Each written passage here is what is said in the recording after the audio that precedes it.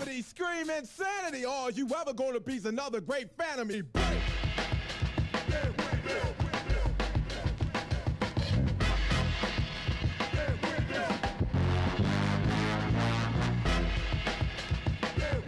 Holy calamity, scream insanity. All you ever gonna be's another great fan of me. Break.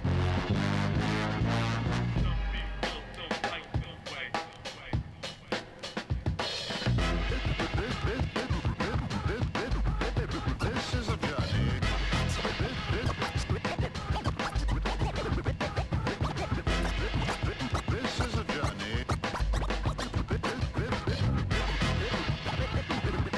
This is a journey. This is a journey. Journey.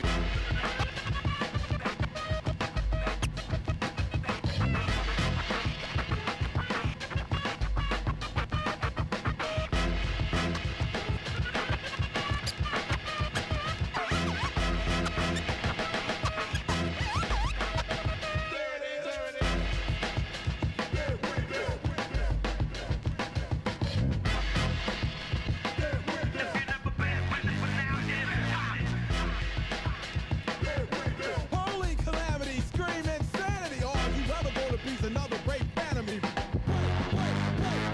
Break. I'm the one that does the rockin' up on my set. Sounds legit. I'm the one that does the rockin' up.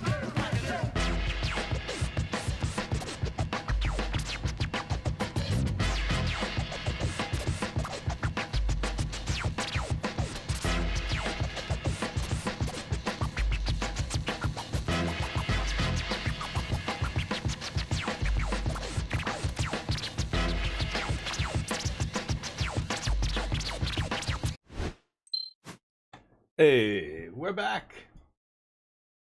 It's off the screen. There we go. Charlie, how you doing? How was the weekend? Hopefully it was good. Yeah, my weekend was kind of crazy. Went to this bachelor party, did a bunch of really weird stuff in Vancouver Island. But it was awesome. But oh my god, I'm late today because I'm so fucking stressed. Hobbsy, how you doing, buddy? What? What? It's a raid! Hobbsy, how's life? Let's give Hobbsy some love. Welcome everybody from B Hobbsy's channel. We just started. Great timing, Hobbsy. How was the weekend, buddy? Life is one of those things I do. I know, we just do it. Nobody knows why. We're just doing it. Just going through it. I went to a bachelor party this past weekend. It was on an island, so crazy shit happened. Alexa's on fire. Oh wow, awesome! Wow, I didn't even know they were on tour. That's crazy. A lot of good things going for it. We do right now. I'm stressed because my wife's company, we're bringing in a shipment of Pilates equipment, and it's coming through customs. And for some reason, I can't log into the business account on the government website where they have this, like, you know, program set up for you to put, you know, bring in shipments and all this other stuff. If I can't log in there, I can't bring in this thing through shipping. So it's sitting at the airport right now accruing storage charges, but I can't bring it through because I can't access the government website. When I call the helpline, as soon as I've taken multiple paths to try and speak to an agent, as soon as I try, it disconnects me. So I'm just like sitting here. What am I supposed to do? So I'm waiting to hear back from the accountants about something. I'm gonna try something else. It's ridiculous. He lives on one. Oh, that's right, from the UK. Yeah. Went with a bunch of buddies to the island for the bachelor party. You know, the guy who's getting married is a billionaire, so we hunted homeless people for sport. It was great. Dujo, how you doing? How's life? Just kidding. We played haunted mini golf. It was actually awesome. It was a haunted indoor mini golf course where some of the holes required you to put your club down and pull ropes to, like, use this floating platform to get your ball to go all the way up without falling off. And it was crazy. I've never played done mini golf like that before. It was awesome. The guy who got married wanted to fight a ghost. We had to pull him off of the ghost that he was fighting. He took a lot of edibles before we went mini golfing, so the haunted part might have might have gotten to him. We did a bunch of stuff. We went to Game Board Cafe. We had to walked around, and like it was awesome. We went to Victoria, so really fun. I hunted Hobbsy. Yes, we found streamers. We pulled them. We abducted them and threw them in a van. They're like, "Are you ice?" No. Far less bad than that. You just have to run and hide. That's it. It's easy. It's like a game. Haha. We'll give you 30 minutes starting now. Go. Not bad, been enjoying RimWorld again. Oh yeah, I heard RimWorld got an update. Nice. Canada needs to stop being on fire. Oh, I know. Yeah, well, it's not all of Canada. It's beautiful over here. So, actually, usually it's on the west coast. That's where we have a lot of our wildfires usually. But this time it's in the middle there. So yeah, you guys are getting covered in smoke. Sorry, dude. Not much I can do about that. Manitoba, yeah, that's where my hometown. Yeah, it sucks when that kind of stuff happens, but anywho, let's play some Magic. I haven't played Magic in a little bit. We've got spoilers as well. Edge of Eternity's spoilers. Let's just take a quick look at these. I was gone Friday and Monday. Oh, Flashbang. Sorry, everybody, about that. I was gone Friday and Monday, so I haven't seen a bunch of these new ones. I'm only going to look at the rares. I'm not going to look at uncommons and commons right now. So, Space Time Anomaly. Target player mills cards equal to your life total. Whoa. That's interesting. Jace the Mind, or what is he called? Perfected Mind, is leaving Standard. So the primary mill win condition is gone. Is it good enough? I don't know. Gain a bunch of life and then deck them? It's possible. It's kind of interesting. I mean, starting at 20 life means usually by turn 4 or 5, let's say you even have, 18 life. That's quite a chunk of your opponent's deck. It's going to be very close to half their deck when you cast the first one. And if you can resolve 2 in a row, you might win. But 1 mana Angel, okay, I have no idea. Devastating Onslaught, 1 red XX Mythic Sorcery. Create X tokens that are copies of target artifact or creature you control. Those tokens gain haste, and then sack them at the beginning of the next end step. X tokens that are copies of target artifact, and of course it's double X. So if you want 2 tokens, it costs 5. If you want 3 tokens, it costs 7. That's expensive. I don't know what you're copying that's going to kill them, that quickly. Plus, if you tap out on sorcery at sorcery speed for something like this and they have a removal spell, you are screwed. Seems mediocre. I don't know. These are all reprints, right? Darkness, Deafening Silence, yeah, Wandering Fumarole. These are all reprints. Zoo, Ifit, Osteoharmonist. 3 mana, 2/3, legendary human wizard. Return target creature from your graveyard to the battlefield. It's a skeleton in addition to its other types, only as a sorcery. Wow, that is crazy. No downside, just tap to reanimate, starting on turn 4. That's pretty gross. I mean, it dies to everything, but yeah, if this thing sits in play, it's gonna probably win the game by itself, right? So a must answer 3-drop.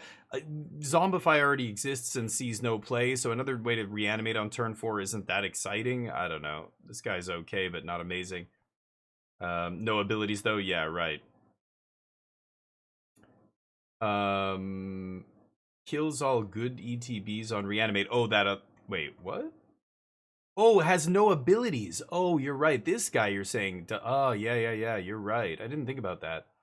No abilities? Oh, that's so weird. Yeah, that's pretty crappy, because ideally, like, the best creatures in Standard all have pretty relevant abilities. That's why they're the best creatures in Standard. Synthesizer Lab Ship. 1 mana, 4/4 space craft, so it's a station. Gotta charge it up before it does anything. So 1 mana, it does nothing. 2, that's pretty easy. Tap a 2/2 and, crew this, or whatever, charge it. At the beginning of combat on your turn, up to 1 other target artifact you control becomes an artifact creature with base power and toughness 2/2. That's not amazing, but again, the 2/2s that you're making maybe help charge this. Yeah, that's weak. A lot of those charge cards, Spacecraft, are all bad. I think the only way one of these is going to be good enough is if it's got a crazy ETB. anything like this with no ETB and requires a bunch of work is just never going to see play. It's too impossible to level it up, and hey, if it does see play, it's going to be in some very weird deck. I can't even imagine what that would look like. But for as an actual card, like to play on its face and do these things, it's not good enough, right? What is this Japanese rare? Entropic Battle Cruiser, 4 mana artifact spacecraft station. So charged up for 1, that's easy. When an opponent discards a card, they lose 3 life. Meh. +8 flying death touch. Whatever. Yeah, okay. Again, if there's no ETBs, I don't see a lot of these cards seeing play. It's just like the battles. Hey, Helena, how was the weekend? Yeah, it's like battles. The battles were all weak except the ones that had a relevant ETB on the front side. The backside of those battles almost never mattered. They were just like, you know, sometimes it's there if the situation arises where that would be better than attacking your opponent. You would attack your battle. But none of the battles were good enough except the ones that were good on the front side. So the spaceship's the same thing. I mean, if there's a spaceship that ETBs and does something and then it has a charge up, you know, station ability, that might be good enough for standard. But if it doesn't, then it's just going to be it's going to be like the battles. Did any of the battles see play in standard? No. I mean, there were niche decks that played Invasion of Tolvada or whatever. But, you know, we're talking like almost no decks played battles, and that was when they first came out. Now, like months later, nobody played them. They haven't seen any play since, really, right? Hard Light Containment. Oh yeah, okay, I haven't gotten here yet. So loading zone, 4 mana. If one or more counters would be put on a creature, spacecraft, or planet, twice that many. So trying to help you, yeah, charge up your stuff, but oh, and it's got Warp 1. Okay, so you can play it for 1, and then play something else that pumps up your station, or you know, tap with a bunch of your creatures to pump a station and maybe get it there, but I mean, again, you're putting a do nothing in your deck just to make your other weak cards better, to make them good enough to function. I don't know if that's good. I don't think I like that, but Hard Light Containment is 1 mana enchantment. It's an aura, so it goes on a creature. Oh no, this one says enchant artifact you control. When it enters exile... Oh, okay, so it's enchant your own thing, exile something of theirs until this leaves the battlefield. As Ward 1. Okay. Colin, how you doing, buddy? This isn't an Arctic cruise? Nope, not anymore. Now it's a sweltering hot summer's day in Vancouver. It's hot here, very hot. Sunny and warm. Really nice. How's the weather over there? How's life? How was the weekend? Get up to any shenanigans? These are all reprints. That is pretty good. So 1 mana, you know, it gives Ward 1, so it's 2 mana to get rid of this, or get rid of the thing that it's enchanting. The problem here, of course, is you have to enchant an artifact. It's much, much easier. Ossification was much better than this, because land is, you know, you have more land than any other card in your deck, and you have plenty of targets starting on turn 1 to attach, you know, something that enchants a land to. But artifact, so you got to play some pretty cheap artifacts in your deck and hope they're good enough for standard in order for this to be good, right? I don't know if I like that. But it is cheap. It only hits creatures. Yeah, it's okay. I don't know why they're pushing artifacts so hard when Ultima just came out. I was gonna try an artifacts deck today, but I just don't. I don't know. I don't think it's gonna happen, but we'll see, I guess. Hard Light Containment on artifact land. Oh sure, if you have an artifact land, that's great. Do we have playable artifact lands? I know there are artifact lands that exist, but they're pretty bad, right? Is there an artifact land that you think you'd want to play? Could be for modern, yeah. Another format where they have 0 mana artifacts, 1 mana artifacts that you actually want to play, but 3 heat waves in a row? Ugh. Wow. 23, geez. Oh, in older formats. Yeah, that makes sense. Oh god, yeah. In a format where, like, well, I guess you can't play that in Pauper, but yeah, because even modern and Legacy, like, artifact lands don't even see play. Well, they're banned in modern, but in Legacy and stuff.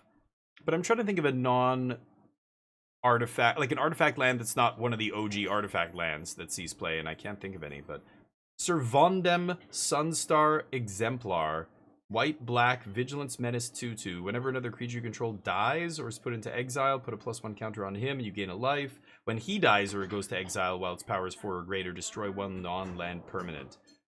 Okay. 2/2 for 2, Vigilance Menace.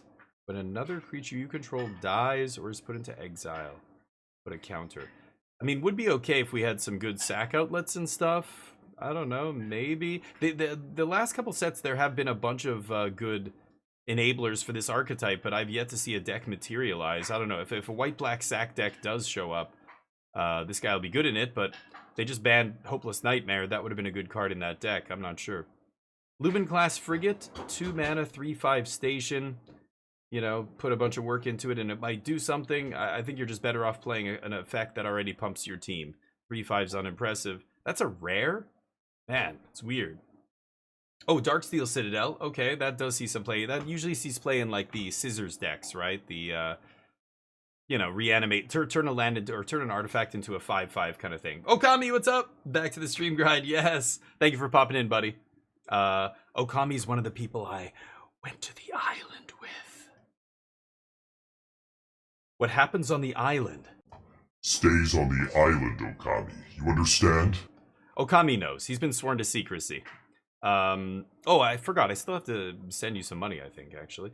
Another sweeper, Beyond the Quiet, but exile all creatures in spacecraft. This is just worse than Ultima, which is in turn probably worse than, well, Sunfall's leaving, but Day of Judgment, like, split up is in the format. There's a bunch of good wraths. You're never going to play this. What else do we have? Sunstar Chaplain, 2 mana, 3/2, decent stats. Human Cleric. At the beginning of your end step, if you control 2 or more tapped creatures, put a counter on target creature you control. So a very aggressive white card. That might be irrelevant. Human is a relevant creature type here too. That might actually be see play. Remove a counter from a creature, tap an artifact or creature. That's interesting. I could see if a white aggro deck exists, this is not bad. This is the beginning of end step though? If it was the beginning of combat, it would be quite good. Like, you're talking Luminarch Aspirant level good. But end step? I don't know about that. Uncommons. The Right Hand. 5 mana, 3/4 flying. You may look at the top card of your library anytime. You may cast artifact spells from the top of your library. Artifacts. It was a glorious hunt. Yep. Yes. We hunted some magic players we found at the shop. We abducted them and set them free in the forest. Actually, they would be the worst targets to hunt. They would be so easy. Job, what's up? Pioneer Scissors. Yeah, Modern Affinity. Yep. Didn't get the audio cue from intro music? Oh, I heard it. No, I heard it. You didn't hear it? I did hear it. Let me see here. Was the volume too low, maybe?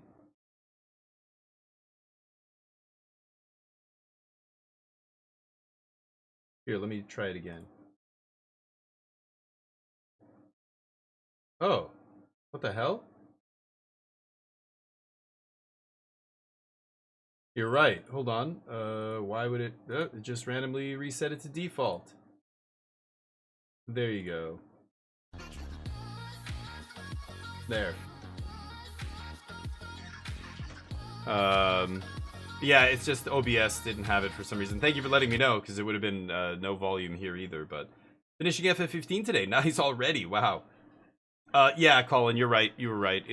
OBS was being garbage. I don't know why. I updated OBS. I guess it reset. But my mic is working. It just reset the headphones. Weird.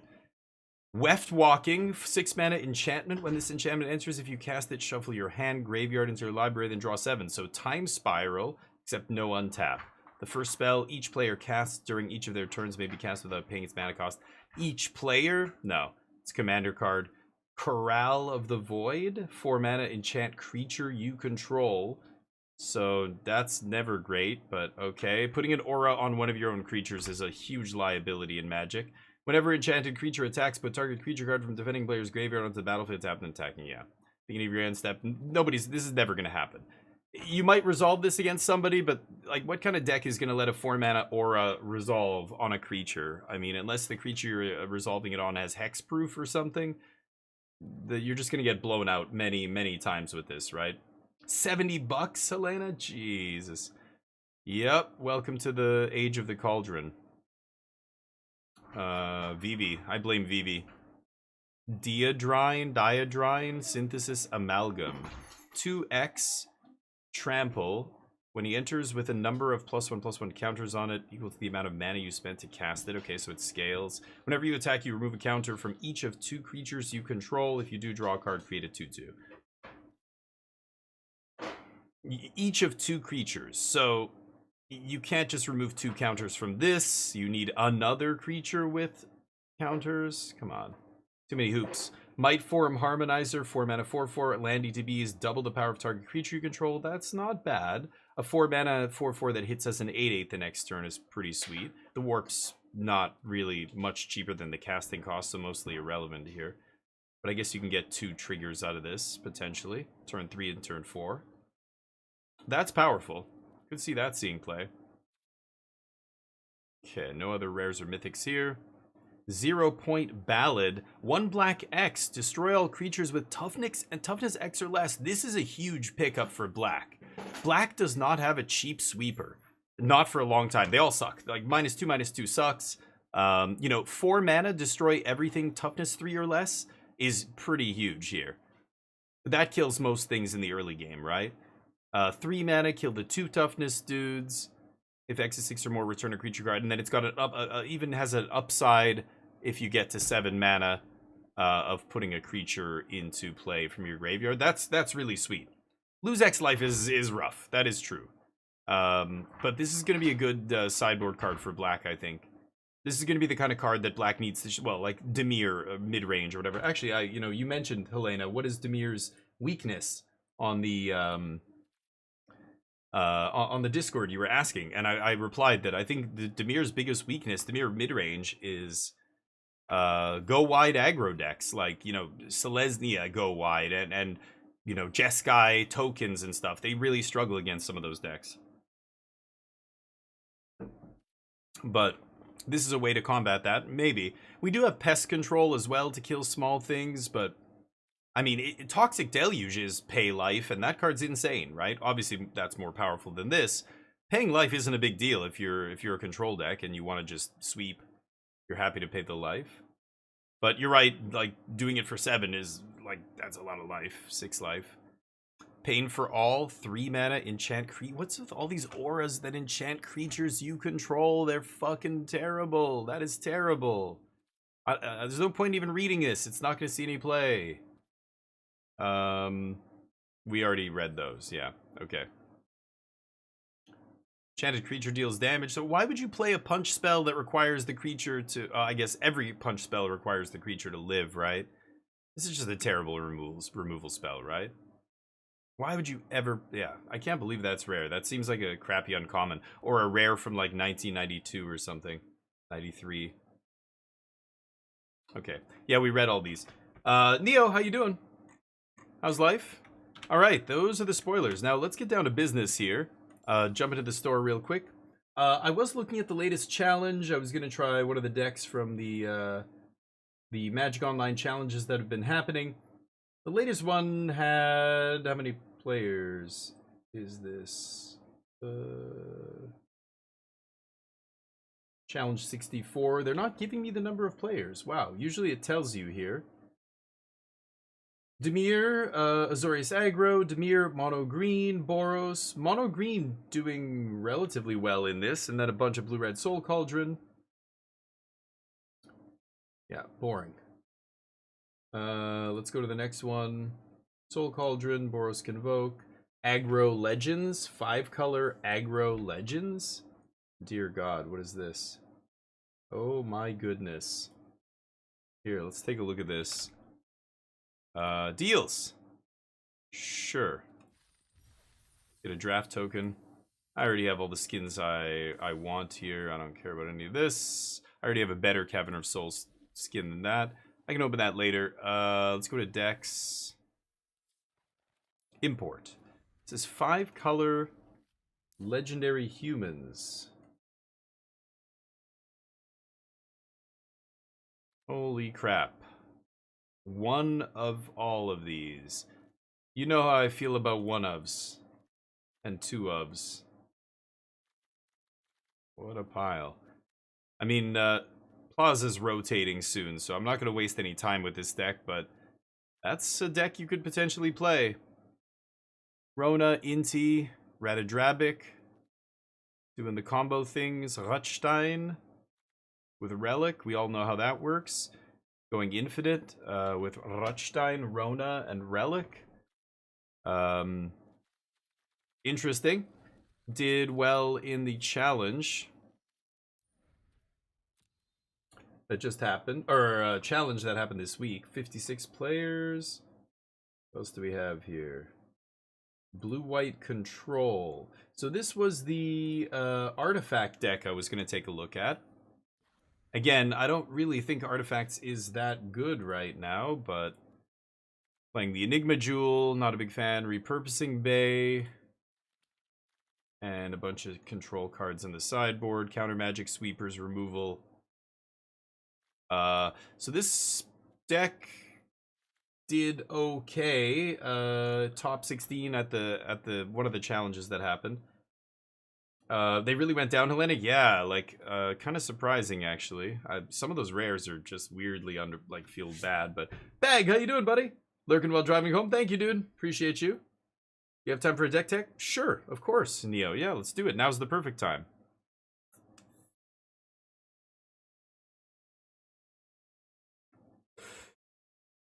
I don't know about this. Could try it. I really don't want to craft Enigma Jewels. Ugh. Really don't want to craft that either. Casket? Can I add...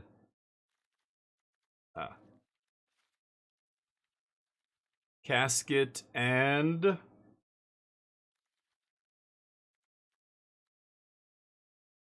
one more braided net. Sure. And then what am I putting in the sideboard? Stone Brain, maybe? I don't know why. So I could try this artifact deck. I'm missing one card here. How many rares? I guess I have 41 rares. You know what? Let's craft. We'll craft the repurposing base, sure. Should I try this? We'll save this and I'll take a look at your deck here, Neo. Blue-white artifacts. Right. Blue-white artifacts 2.0. Perfect. Alright, this is the list.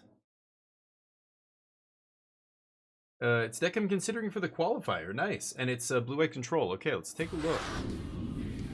Oh, Neo, thank you, buddy. Thank you for the sub, dude. You didn't have to do that. Qualifier blue-white. I want your opinion on the main deck. Absolutely. Yeah, I will give you. I promise I will give you my unadulterated opinion here. Sergeant Luke Winters, you're an Azorian's control main. Me too. I mean, not necessarily always Azorius, but control decks. Big fan. Love playing control decks. And blue-white has just been the go-to color for control in Standard for quite a while. I would say it's probably the most common control color combination. Blue-black is close. And then after that come 3-color decks like Jeskai and Esper and, you know. But like blue-white in Modern was a deck for a long time. Blue-white control in Pioneer, in Standard, of course. And you can also play, you know, their blue-black in Pioneer control. Saw a little bit of play, you know, Gabe Nassif and stuff was championing that deck. But me too, Sergeant. Love control decks. Okay, so this is the deck. So let's take a look here. So, interesting. First things first, I like 6 sweepers. I'm on board with you. These are the 6 you've chosen. And I think that's fine.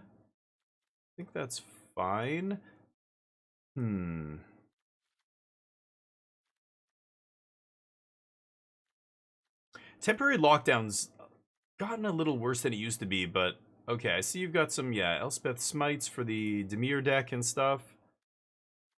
Double Tidebinder in the main. That's another nod to Dimir, I'm assuming. I like that.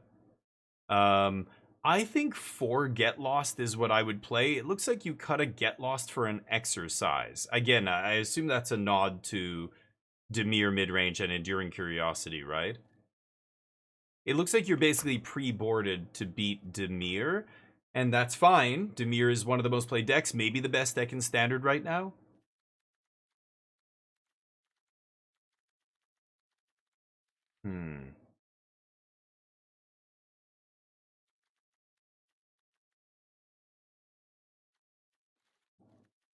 One Lock Whale.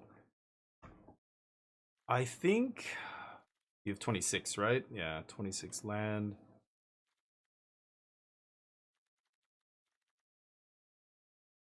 No sunken, or what is it called? Sunken Citadel? But I guess you only have the 4 utility lands?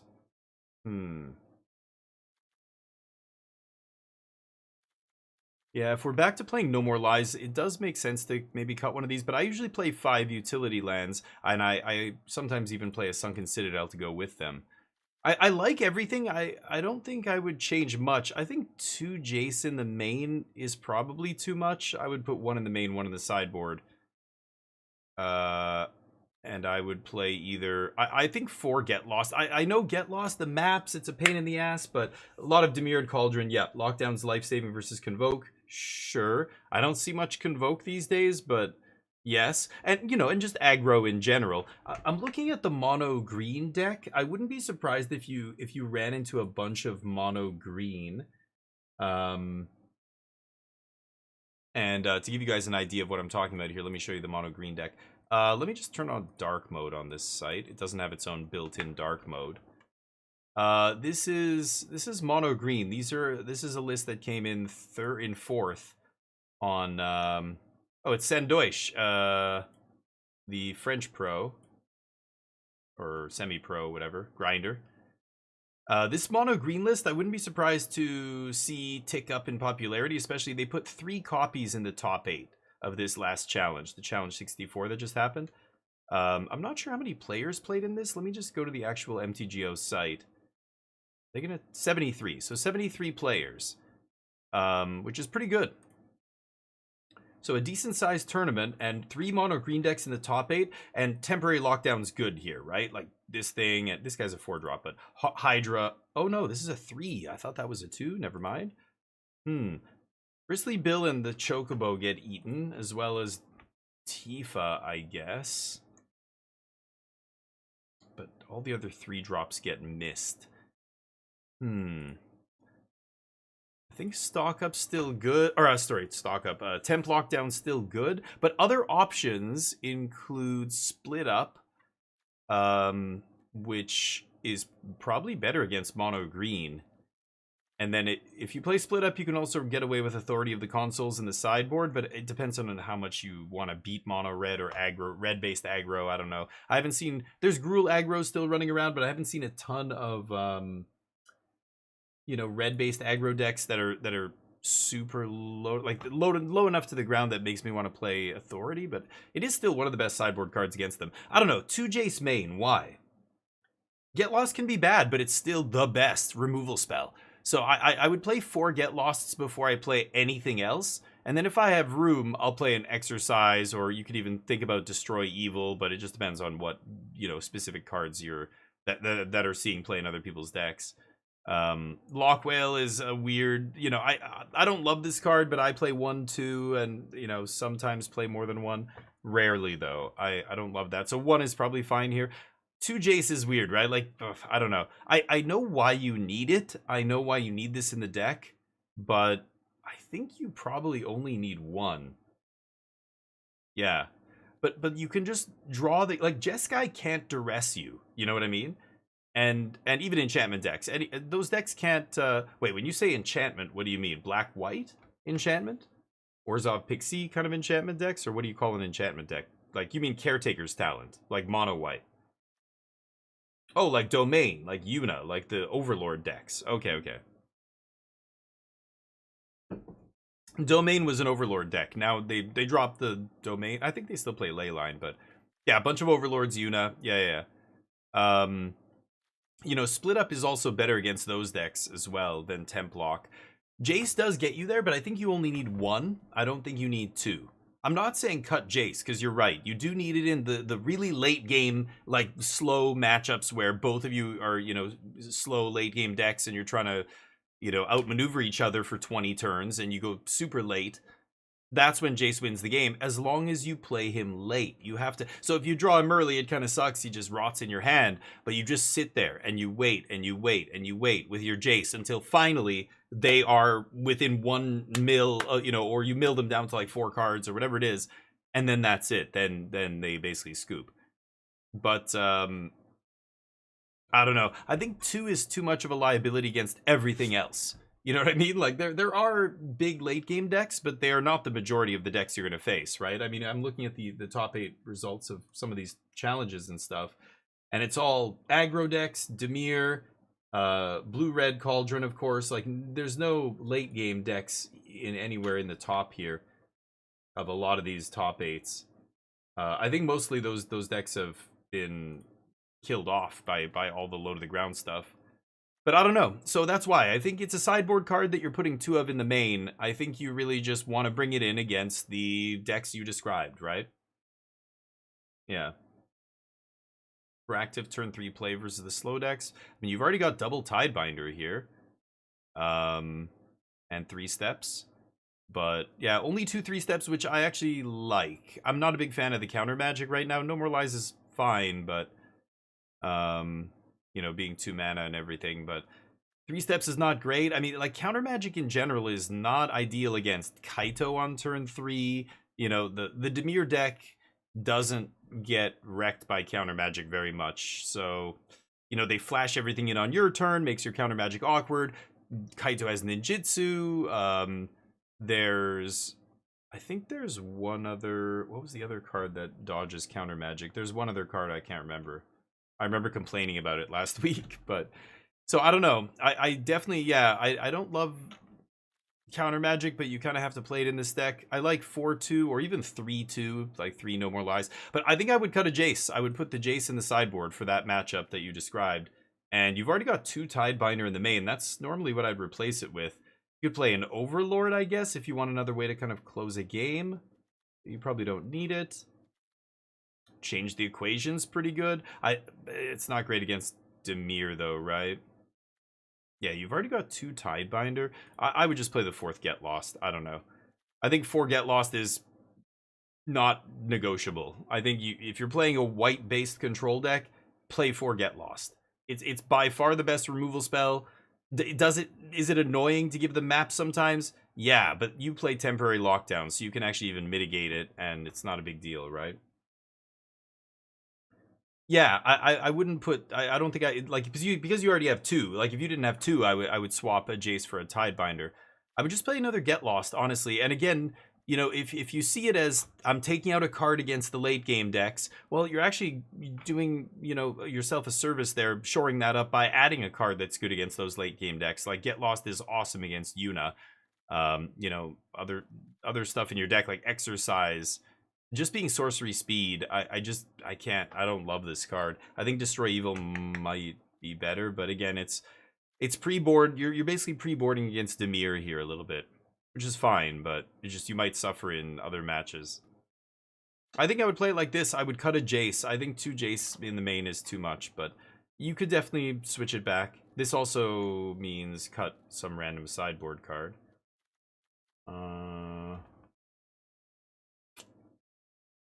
Change.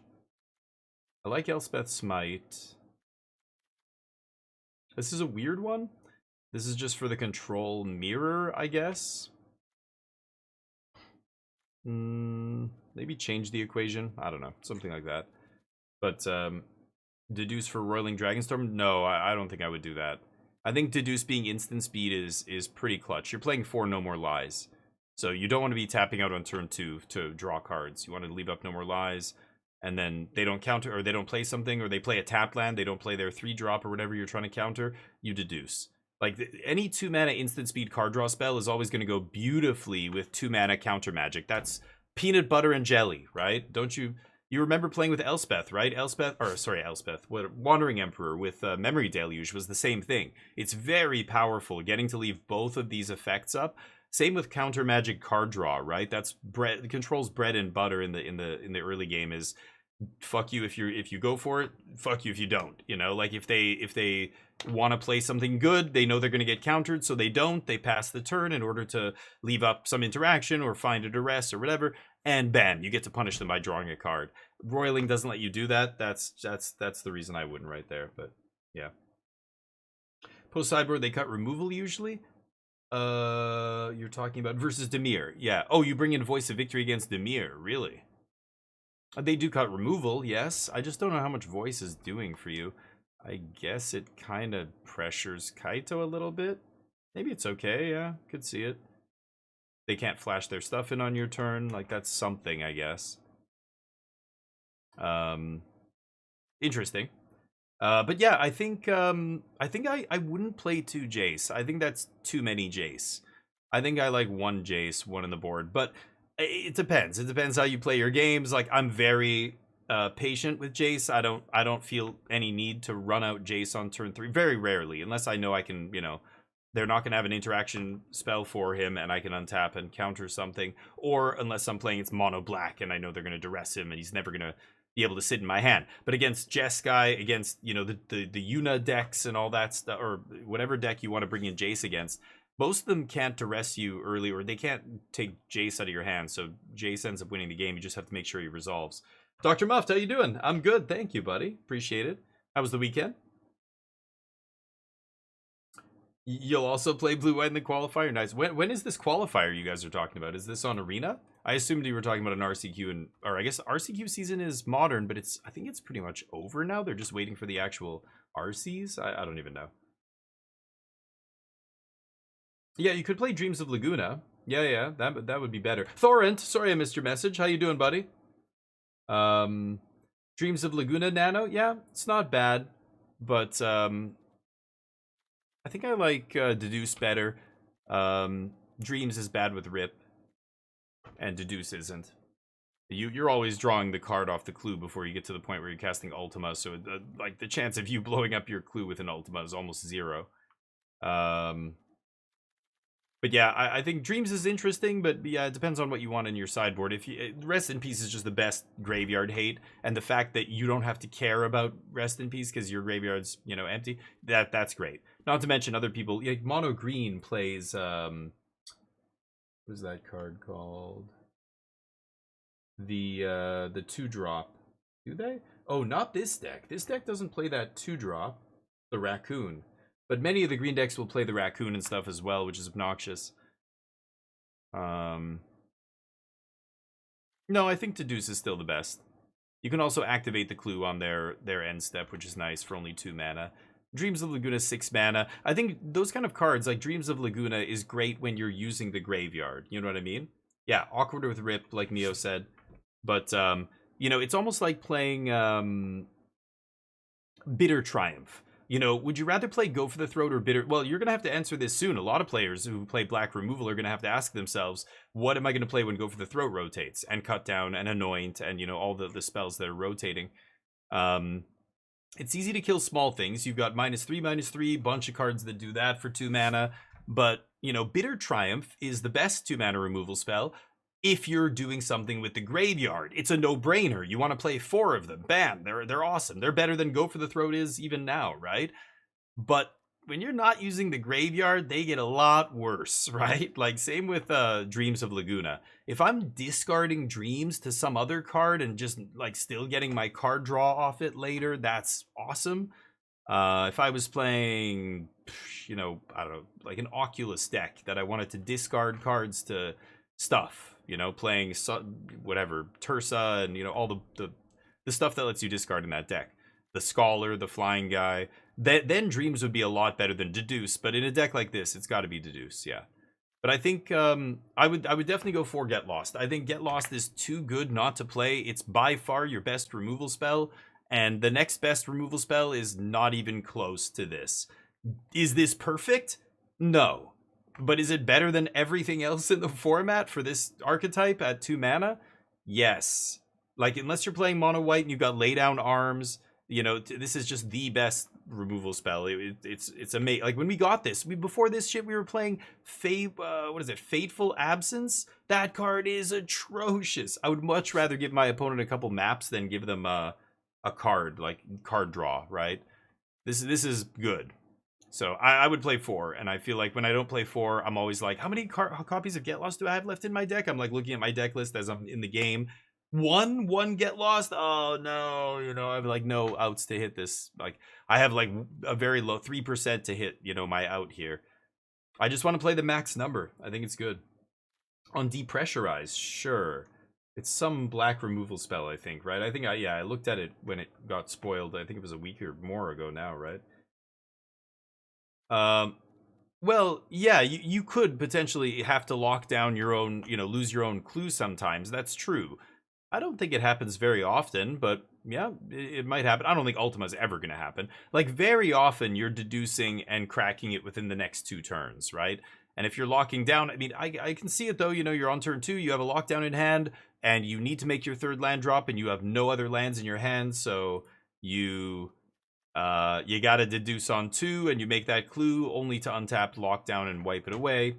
Yeah, that happens. But think about the situations where that's going to happen. Who are you playing against? It's going to be an aggro deck, almost certainly, that you're doing you have to do something like exile your own clue with lockdown, right? And if you think about it, against an aggro deck, this is not a good card, and in fact, you might not ever crack that clue. You might not have the time to crack that clue regardless, making this much less of a punish. You know what I mean? You have a question? Start paper, the FF starter kit. Yeah, you know what, Thorent? I think almost anything to do with FF is probably good value, but that only means if you want to try and sell a bunch of it, you might get your money back, or you should get your money back at least, right? The thing is, will you sell it? Most people don't. They'll open a box and go, oh my god, I pulled a foil rare worth $200. There, I just paid for my box. What great value. And then it'll sit in their trade binder for 2 years until it rotates or something changes, and now that deck doesn't see any play anymore and it drops in value, and you forget about, like, in your mind you already checked that box. Yep, got my value. It's like, no, you didn't. So think about that. Like, the value is something to think about, but if you actually remember that you're probably not going to sell these cards, then the value is irrelevant. It doesn't matter what they're worth. So yeah, I think Final Fantasy is the problem is, what do you want to play? You want to play standard in paper? If you want to play standard, then Final Fantasy is not giving you very much. I mean, yeah, maybe you open a VV or whatever, but none of the other cards, like very few of them, are good enough for standard. A couple mythics, that's it. So honestly, if I was going to start playing paper Magic, I would wait until the end of the month. Yeah, if you're going to play standard, we are about to have a rotation right now, and that will change everything, and that's what I would wait for. But okay, so let's look. Yeah, we could look at Depressurize. Just give me 1 sec. I'm going to finish this deck text. So I think it's the only change I would make is Jace. I think the sideboard looks good. This is probably almost exactly what I would play. Again, you could see, playing a Sunken Citadel if you were playing 5 colorless sources, but with 4 No More Lies, I think your colored mana is probably too important here. 4 colorless sources, probably fine. I think the only change I would make is put a Jace in the sideboard. I feel like in game 1 as a control deck, I want to be max interactive, like max stuff to keep me alive, and very light on win conditions in game 1. In game 1, your opponent's going to have a lot of dead cards. All their removal, all that shit's going to be dead.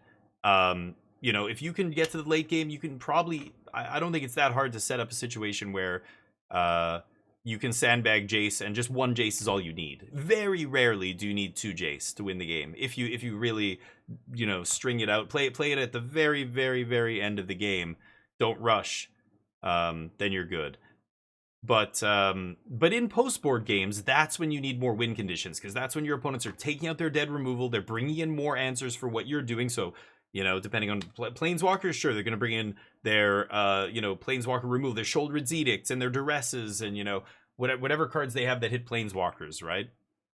So, I don't know. I think I would put my threats in the sideboard. That's where I want to keep my win conditions in a real blue-white control deck. Game 1, very light on win conditions. Game 2 and 3, we can put more win conditions in. So playing more win conditions in the main deck at the cost of playing like good, cheap, interactive spells is, like, I feel like is worse than playing the good, cheap, interactive spells. You know what I mean?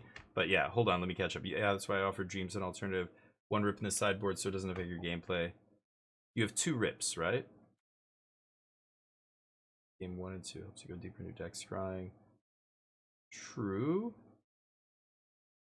Yeah, it does get hit by Graveyard Hate if they are playing that in the main deck, but that's not a big deal. But sure, I don't know. You could try Dreams, I guess. I think paying 6 mana for 2 cards isn't worth it, even if you're scrying 2. You're scrying 1 on each one of them. I think 6 mana compared to 4 is like, 30% more, right? 33% more mana. Is that worth it? Like, you got to remember there's that as well. Like, tapping out for 4 to dreams on, a later turn, that's a big amount of mana. I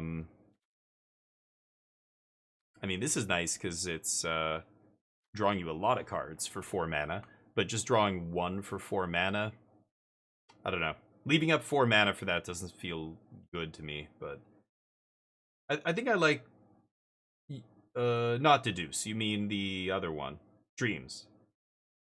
Yeah. Yeah, exactly. Okay, Neo, that's what I'm saying. Yeah. I think the 4 mana is just a little too expensive as well. And, like, I mean, the upside is so small that, like, yeah, I just don't think it's worth it. I think 33% cheaper is where I'd land. But, yeah. On turn 4 with No More Lies, yeah, sure. Yep. And I mean, you can even, on turn 4, draw 2, right, if you really want. Yeah. No, I agree. So I think we're both in agreement on Deduce. So I think it is, I think this is good. I think this is what I would play. I would play Max Get Losts, and I would play 1 less Jace, because of all the things I said. I think I want my threats out of the sideboard. You don't need a lot of win conditions in the main deck in game 1. If you're a hard control deck like this, right? And you look at examples of other hard control decks, the best ones had almost 0 win conditions. Why are they the best? Because then they have so many more slots available for other interactive spells. They can play more counter magic, more removal, more card draw, more everything that's good against your opponent. And then when it comes time for you to win the game, don't worry about it. I'll just mill you with this land, or, play this 1 hexproof creature, because that's all. Or just Sphinx's Revelation. I'll just use my card draw spell to kill you. Or in this case, Mowering River Regent, but this dies to a lot of stuff. Revelation. Just keep replaying Elspeth and, Elixir of Immortality was a Pro Tour winning or World's Championship winning control deck because it played almost no win conditions. Its win condition was basically Sphinx's Revelation, which was already a card you were just playing in your deck, so perfect. You got all your slots now to, like, just play sweepers and everything. You had 1 Elspeth was the win condition, actually. So, but the real win condition was Sphinx's Revelation, if you know what I mean, though. Technically, you had to kill them with Elspeth. It didn't matter. You could discard it. They could kill it. You would just put your graveyard into your library again with Elixir and keep drawing cards. Anyway, so I like low win conditions, and that's why I would put Jace in the sideboard. Otherwise, good luck. I hope you kill it. The deck looks good. That's almost exactly what I would play. So, okay, now let's take a look at that card Dr. Muff wanted. Depressurize. Let me see if I can find it here. It was on Mythic Spoiler, right? Depressurize? I saw it before. 2 mana. This is not by casting cost. This is by, like, order of release or something. Is it an artifact? No. Did I miss it? Am I crazy? Depressurize. Yeah, I don't think it's listed on here yet. I did see it, but I think S now is so strong. You can't really run so minimal win conditions. S? I don't know what S means, but standard, you're saying? Standard is so strong. I assume that's what you mean. Go with Google. Yeah, I could just Google. Or let's see if Scryfall has it. Oh wait, depressurize. I guess doesn't have an E. No. No. Oh. No. Okay. I did see it somewhere. But I guess, yeah, these are by date. But it was all the way at the beginning, right? Gravkill. I remember seeing it early on in the spoiler cycle, but...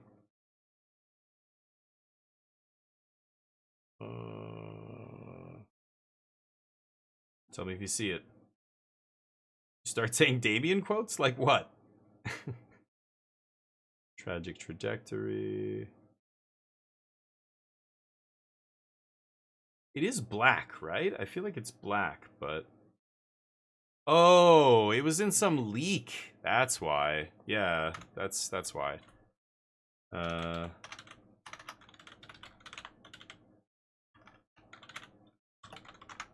see here.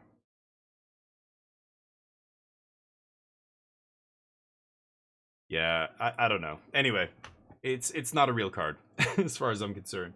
But if it is a real card, what does it do? 1 black, destroy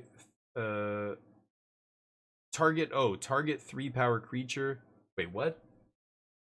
Target -3 power? If 0, then destroy. It's a -3, -0, and then if their power is 0, destroy it. No, it's way worse than Go for the Throat. Not even close. But is it playable? Maybe. There's a bunch of cards that are going to be competing for the slot of what replaces Go for the Throat. And is that going to be one of them? Maybe. Hey, Hashira, how you doing, man? Weekend was good. Weekend was awesome. I went away. I traveled to the island for a bachelor party, but Christmas, how you doing? Great, you 2 mana, do nothing. Yeah, punch me in the face. Do I say that a lot? I don't even know. Anyway, let's try the artifact deck. Blue or white, red or black. Let's flip this. White or black, sure.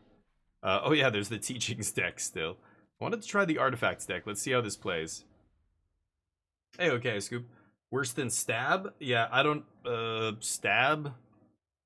Can't remember what that does. I'm gonna have to look at all the removal again because there's a bunch of it that you know came out in sets that are long gone. Fell and yeah, stab. I don't remember what any of that does. Fell is just sorcery speed destroy, which is terrible. But unconditional black 2 mana removal. It's probably shoot the sheriff is probably the best one. Even though shoot the sheriff not amazing, it's still probably the best one after Go for the Throat. That was the brackets, your cat? Nice. Oh, shoot the sheriff, Bruno. That's right. Yeah, that's what I think too. Yeah.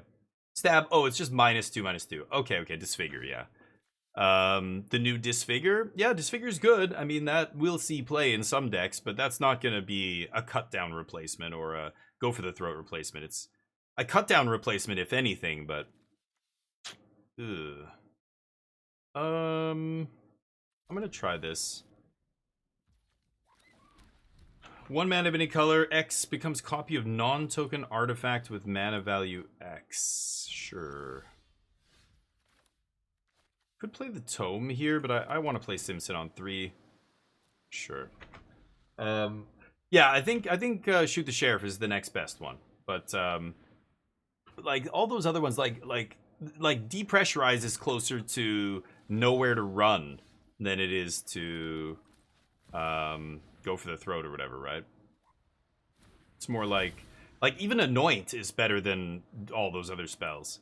This is already 4 mana. I don't think I want any mana here. I'm good. Okay. Blue-red should have trouble against Simpson here. We'll see.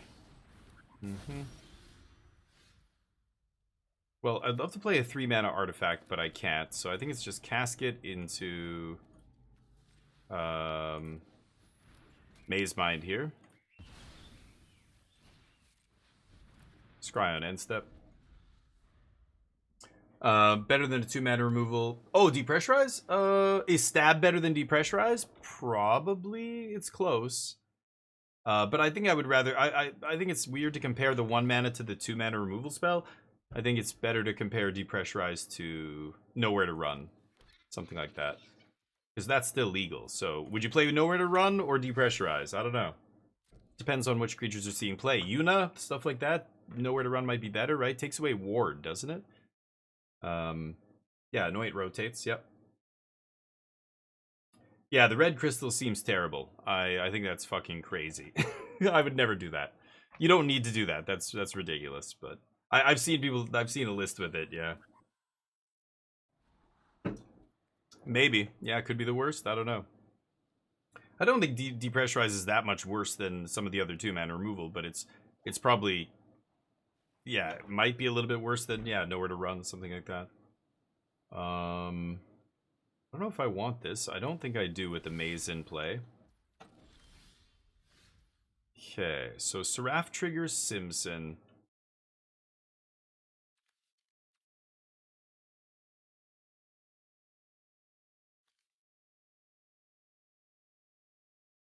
I really want to find a land here that's untapped. If any of those lands were untapped, I probably would have taken them, but... Let's go Seraph, see what happens. They can't spell pierce this. I don't know what these lists play anymore. I haven't looked at any VV lists recently. Go. Okay. They're digging for another VV, or they lose, or a Cauldron, something like that. Haste the tokens looks great.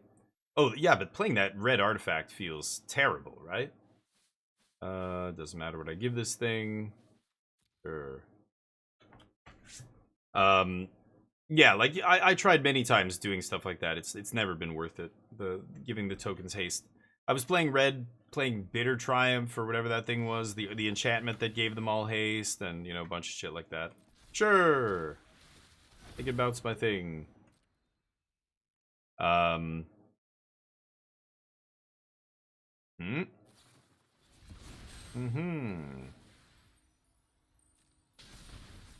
Deal.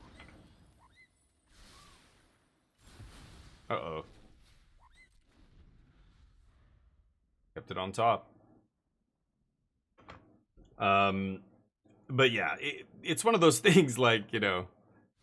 Yeah, I think when it's like watching fireworks. When the fireworks go off and explode and look magnificent, it's amazing, but they don't show you all the times the fireworks exploded in somebody's face and took off their nose or whatever. Or I don't know, fizzled out and didn't look like good at all. When it does work, it looks good, but so does a lot of decks. Like, the key isn't how good it is when it goes off, it's look at all the times you draw your terrible mana, or you draw this unplayable card and you die because you had to mulligan because it's in your opening hand, and it's just like this uncastable, unplayable, useless card, you know? That's the part that people don't see. So whenever they see the 20 tokens with haste killing you, it looks good, but that doesn't mean it's good.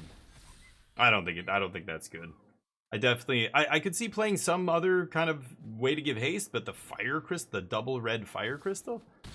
That does not make sense to me. Sure. Do we have sweepers in this deck? I definitely don't have Ultima. What's actually in this deck? I don't know.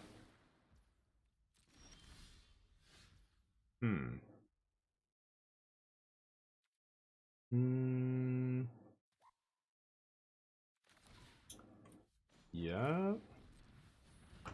So I'm doing this. They have 2 cards left. Could spring-loaded the 1/1 here. I'm just gonna pass. See what happens. But nowhere to run or long goodbye, let alone shoot the sheriff. The depressurize.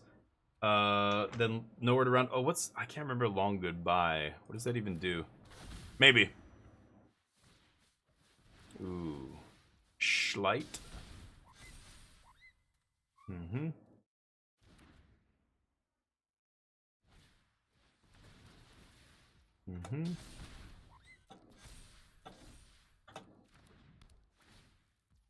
Well, I could Sawblade's the Astrologian.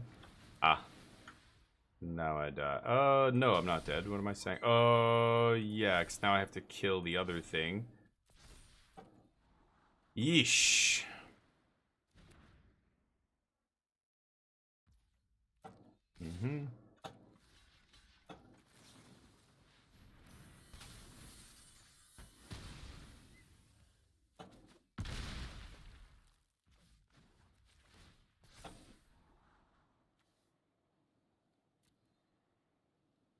Is there...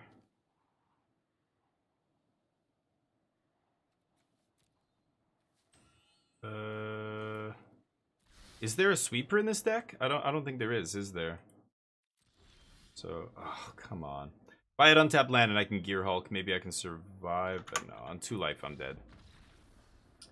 Yeah, artifact deck looks about as good as I expected. I don't know. Too many disparate pieces. Had the turn 3 Simpson, but not really any good 3-drops to play, and by the time I could play 3-drops, they're just gonna get bounced, right? Ugh. Weakstone sucks. Day of Judgments, I guess. All our sweepers are in the sideboard. Glass casket.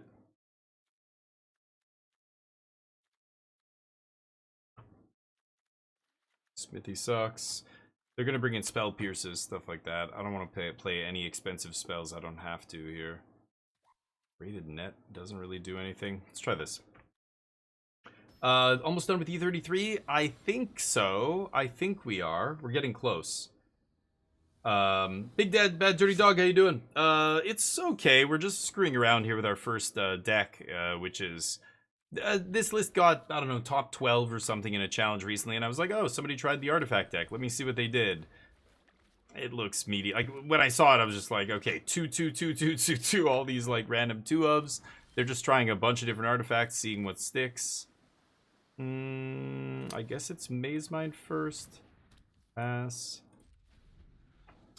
The 4-drop CC for artifacts. Battleground. Yeah, Unified Battleground or whatever. Like, yeah, why isn't that in here, right? They're not playing that, apparently.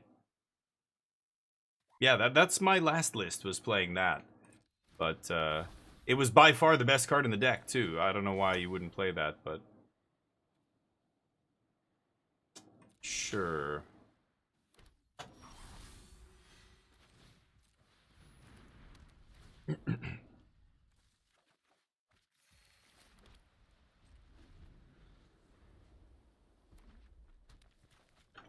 Okay. Yeah, United Battlefront, yeah. Blue-black artifact deck, use Steel Overseer? Nice, yeah, Steel Overseer was gross. 2-ofs, yeah, but play the best ones. Like, why aren't we playing 4 Glass Casket, or, you know, like, 3 of this and 3 of the Steel Claw, or Steel Trap, or whatever it's called. Like, it's all these weird 2-mana artifacts. Like, again, like, just a smattering of them. I thought you'd play your best ones. Like, Glass Casket seems good right now. Already have one, and it blocks that thing forever. I'm just gonna dump the Carrot Cake. Like, Carrot Cake's another one. Like, we're not benefiting from the tokens. It's just artifact fodder. I'm surprised there's no, like, noodles, instant ramen or something in here. I really want to get to 5 mana so I can just repurpose immediately.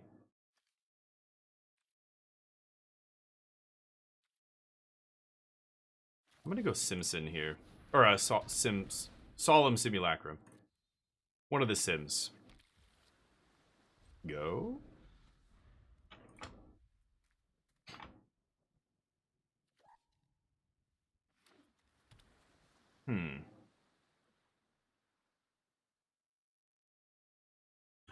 Soul Sim, yeah. Soul Sim. Sad robot. End up going 3-2 in Jaffe's tournament. Oh, nice. That was on... When was that? That was Sunday that he had a tournament? How many people ended up playing in it? And you were playing... Oh, yeah, and you played the Teachings deck. Okay, yeah. Worst hands I've seen. Yeah, that happens. That happens. And sometimes that's what I mean. It's like a confluence of factors. It's like variance isn't going your way, which kind of makes you even more, like, what the fuck? And then that makes you play worse, and then you're just like, okay, what, like... The whole thing's a wash here. Let's just drop. I drop immediately when I start having games like that. This thing's a 5/5. I mean, I'm gonna Simpson here. I don't think I'm actually gonna be able to resolve. Well, I don't know. Let's see if they have negate here.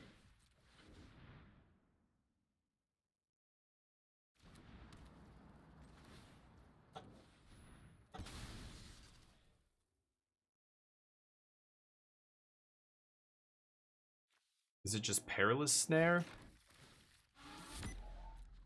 Maybe we have to eat this. I don't need Simpson yet. I can get it any time. Right. Except they have random abrade. Sure. I guess that's for the mirror match usually, but works well against my artifact deck.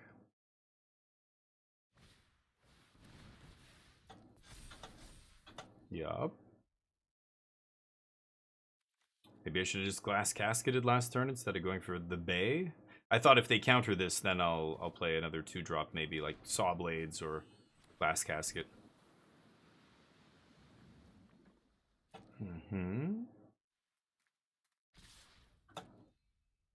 They're gonna try and kill me because they're... Oh, they noticed Maze Mine. Really surprised they actually targeted it with something, but I guess they just wanted the prowess or whatever.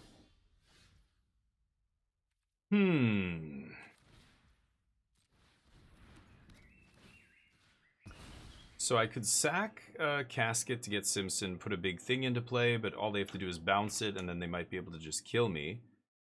So I think I want to kill this thing. Sucks that I can't activate the repurposing bay here, but let's just get rid of this.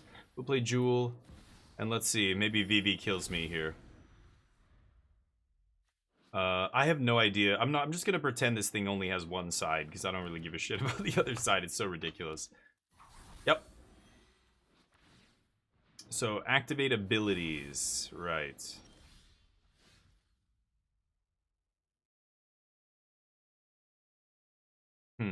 Kind of like turning Spring Loaded into a creature to block because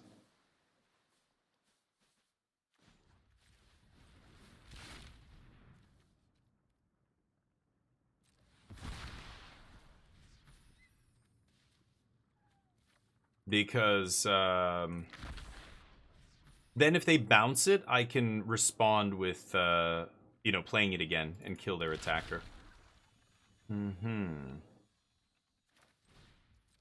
So let's Carrot Cake. So this gives us 2 blockers, plus a couple of activations here. Pass. Don't need that. I can block with this, I can block with the Chariot, I can crew the Chariot with the Casket, the Purposing Bay, and the Carrot Cake. And then if they want to bounce the Casket, or bounce the Chariot, I can just immediately replay it. Okay. We've got VV in the yard? No, no VVs. Sure. Okay. People playing this just to, kill Vivi, I guess, in the mirror. Yep.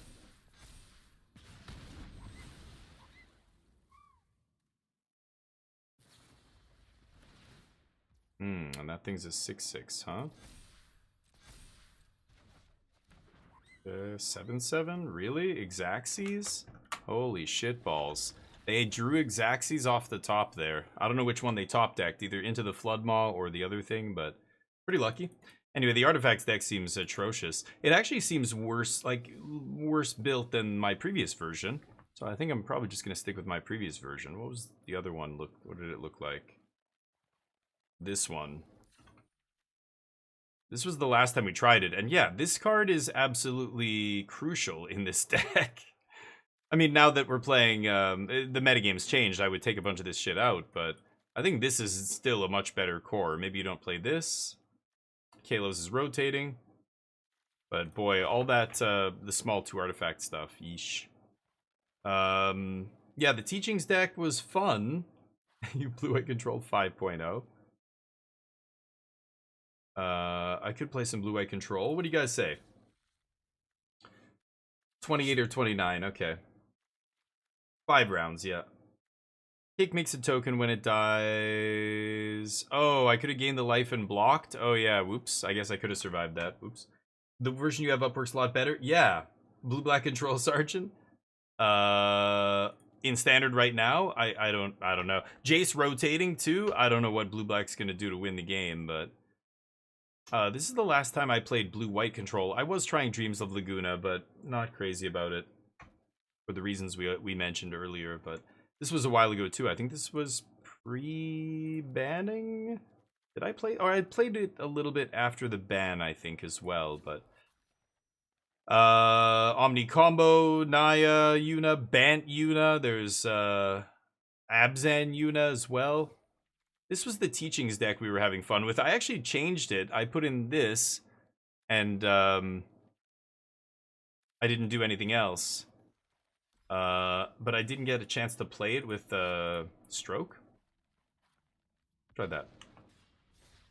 Oh, Blue-White? You guys want to see Blue-White? Or Teachings? We'll play one with Teachings, and then we'll go back to Blue-White. I think Blue-White is good. I just don't know what I, like, how I want to build these decks to beat, like, do I just beat it to build Dimir and the Cauldron decks? I guess those are the most commonly played decks, right? Or do you build it to be good against everything? It's hard. You got to kind of choose what you want to be good against with Blue-White Control. You know, like, for example, Neo was playing... is this a mill deck? Whoa. Okay, I'm not gonna leave up Get Lost here. Neo was playing Blue-White Control with like kind of main deck cards against Dimir and stuff, right? I don't really want to discard here. I have land drops. I'm gonna just keep playing land. Yeah, Blue-White Mill, I'm assuming. Blue-White Control. Yeah, we'll play Blue-White Control after this, sure. Go. This is kind of the same thing. It's more of a goofy tap-out control deck, but it's basically, yeah, a spells-based control deck. No creatures, really. Like the Lock Whale is the only one. Okay, they start missing land drops. They go to cleanup. And block. The only counter magic I have is 3 mana here. God, I would love to find a Teachings. I'm gonna pass just in case they have no more lies. I'll probably stock up next turn. Hey Quay, how you doing, buddy? Good evening. Manu, what's up? Yeah, Vivi's good. Yeah, a lot of different plays, a lot of different lines. It makes it easy to lose with. I think that's a lot of people forget that. If you listen to Paolo Vito Damo de Rosa, probably one of the top 5 Magic players of all time, who played that deck at the Pro Tour. He was the first couple of people to actually play the deck. He said the same thing. He's like, it's a very hard deck to play. He even said, he's like, it's very hard to beat because there's a lot of different lines, like you said, and it's hard for people to know what you're going to be able to do next. But he also said it's very hard to play optimally, like almost impossible. I have Get Lost to deal with Planeswalkers already. This is not a creature deck, so I'm not going to need Lightning Helix. I guess I'm just going to take Memories, because I feel like they're going to play some silly, like, what's it called?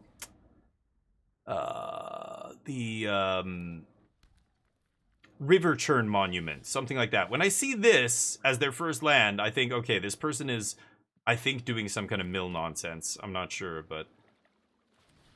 Okay, we're stocking up again. I am gonna have to discard this time.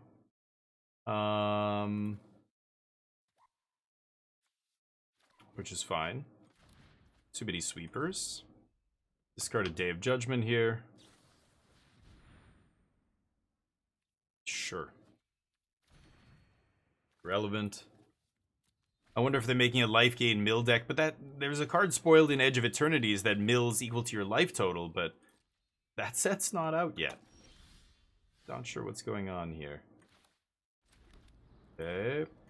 Could always flash in Whale, but there's no need. My deck is a Mystical Teachings deck, so we are going to crush them in the late game, I think, here, if we just keep making land drops and eventually start drawing our, you know, big, huge Haymaker spells. We have 7 mana, you know, spells in our deck, and Teachings is a way to find them, and yeah, we have like 8 Haymakers in our deck.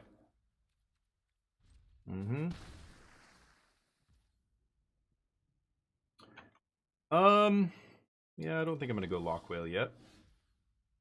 7, 8, 9. I play untap land here and go for the Lock Whale, leave up 3 steps. I don't think it really matters because the Lock Whale is going to just get swept away here or chumped forever. We'll see.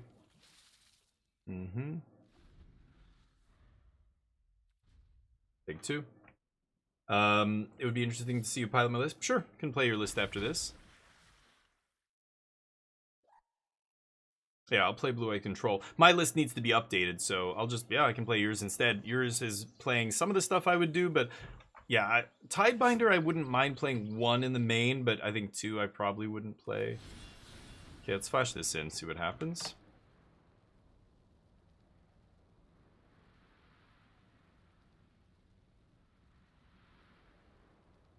We fighting? If they double No More Lies me, I'm fine with that. Like, if Horned Lock Whale trades for 2 cards here, Syncopate. Well, let's see if they have a 2-mana counter as well. I'll take that also if they have it.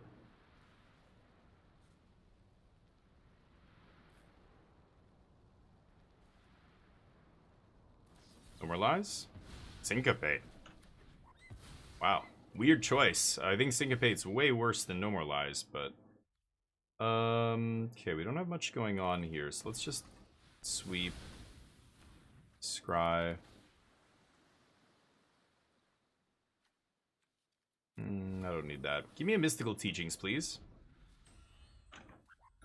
Maybe Blue-White Mill will rise up. Yeah, I said that today. When we saw that spoiler, I'm like, oh, that's interesting. I wonder if that means that the, you know, the Jace that we're losing kind of gets replaced by that, and maybe it's still a win con. But, yeah, we'll see. Maybe. God damn it. Okay, too many lands. Okay. Why everyone playing Exile? I don't know. Hey, SP, what's up? Who's this Starmer? It's Mind Splice Apparatus. Holy crap. Get one last kick at the can before it rotates, huh? Wild stuff. I like milling that, to be honest. I think I will. And then I can Ultima. And pass.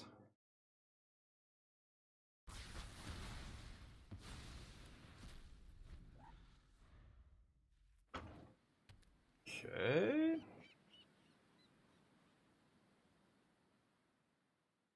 Syncopate. I guess that's why they're playing the worst counter spell, because they've got the artifact in their deck. Sure.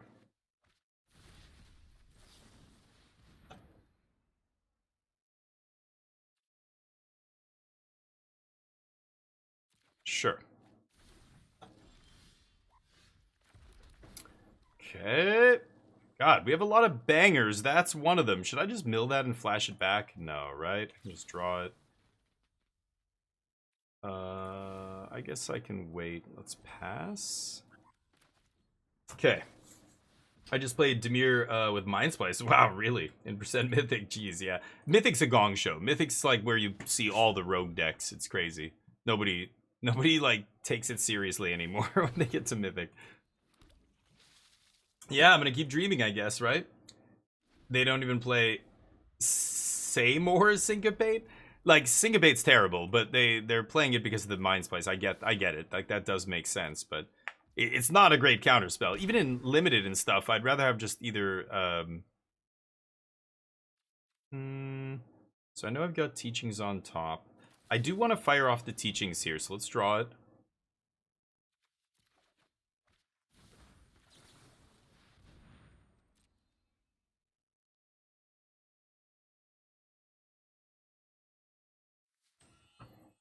Could get the Revelation. Could get 3 steps. If I get Revelation now, they know what I'm doing. I'm gonna get 3 steps to make them hesitate before they do anything. And we'll do this. I'm waiting for their win condition here. 16. They're at 29. 34 cards in their deck. I just don't want to, like, turbo mill myself here. I'm the one pulling a bunch of cards out of my deck. And if it comes to decking, I'm going to lose that game. Okay, so let's pass. See what happens here. They're at 5 cards. Mystical is going to bury them now in cards. They have to start drawing cards or killing me a lot faster than this. Yeah, they're drawing cards now. They know that they can't. They're not going to kill me before I bury them with Mystical Teachings. Go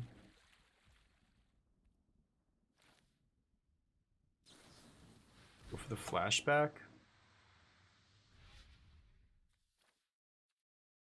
Could get Locked Whale again here. And then protect it from a sweeper.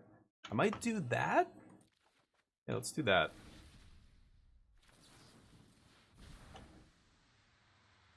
We're at 27 in deck. This kills another Mind Splice, but so does Memories of Nebelheim. I'm ditching it. Okay.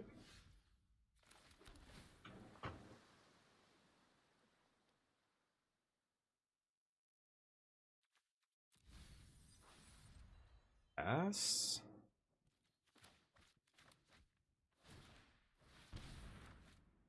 Mm-hmm. Alright. Mythic is a clown show? Yeah. Oh, there's a new... What? Some character in... Oh, yeah, I don't know anything about Final Fantasy characters. Lasso? Yeah, that's why I didn't get it. Okay. Syncopate. OG Syncopate. Even magic cards. Forget about the Universes Beyond shit. Even magic card. I don't call whatever the new threaten effect is. Active treason. That's the only other name I know for that effect. There's one in every set. Every single set. We've got a red card that takes a creature until end of turn, untap it, it gets haste, and then you give it back at your opponent's end of turn. Blah blah blah. Yeah, they're just gonna block this guy forever, right? Let's Mystical Teachings. 4, 5, 6, 7. 4, 5, 6, 7. And I have 3 mana up. Let's Teachings for Teachings. Teachings. Jeskai Revelation. Untap. Draw. Okay. Pass. Now we've got 9 cards in our hand. And I don't have to discard. Yep. It's fine. They don't have a lot of mana left now. 6 mana. Now might be the time to Revelation here. I think I might go for it. Yeah, because if they're playing garbage like Syncopate, then this is the time to do this. Right. The discarding's irrelevant here. Lost 3 steps, yeah. But 18 cards left, so I might deck myself here. We'll see. Or they have some random mill card to kill me.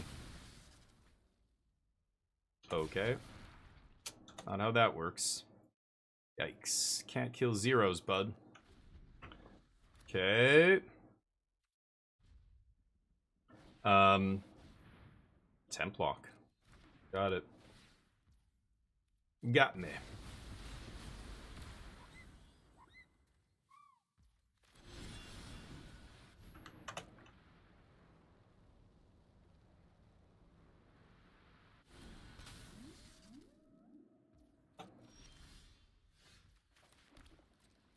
Nice Revelation. Gotta kill them quick here.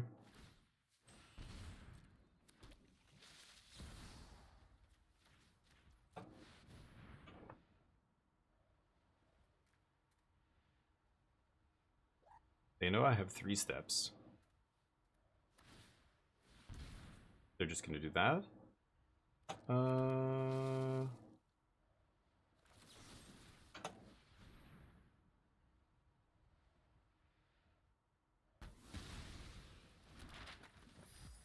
Okay, this is clocking them for 10. So, okay, 15 cards in my deck. Ward 2, so they can't stop this. Spells, 2 helixes.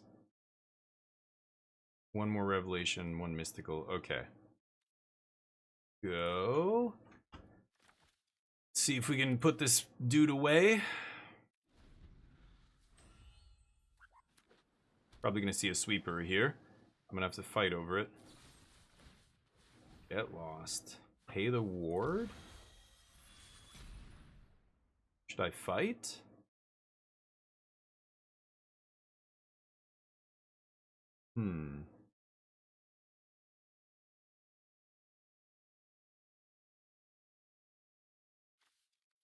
I don't need this, right? 3, 4, 5, 6, 7. I'm gonna let that happen. Okay. I think they were expecting me to fight over it.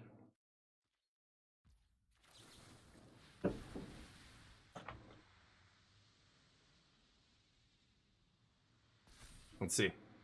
Game 1. Yep.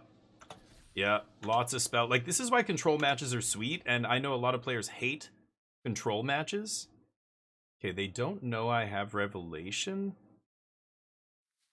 I could take Fire Magic. Actually, it's not bad here. My guys don't die to it, but theirs do. Okay. Helix. No land one time.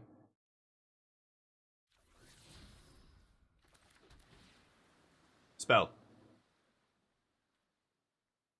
I just want any spell here. I'm going to keep it on top. I have 12 cards in my hand. I can't mill that, actually. Okay. Let's go to combat. Swing.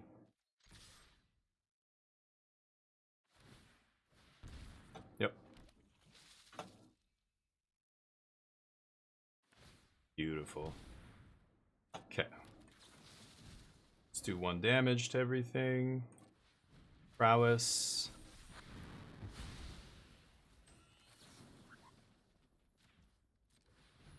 Oh, they're dead.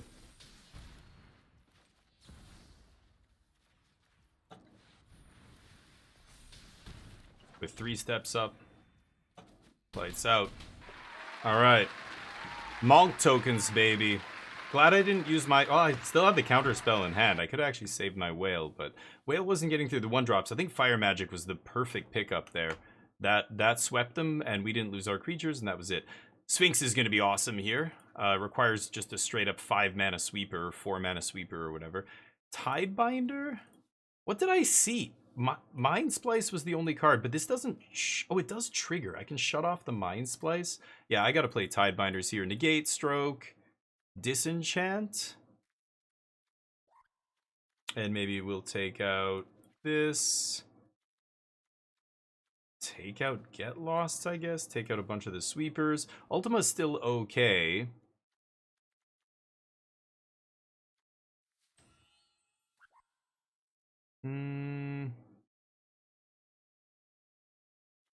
Could bring in a flanker just as another threat here, I guess. Take out Broadside Barrage. A Braid hits the... whatever it's called. Fire Magic's not even great here either, but it was perfect against their tokens. Maybe I shouldn't be playing Fire Magic though, right? Add the other Fire Magic. It was huge, but that was a very niche situation. Like, how many times is it going to come down to me pushing through their fish tokens? I mean, it might be huge. You're not wrong. I don't want to play 2 copies. I'll play 1. 1 will be fine. I think I already actually have too much to kill their... whatever it's called. Like, I could probably cut an Ultima here, I guess. I don't know. Yeah, sure, I'll bring in Fire. Fire Magic? Should I? A Braid? Yeah, a Braid's already in. Alright, let's do it. You're right, though. It was good. Fun to play, not so much to observe? Well, it depends. Like, it's like soccer, right? You watch soccer, and people are like, oh, it's so boring. Yeah, because you don't play soccer. You ever watch a golf tournament? If you don't play golf, it's the most boring, mind-numbing crap you've ever seen. And then you learn to play golf, and you're like, whoa, this is actually interesting. You know, that's how it is for me. Control mirrors are very interesting to watch, especially 2 good players, like at the Pro Tour, you know, battling. It's just this... you know, 5D chess match, really, is what's going on. Whereas other matches do not feel like that. They feel much more deterministic and kind of variance dependent and that kind of stuff. Whereas Control has so much filtering, so many surveils and scries and, you know, all this kind of stuff that it's... the better player usually wins. Like, the more control you have over your own draws, the more your skill should come into play. And so pro players who have, you know... playing a control deck are a fearsome opponent, you know, because that's why a lot of pro players often gravitate to play decks like that. But again, it depends on the metagame, right? Many of them, if the best deck is aggro, you play the best deck. If the best deck's a combo deck, you play the best deck. You know, don't always play control. I hate that. I have to keep it. I don't think I can afford to mill any of my win conditions in this deck.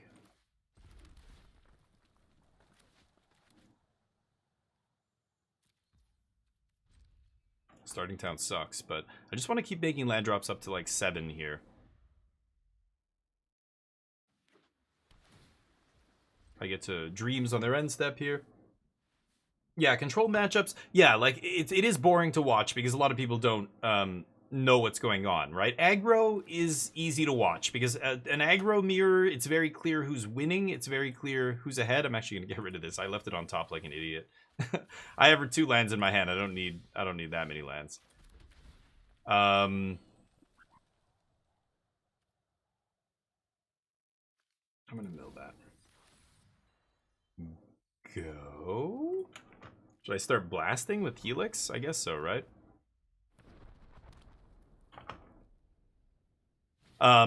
But yeah, aggro, it's easy to follow, right? Like poker is easy to follow on TV because you just, oh, I can see what the cards they have are, and I know what those cards are because it's a deck of playing cards. Most people know what the cards mean, the values. But Magic tournaments, a Magic game is impossible to follow for people who don't understand Magic. But if you understand Magic at a very deep level, it's fun to watch a Magic game. But then, yeah, within Magic, there's different decks that also follow that kind of model. Like aggro is easy to follow because it's pretty straightforward in terms of gameplay. Control and combo are very tough to determine who's ahead here. Who's winning this game right now? Who's going to come out on top? Like, it's almost impossible to tell until you get to that point. You know, it's weird, but it's because there's so many things that could change because of, again, the decisions that players are making. I still think I'm keeping land on top. In a control mirror like this, I just want to make my land drops all the way up to 9, 10, 12, 14 to get to the point where I can start Jeskai Revelation with mana up to counter it, mana up to pay for their counters, etc. They're playing a lot of stock ups here. I'm going to pause for a minute, let my opponent think I'm debating countering this. And then I'm going to let it resolve. Okay. I know how to play golf, it still sucks to watch. Nice. A ton of people say baseball is boring. Yeah, like I find baseball boring because I don't really play baseball. I've never been into baseball, so. But of course, yeah, you've probably played. You played it your whole life. Yeah, exactly. Exactly, Charlie. Yeah. You can't stand watching. I could definitely sit through a golf tournament. I kind of like it, but it's definitely not my favorite sport. Like I'm not saying it's like awesome, and I tune into golf tournaments all the time. I don't. I can afford to draw to the graveyard here. However, yeah. I will watch a golf tournament now that I kind of understand golf a bit better. Whereas when I was a kid, it was like, like watching paint dry, you know? Any sports except rally, Thorant? I love it. Yeah, rally car is crazy. Rally car is intense. Okay. I'm gonna keep surveilling. My opponent doing a very good job of making land drops, but I assume that's because they... Wow. That's a legal card in Standard? What was this reprinted in? That set's not legal, but it must have been reprinted in something else. I don't remember that. Okay. Wild. It was in Foundations? Holy cow. Missed that one. For good reason. Okay, I can't draw with dreams here. I think I'm gonna teach. What do I even want though? Just a counter spell maybe? I have negate on top. Let's just draw negate. What am I saying? So I can leave up 7 mana here. I think I'm just gonna continue making land drops. Leave up 6. Sure. And pass. It was Foundations, yeah. But rally car is sweet. Yeah, racing is sweet. F1 and stuff like that can be fun to watch. But F1's another thing that I think, unless you're into it, though, into cars and automotive performance and driving and stuff, you're not going to love watching F1.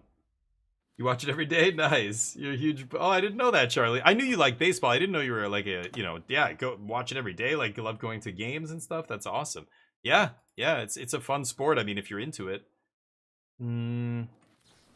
Okay, I'm gonna teachings here. I'm just gonna get another teachings and put this in the yard. I wonder if they... Wow, sure. I wonder if they play Graveyard Hate for us here. So I could stock up. That's not bad here. I think I'll do that. And that'll get us up to 7. We've got the land drop for next turn in hand already.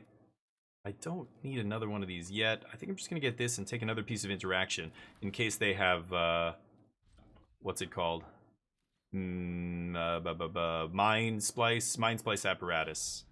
They don't. Okay.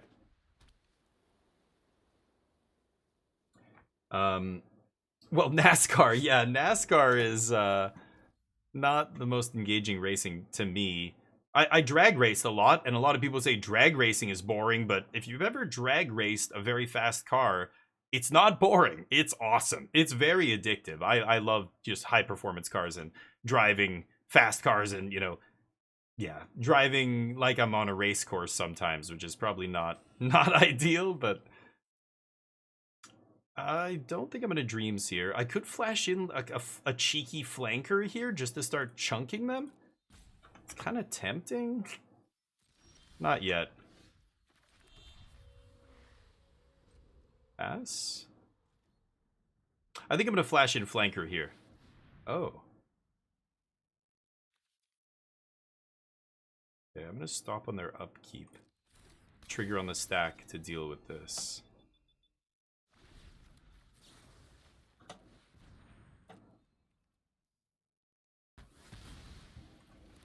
Okay.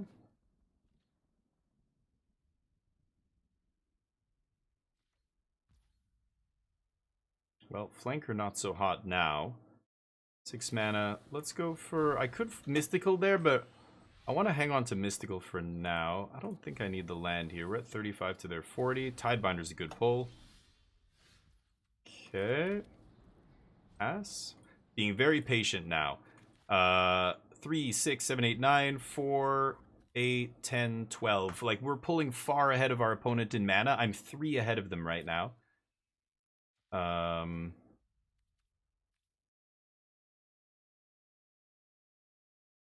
Don't have a fountain port. I'm gonna go for the whale here and just see what happens.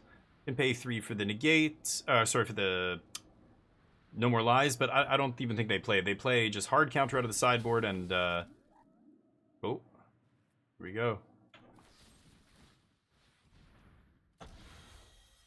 Okay, the ward. We'll fight over this because I know they're gonna fight back, and I can get another counter out of them here.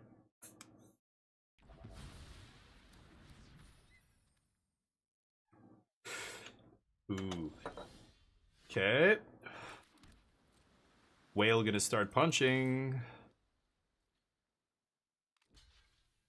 Could have Jeskai Revelation to clear the blocker, do some damage, but there's no need to tap out on my turn. Let's just pass. We've got 13 mana here. That doesn't matter. Actually, this is a time where I could Jeskai Revelation. I think I will. Let's bounce. This doesn't come in tapped. Let's bounce Seachrome. Deal 4. And I can still leave up 4 mana here to dreams, to play some other stuff. Pick up a couple cards here. Good. And they gain 7 life. That's fine. See if they have a sweeper here. I thought they might side their sweepers out against me, but if they... yeah, we'll see. See if they leave them in.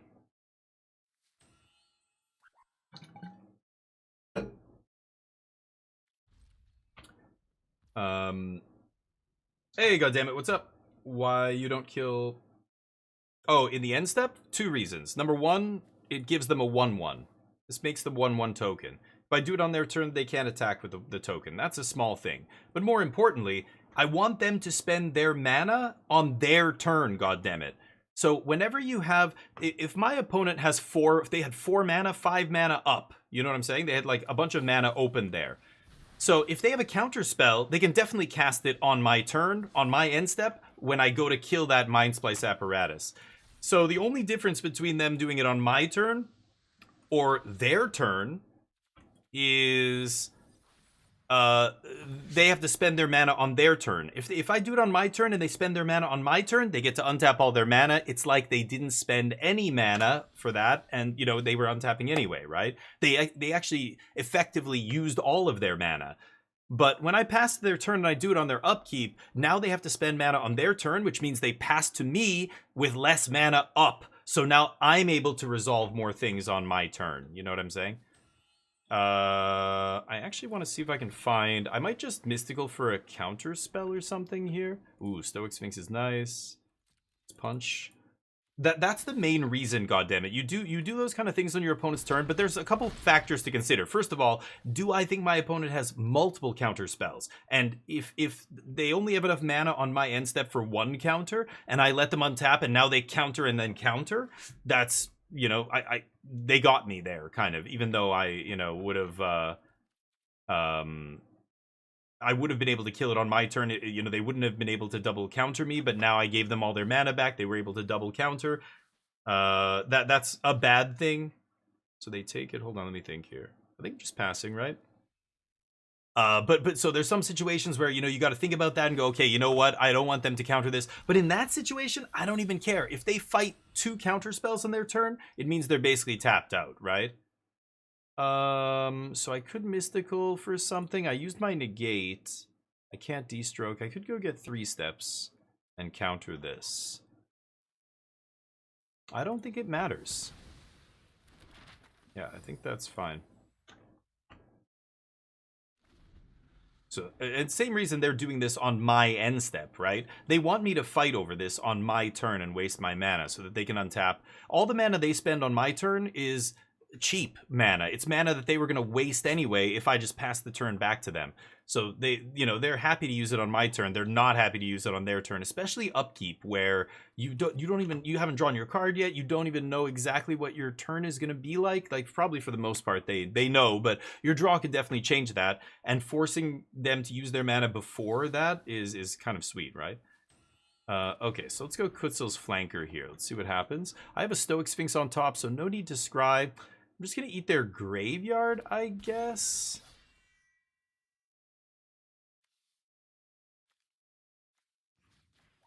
I don't know. It's kind of dumb, but let's do this. And I'm going to Teachings. And I'm going to get another Teachings here.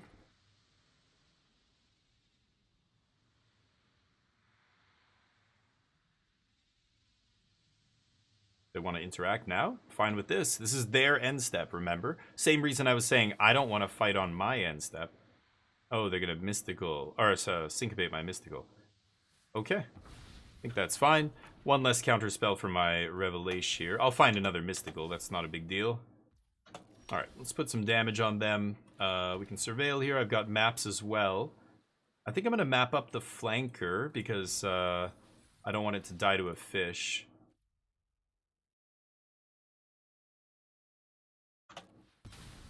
Yeah. Okay, 3 steps is nice. Might as well get use off that other one.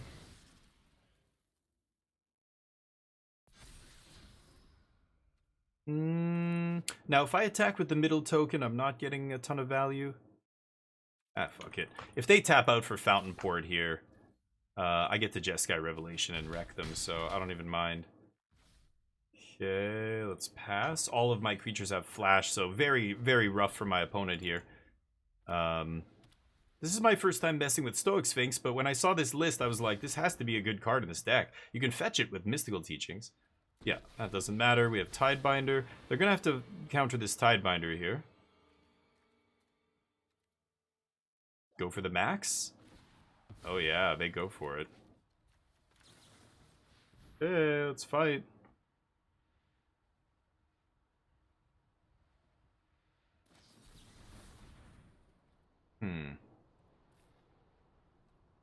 Okay, there's no way I have to draw a card instant speed. I mean, I can draw with this, but I'm tapped out if I do that.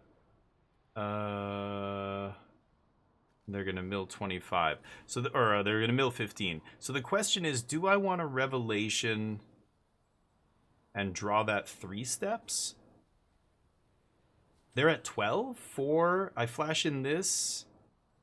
It's 9, 10, 11, 12. I mean, that's like lethal already. I think I'm just gonna double spell here and let this happen. Okay, milling a couple Teachings. Now they can block with Fountain Port, but I have Jeskai Revelation to bounce, so this is lethal. Nope. Nice. Okay. 11 cards in deck. Now I will scry. Should have probably led with a flanker, but they can't destroke flankers, so they're going to get my Sphinx no matter what there. That's fine. That kills them. That's lethal with the prowess triggers on the monks. And they see me scry to the top, they're like, yeah, I'm dead. Nice. Okay. Well, that's Jeskai Mystical Teaching. So this deck I found to be less good, but more fun than Blue-White Control. But then we ended up doing pretty well with it. I mean, it's like Platinum and whatever rank. So I missed a lot of days of playing Magic. I was away for a bit. So I could try the Blue-White Control deck as well. Why don't we do that? This is the Qualifier Blue-White Control deck from Neo. But yeah, new version of this deck. It's really good. Tricky? Yes, it's tricky. And anytime you play with Mystical Teachings, it's tricky because you have to know exactly which card you can get and is it good right now, you know? Like, sometimes you just forget. You basically, every time your opponent does something or at every turn of the game, you're always in the back of your mind going, what can I get with Mystical Teachings? What can I get with... Oh, is that something I should... What can I... Well, okay, I have this, I have this, I have this, that beats that. Okay. So then what they play another thing. Okay, what should I get to kill that? Okay, I can get this or this, but that's the only two things. You know, like you have to keep these running lists for every single thing they play. You have to say, like, what can I do here with Mystical Teachings at any point in the game? That's what makes it a really hard deck to play. All the Teachings decks are like this. That's why I like them. Should I keep this in the dark? This looks not bad. Oh, I came home from this bachelor party. We had so much beer. The groom to be was already plastered, so we ended up coming home with a bunch of beer. So I'm gonna grab one real quick. I'll be right back.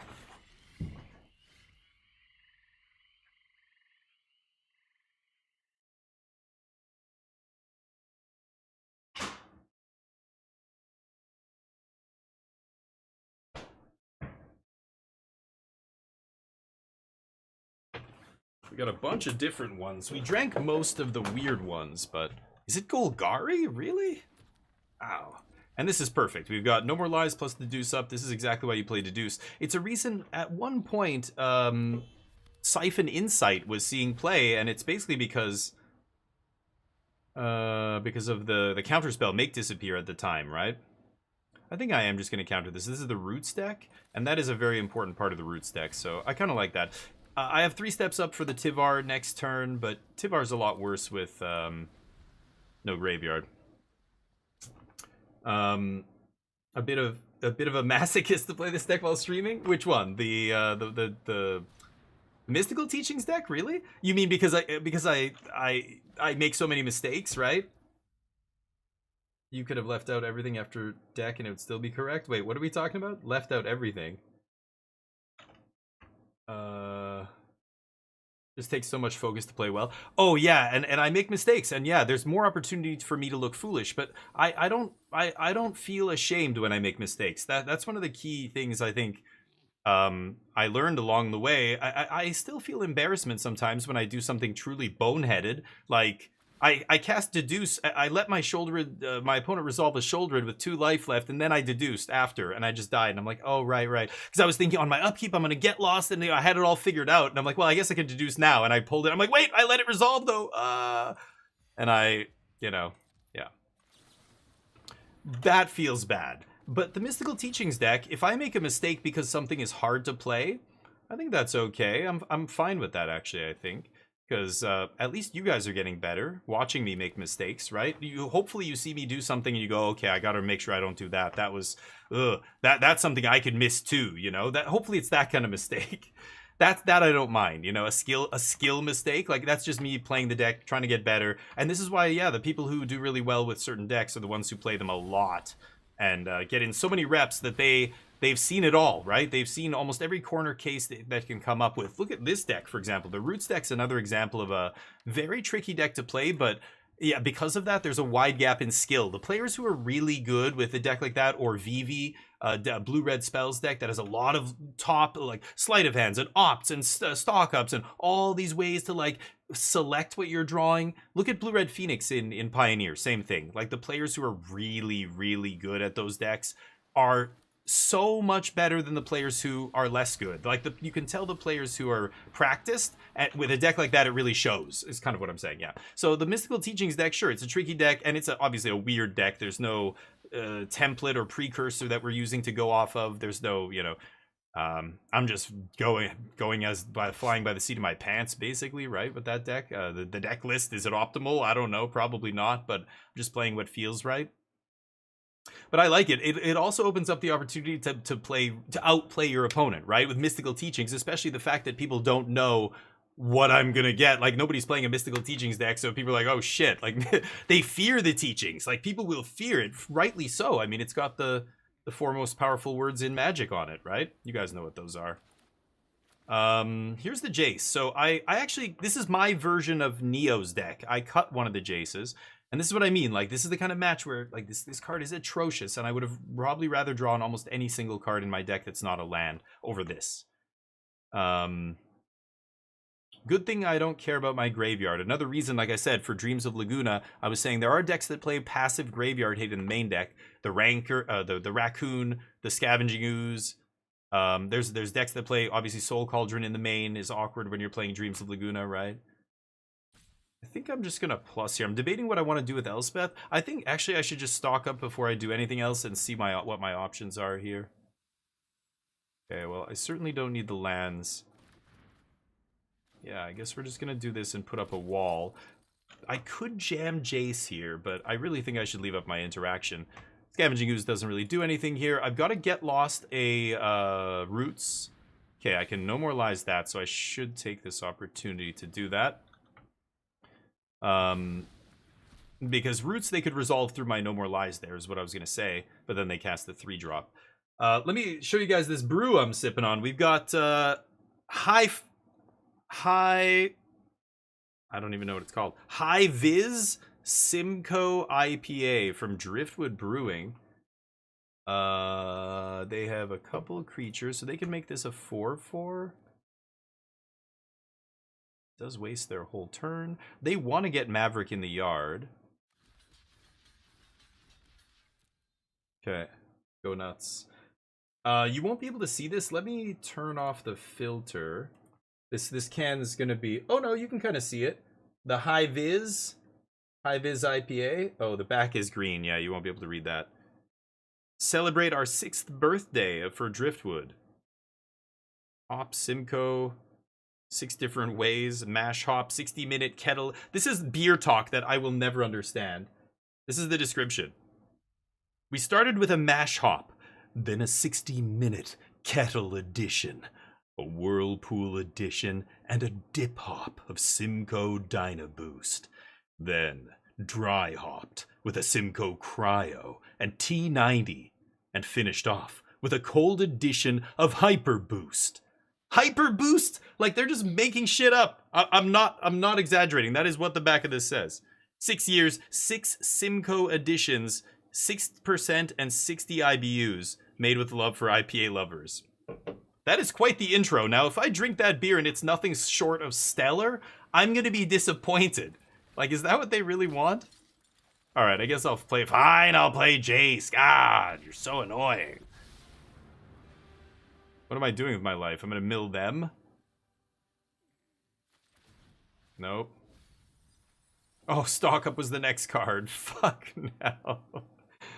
Oh god, Jace. Okay. This is what I mean. Jace is so bad in this match, I actually want to mill myself. But it's awkward. Yeah, they find the unholy, or the unholy annex, the insidious roots. I get to blast it, but they might get, yeah, they're gonna Rubble Belt here and get at least 1 token, right? They put any, yeah. So they're triggering this no matter what. Yeah. Tidebinder doesn't matter. Okay.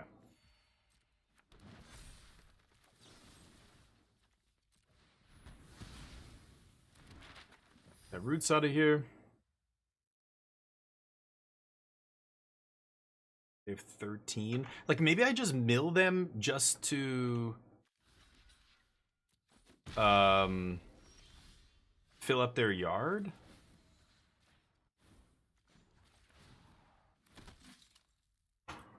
I'm gonna crack this now, see if I can make a land drop here. No. Ooh, that's interesting. Not yet, though. Go. Finding a second get lost was clutch there. I can deal with their next roots, or if they bring this one back. Yeah, they're gonna bring it back. Let me pour this one out for my dead homies. Yes. Ooh, it's like bright yellow. Holy cow. Look at that neon yellow. It's very, well, I guess you can't really see it here with the light, but very light yellow beer. Polar bear piss. Yeah, sure.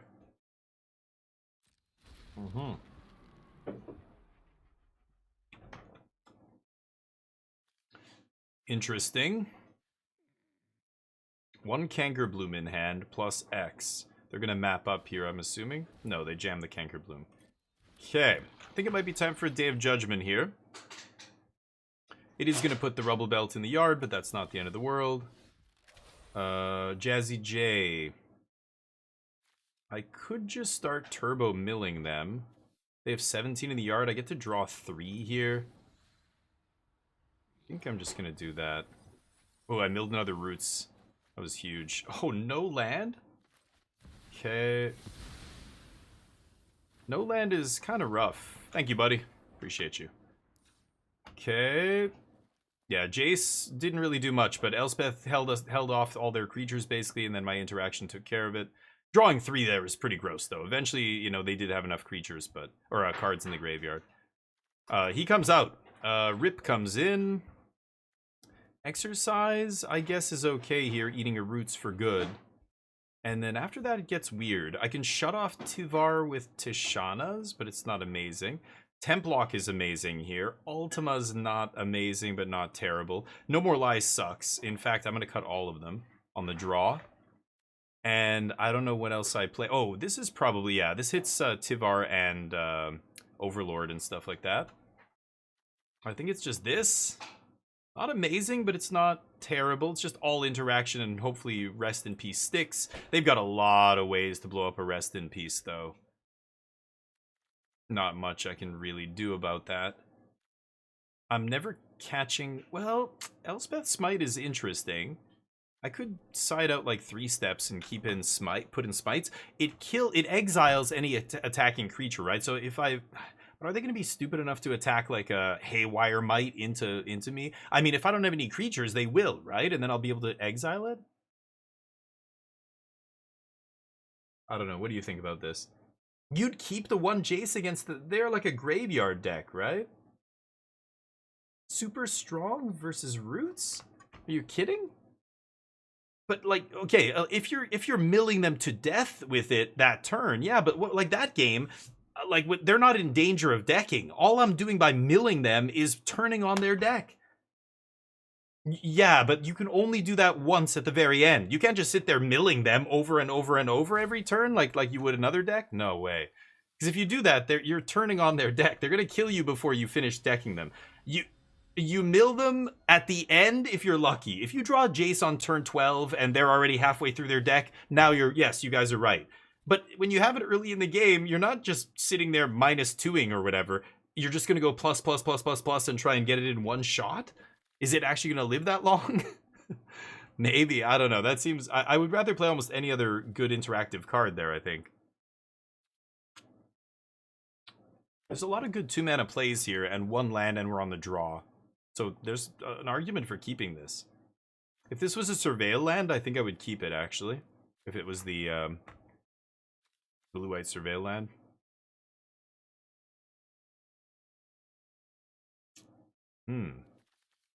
All I need to do is draw lands. I have no way to look at new cards, though. No Surveil, no card draw. If one of these was a Deduce, I would insta-keep.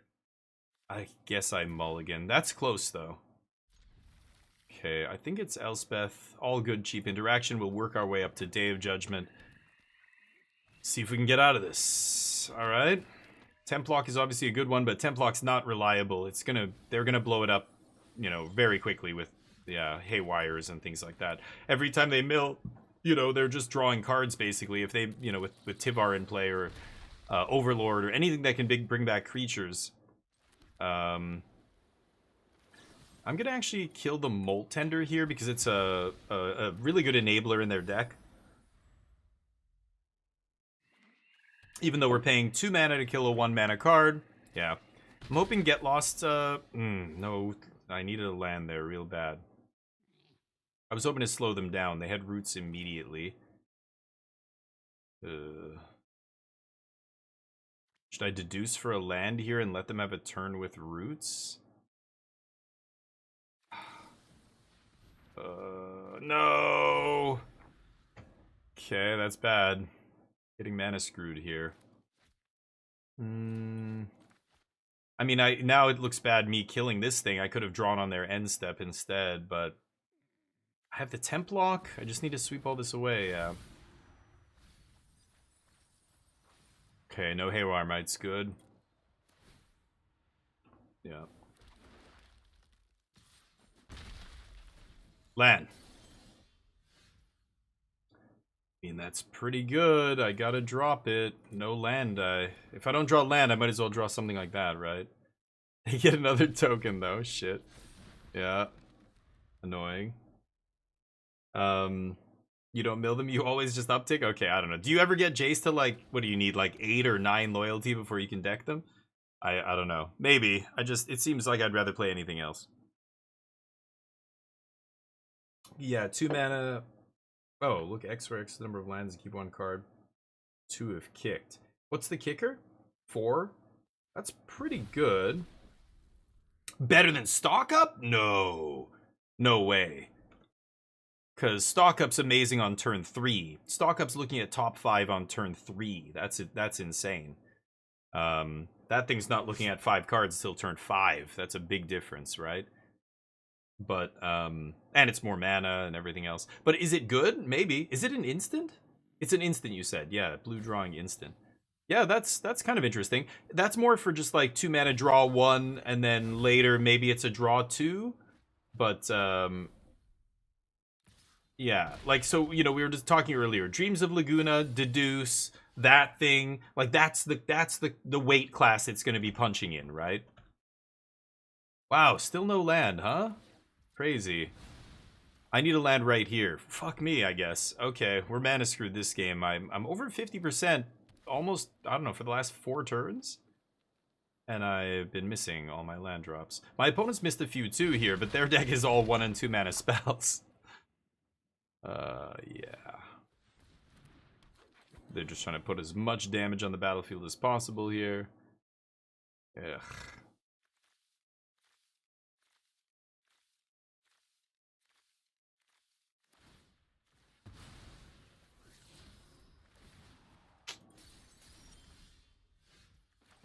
Okay.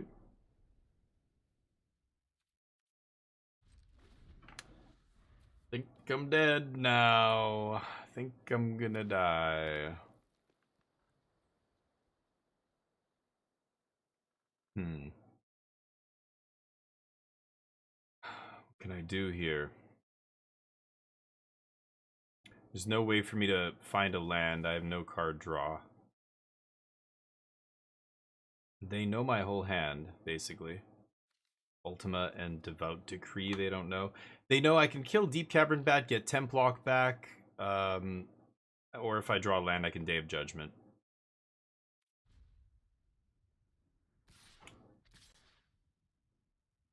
Interesting. Rubble Belt comes in, right? Why not swing with Rubble Belt? That's weird.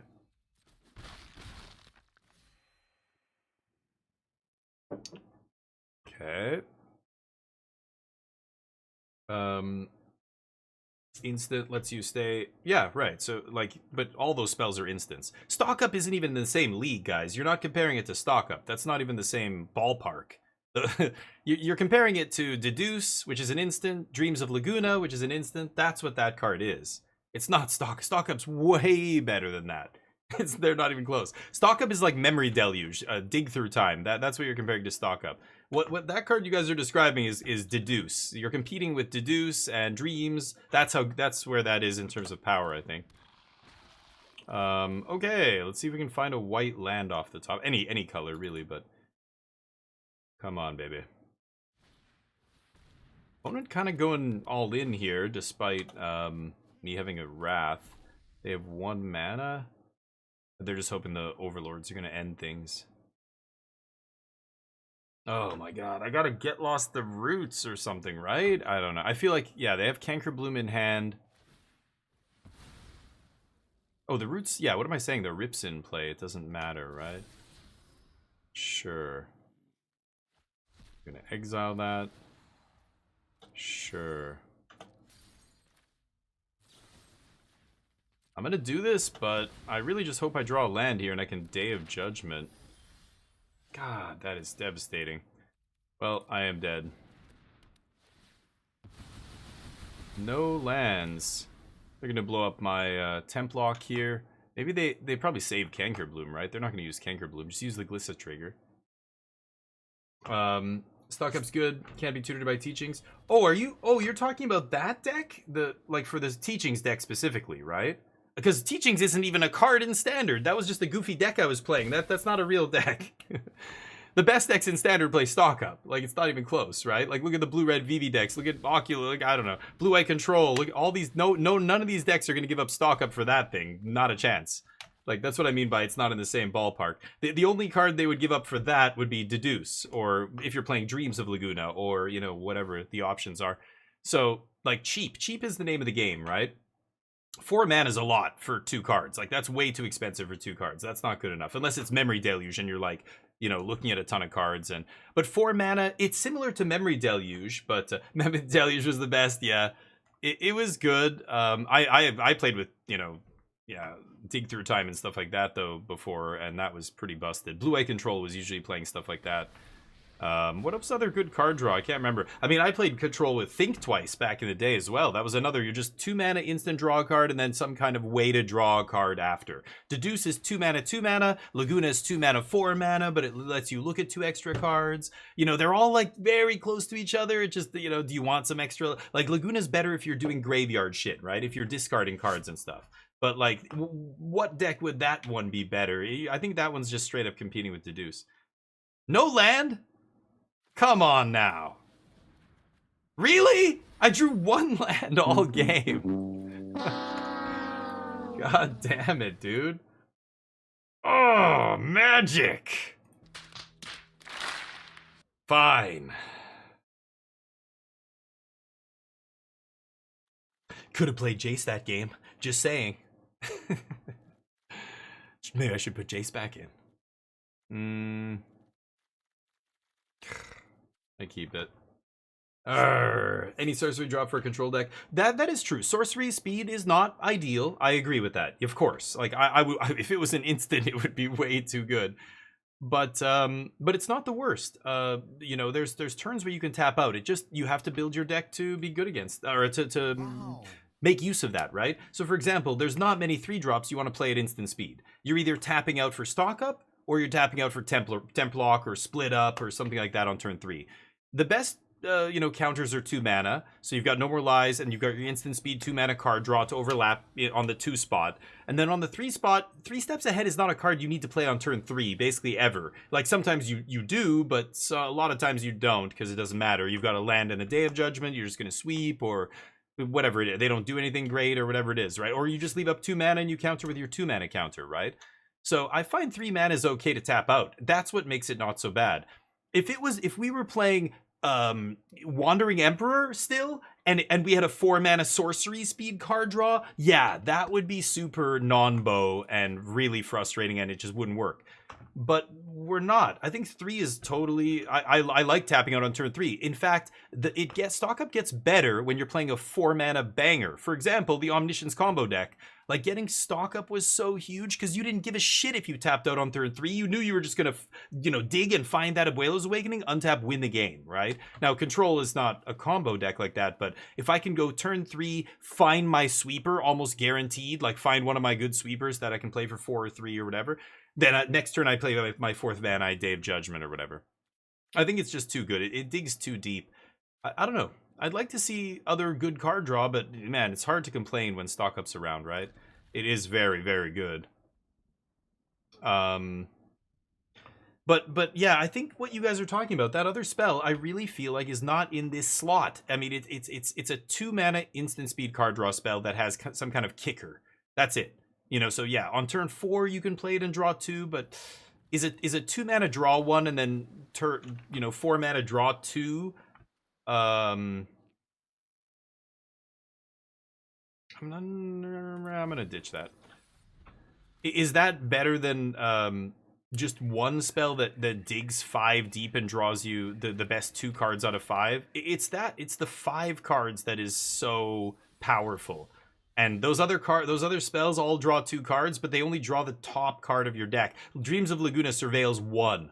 You know, that's not the same as looking at the top 5. Like, it just lets you find those exactly what you need, like those pieces, you know? I could just jam Rip early here. I'm gonna pass. I could jam Rip early, it's tempting.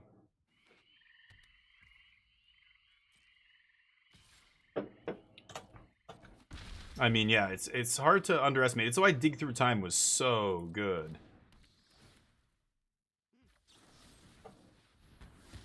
So maybe, yeah, I guess I'm gonna Rip here, Surveil. If I draw an untapped land, I think I'm gonna stock up actually. Okay. God damn it. I'm gonna stock up next turn.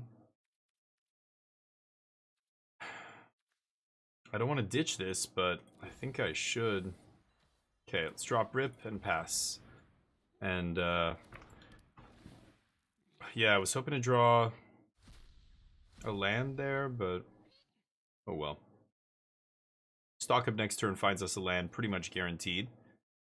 We'll see. Cut 1 land to punish it. Yeah, I think you underestimate what teachings can do. Teacher's good. Yeah, no, I think it's good. I don't know. I think it's good, but it's not. It's got weaknesses, and it depends on the decks. I still think aggro is a struggle with that deck. You're not playing temporary lockdown. You're not like the 4-mana sweepers are fine. Lightning Helix randomly, you know, is okay, but okay. At least we drew a land here.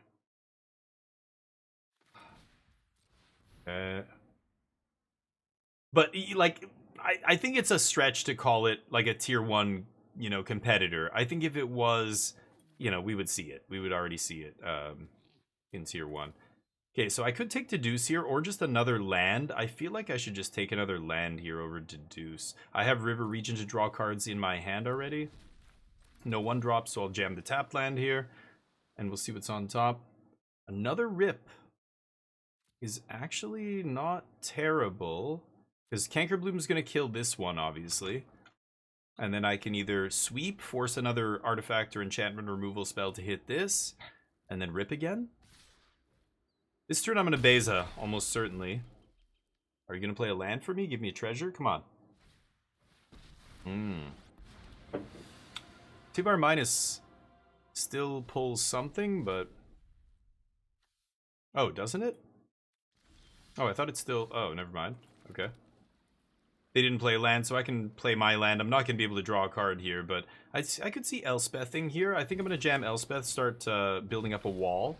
This forces them to overextend into temporary lockdown, too.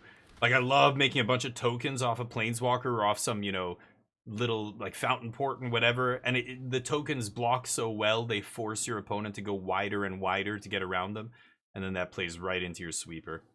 I love doing that in control decks, right? Like, trying to get max value off those sweepers, but okay, I scooped. No, I'm not underestimating. I think it's a good deck. I do, but I think, you know, I think it's a little bit overestimating it to call it tier 1. Like, it's got to be proven first. We haven't really done like overall very little gameplay with the deck, and against a lot of weird decks on the ladder too. So, but it would be interesting. I'd like to play it in a tournament. If I was playing in Jaffer's tournament, especially last week, I think the only standard we played was with that deck at the end there. I probably would have played it, but I just happened to be out of town this weekend. But the Magic Gym, strong mages never crew. Nice. Strong mages are empathetic to others. Okay. Yikes. Scavenging Ooze against me is, I guess they're just, yeah, they just want to keep in all the threats, right? Okay, so Templock sweeps this up. I don't need to Beza yet. They didn't leave up Canker Bloom activation, so I get to get away with that. And I think I'm just going to double rip. Because the other one's under Templock here. So let's pass. Stay scoop. GG. Let's get the bets up for the next match here. Yeah, Elspeth was solid. I was wondering, is it going to be good enough? I'm like, it probably is because it doesn't require anything else. You know what I mean? That's what I want in my control deck finisher. I don't want a synergy card that like needs other shit and we're, you know, no, just like Elspeth does the thing. The other like Eternal Wanderer and stuff was never good enough as a finisher. It was way too slow, number one, and number two, it didn't synergize. Like you didn't want to blink stuff in a control deck. Yeah, I don't want to have a bunch of artifacts and whatever sitting around to get value off of. Like it forced you to kind of play like shitty cards like Mightstone, Weakstone, and stuff like that, right? Anyway, let's play another game here or match with this deck. Yeah, Roots should be a pretty good match. Yeah, I don't think that's one of your worst matchups, that's for sure. But Fire Magic is good. Yep. Never said it's tier 1. Okay. Yeah, exactly. We don't know, right? Yeah. Tier 2 deck. Yeah. Yeah, that's about where I put it. Yeah, maybe it sounded like I was saying it was worse than that. I hope not. No, that's exactly what I think it is. Yes, I agree. All right. Will we win this match? Get your bets in. I'll bet no. All caps lock for some reason. Caps lock keys on here. I will play first, thank you. Ooh, excellent hand on the play. Go. Yeah, Elspeth's been solid. Elspeth has been powerful. A quick close. I like a quick close. I don't like to piss around for 8 turns. So Elspeth gets the job done very quickly, like out of nowhere. Just like, you know. Make tokens, and now I activate Restless Anchorage, pump the team, bam! There's like 12 damage out of nowhere, right? That is good. Is this back-to-back Roots over here? Or is this a Golgari? Wow! I could flash in Tidebinder. We can do better, right? I could get lost this thing.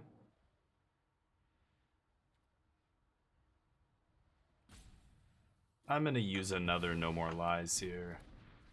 That's interesting. Oh, fuck. It's interesting there. You know I don't have a land, so I'm not guaranteed to make a land drop next turn. What am I... Like, I don't know. I think I might... Oh... I could see playing, like, Let It Resolve Get Lost, or Let It Resolve Tidebinder the... No, I would have to Tidebinder the trigger on their upkeep, though, right? Yeah. It was either Get Lost or... Yeah, I'm gonna use one more here, I guess. Thank God. Alright, go. Roots is a very good match. Yeah, Deduce synergizes with Elspeth. That's true. Right, good point. Yep. Yeah, that's one of those little tiny corner case edges that, while not always relevant, is definitely something that people should factor in, because it's still a real thing, no matter what, 1% thing, but it's still a percentage point, right? If I play Elspeth here, they're just gonna kill it on end step. I'm gonna end up with 2 tokens, like they're playing some Shouldered's Edict or some shit in the main deck, right? I think I'm chilling. I'm not gonna go for Elspeth yet. And this is what I mean, like with Jace. If you're playing 3 Planeswalkers in your deck the way we are, and no other finishers, like we're not playing Overlord, we're not playing, you know, a bunch of other stuff.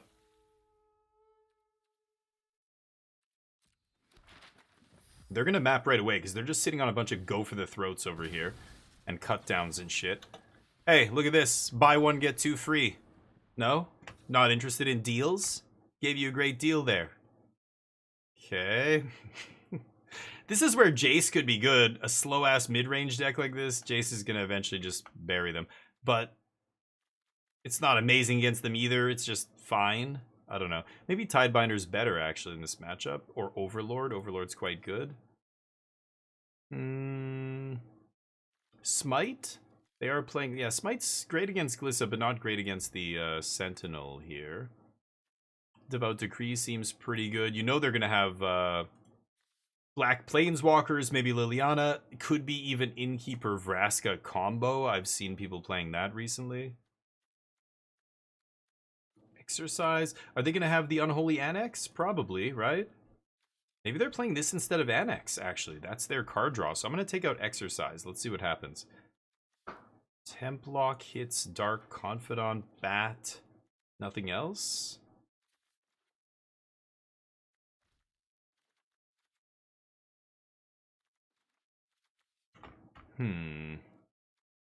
What do you think, Neo? Yeah, low to the ground. Yeah, exactly. Yeah, I don't think they're going to have Annex. I agree. So I'm not going to bring in Enchantment Hate, or I'm going to take out my Exercise anyway. And this is another reason why Exercise in the main deck is like, ugh.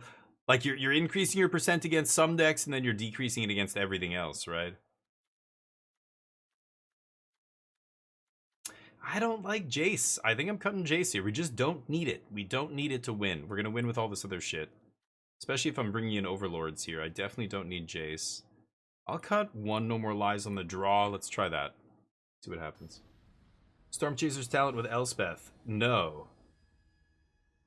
Oh, getting multiple tokens? Yeah, but, okay, god damn it. I think you're making the mistake of doing something that's win more. Do you know what that means? Like, you're trying to win. You're already winning, and you're trying to win even more by, like, if you're playing Elspeth, she already wins the game. You don't need to do anything else. If you're playing Storm Chaser's talent and bouncing it and doing all that shit, if you get it to 6, you should win the game with that. You don't need anything else. You don't need to make 2 tokens. You just need to make 1, and you should win the game if your deck is built correctly and you're playing Storm Chaser's talent. You know what I mean? So you don't need both. That's win more and unnecessary. The key to building an awesome Magic deck is putting in exactly what you need and nothing that you don't. It's the reason you don't play 61 cards or 65 or any number higher than the minimum number of cards. Can I keep this with the 2 colorless lands? I'm gonna mulligan that.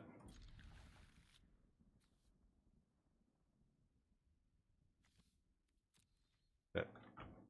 So, yeah, you want to decrease the variance as much as possible. Play the fewest number of cards, play the maximum number of your best cards. That ensures that most games you will draw your best cards, and hopefully that's what you need to win the game, you know? Like, so it's, yeah. I think win more is a trap that a lot of players fall into. And when I do deck techs, I'll tell people, like, I think this is win more. I think this combination, like, you just want the minimum. And this is a control player mentality. This is the kind of thing you learn by playing control. And what I was saying earlier to Neo, I want as little win conditions as possible. Like, it's a line. You can go too few. If you go too far that way, it's not enough win conditions. You're going to lose games. You got to find, you know, I want to go as down as low as possible to that line without crossing it. Do you know what I mean? Live right on the edge. I want just enough removal spells to be good, and then I want all the rest to be card draw to find more removal spells, and I want, you know, blah, blah, blah. Win conditions, they're the least important part of the control deck. It's why it's the least number of cards, the least number of slots in my deck I want to devote to a finisher. Control is not about winning the game. Control is about not losing the game. There's a big difference, right? Gotta kill Bob here. So when you're just trying to not lose the game, then you don't need to play win conditions because we're not trying to win. Like, all of this makes sense when you understand, like, Magic and the way you should approach deck building and stuff, right?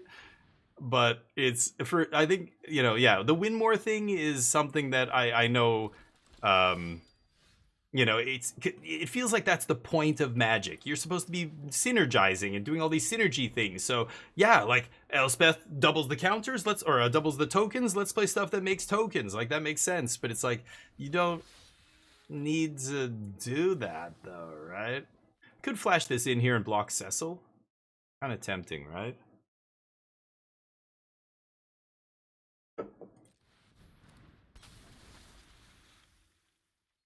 Winmore has played something like Mondrak with Elspeth. Okay, that's fair. You know what I mean. Yeah, there's a whole scale. You can go real deep on the Winmore. You can play stuff that is way too Winmore. Yeah, I know what you mean.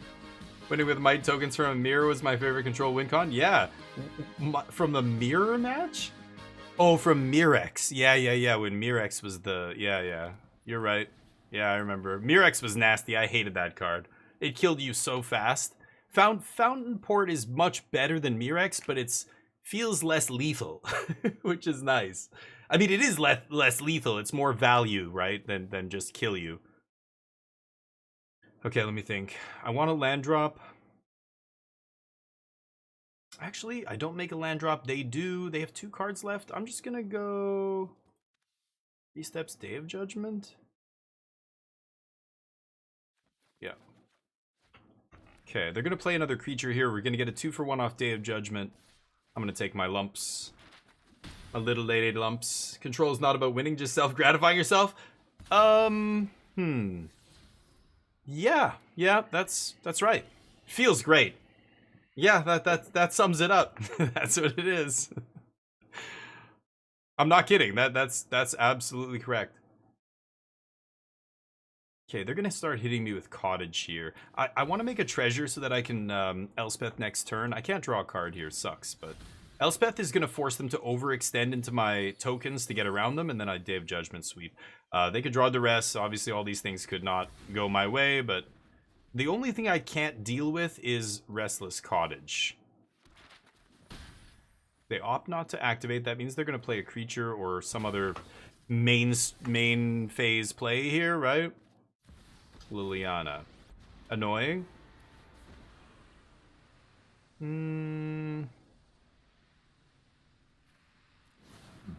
Okay. Would love to find a land there. Okay, I'm gonna do this. They can Lily minus, and then swing with both their dudes. I'll block 1. Elspeth takes some damage, but then next turn she makes 2 tokens, and Lily's only on 2, so they have to either lose Lily, and I can just, you know, Tidebinder and blow them out. Yeah, that's exactly what they do. So we get to save Elspeth here, and kind of waste their turn. They can't even crack the map. Yeah, that doesn't matter. Sure. Next turn, they have to lose lose Lily to kill Elspeth, and I don't think that's gonna happen here. Oh yeah, that land was clutch, because now I can Tidebinder plus Lockwhale, and we're gonna be able to protect Elspeth here. If they go for the Cottage again, yeah, they're gonna lose Lily. That's pretty good if they do. That said, yeah, no, I still want to Tidebind that, right? Yeah, because then I have a good block on their other 2 dudes. Ooh, so I've got a Day of Judgment this. Okay, are they gonna minus Lily? Okay. I assume they're gonna plus Lily here? Okay, this is nice. I got a plan here. Are they not gonna activate?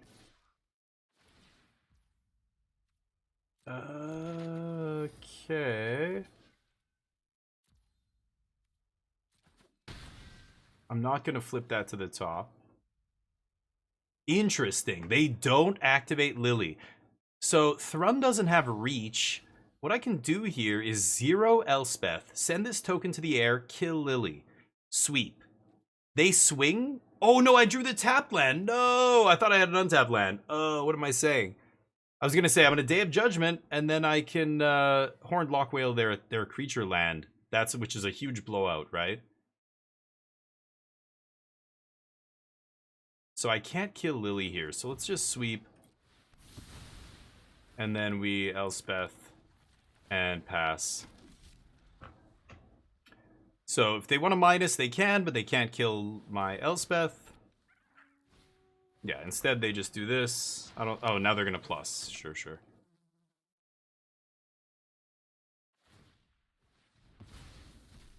Great. Why wouldn't they use the map? That seems much better. I still think it's this. Poof, was that a good draw? Man. I think I'm just gonna keep making more dudes with Elspeth. Yeah. Pass? Close games. What was I saying? Yeah, no. Playing a control deck can feel like you're self-gratifying in a way, because it is just a game about you. When you're not the one attacking, it's you that has to figure out how to not die. Your opponent's going to do the same thing no matter what you do. You know what I mean? My mono red opponent is going to attack me no matter what, right? So this is interesting. I have the temp lock here.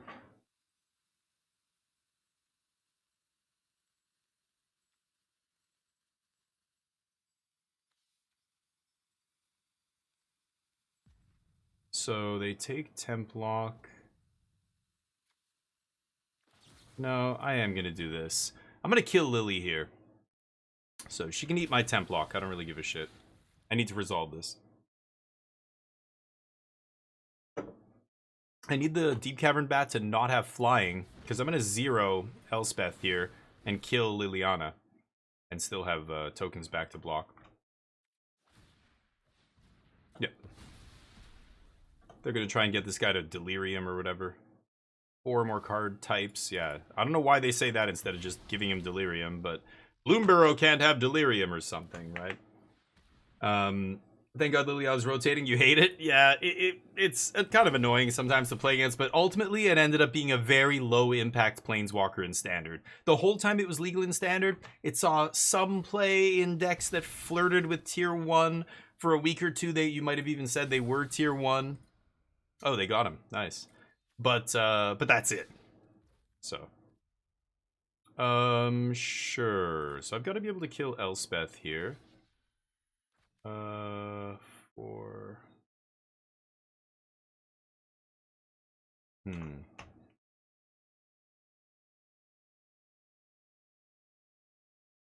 Elspeth takes 3.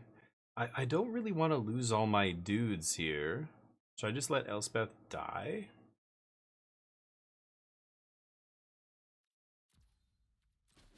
Yeah. Okay, they got Elspeth. Nice, nice. Sweeper? No.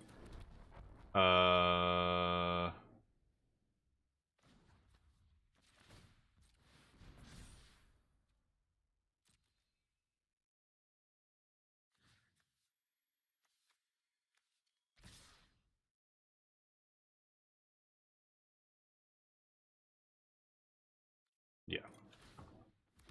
Make a map.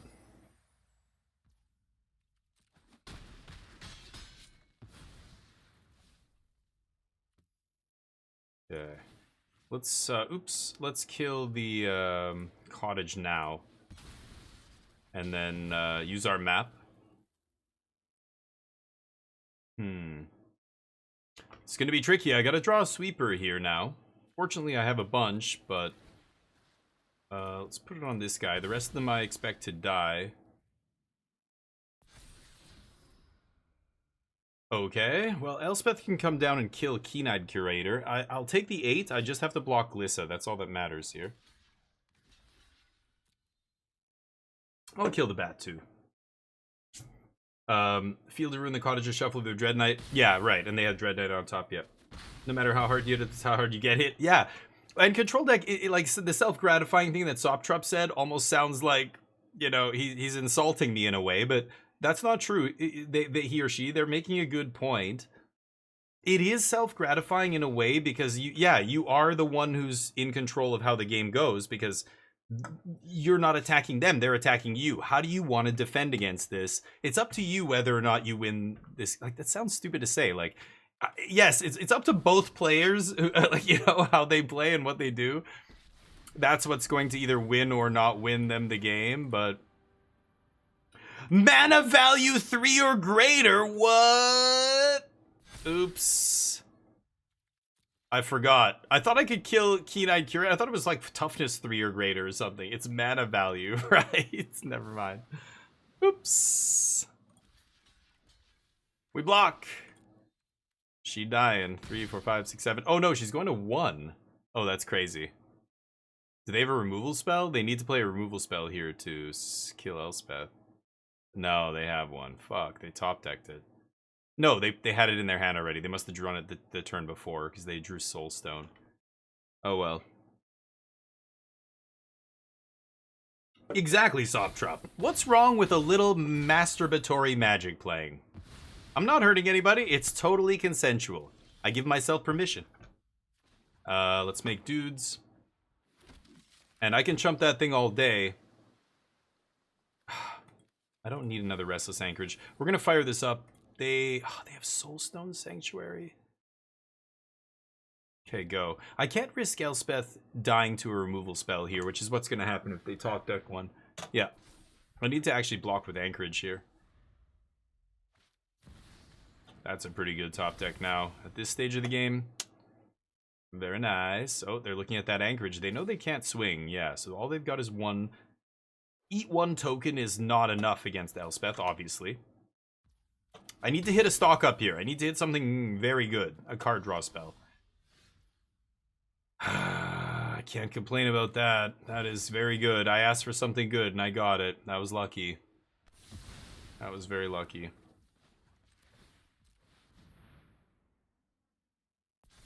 Making double maps here.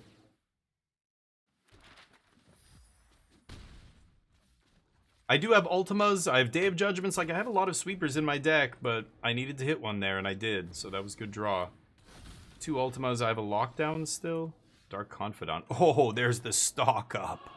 Woo. That is what I needed to find. I should have activated Elspeth first, maybe, but yeah, they can't. Whoever does that kind of thing first is gonna win, right? Whoever draws the card draw spell to get them out of it. D-Law, how you doing, man? Did you play in the tournament? I can't remember. Did you play in Jaffer's tournament that happened on Sunday? You often play in those events and stuff, but yeah. All right, here we go. One more. I'll keep playing until I lose. I mean, I keep winning, so. Nobody bet? Nobody's betting? Will we win this match? I bet yes. 8-Ball, we gonna win this? No doubt. Without a doubt. 8-Ball, is Neo gonna win their qualifier? No. Oh, God. No, that's awkward. Okay. Is this Hollywood Pizza? No, right? A pretender to the crown. Opponent goes first.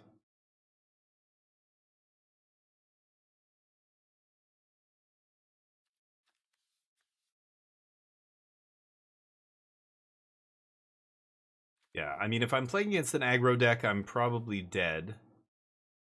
They're on the play, and I have no plays until turn 3 if I draw land.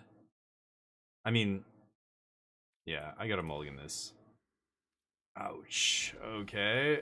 Another kind of same problem here. No plays until turn 3, but this is worse because I have nothing after that either. Okay. Don't need land right now. Black, good. Slow. Slow is good. You would keep that first one? Yeah, and the dark is what worries me. Like that, if I'm playing against aggro, I'm dead. Ooh, they didn't see me draw the Lock Whale. Nice. Get wrecked.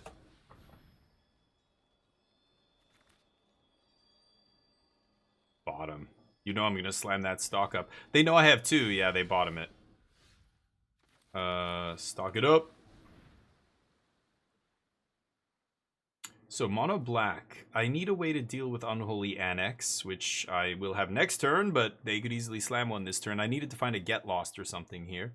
I have lands for days, so the land's not an issue. Temporary Lockdown's not great against mono black. I think it's Day of Judgment or Marang, and I'm gonna take Day of Judgment's better against Shouldered, which is what I'm expecting they're gonna play on turn 4. This is obviously terrible against Shouldered. If I keep that, hoping to find an answer to Shouldered, I'm just gonna take 9 damage in order to do so. No bueno. Yeah. Power 4 or greater. Well, do I have to Day of Judgment this Clown Shoes? Fuck. I guess so. Ultima deals with this nicely, but sure. Not Day of Judgment. Fuck. I wanted to counter that. I have the Exercise, but they get a card off it, so we're down a card on this exchange. It's not ideal, but, you know, at least we get to deal with it. The Ultima, of course, now that I've already wasted a card. Thanks, Ultima. Sorry, I didn't mean to... I will still keep you.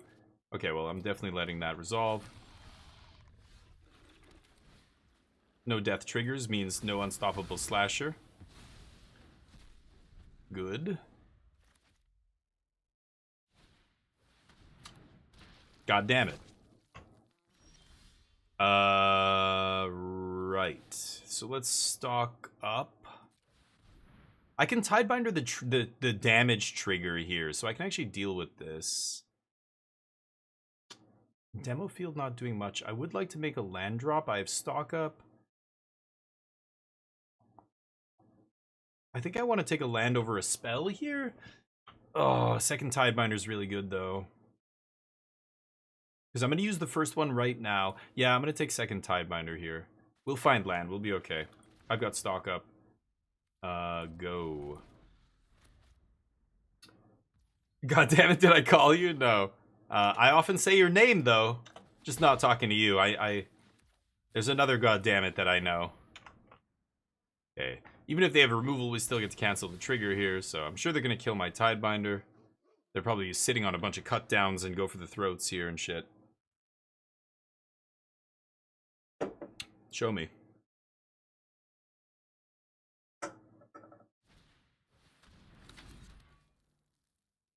Ugh.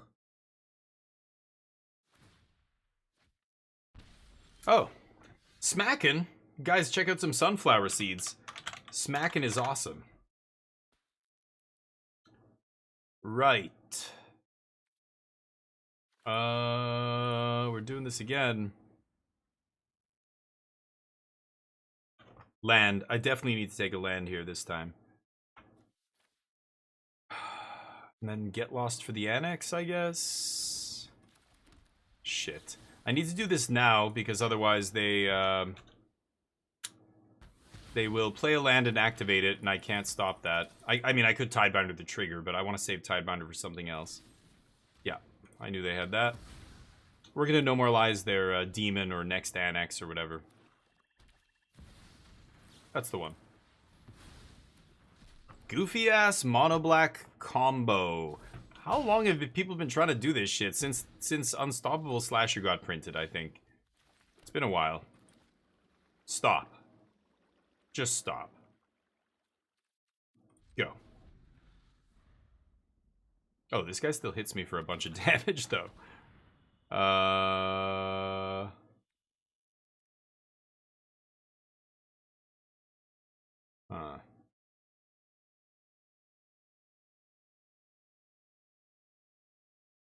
Made a 3.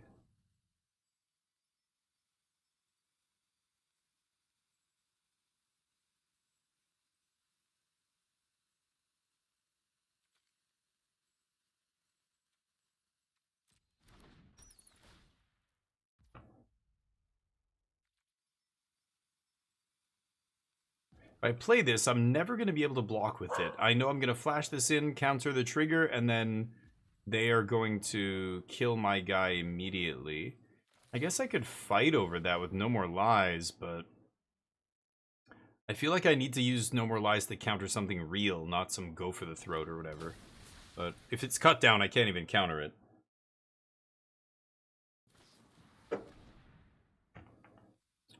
Okay, well, I can counter it. Guess I probably should.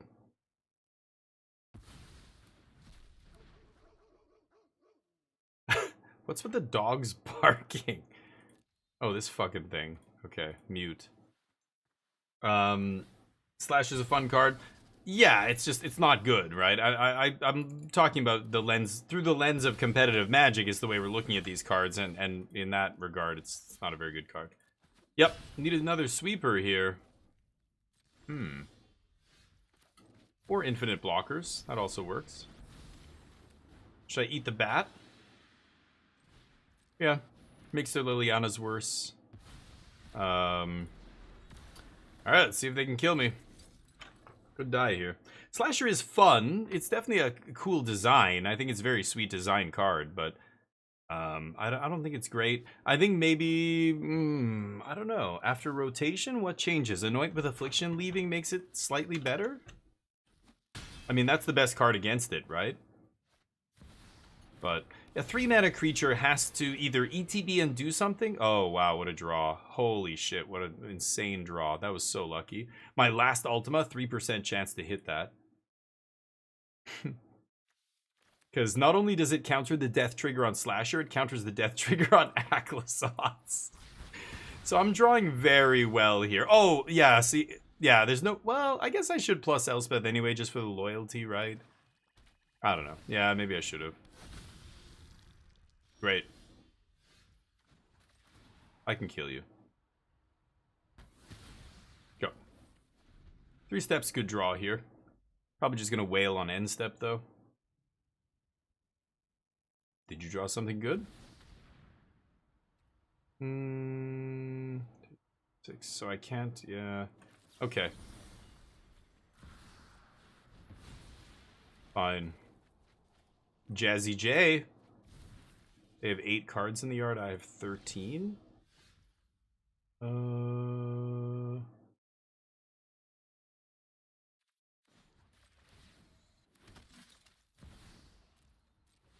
gonna mill myself here. Oh, okay. That works too. Yeah, Elspeth is just the Ultima off the top was a miracle draw. That was the by far the best card I could have drawn there. They played that god and that was it. Oh. Some of my cards have black holes on them, apparently. Devout Decree, pretty good here. Exercise, probably going to be good. I think the Overlord is good too here, actually. Just generating a ton of value that they can't... Like, black removal is always a 1-for-1 exchange, right? Jace is okay, I guess. What am I cutting? I feel like everything is good against them. I don't need Jace. This is better. Better win condition. I could cut No More Lies. Lockdown is not amazing, right? All I saw was Bat. I bet you they have Dark Confidant, though, post-board. I'm going to cut the lockdowns until I see it. Tidebinder is good. I would love to bring in another Tidebinder. Maybe Beza is not amazing, but Beza is good for the same reason Overlord is good. You're just making so many pieces of cardboard. All of their spells deal 1-for-1 with pieces of cardboard. Like Gix's Command, I guess, kills 2 of your pieces of cardboard here. But, I don't know. Smite. Oh, against, yeah, the Slasher. It's only the Slasher, though. Nothing else dies to Smite. The Bat, I guess.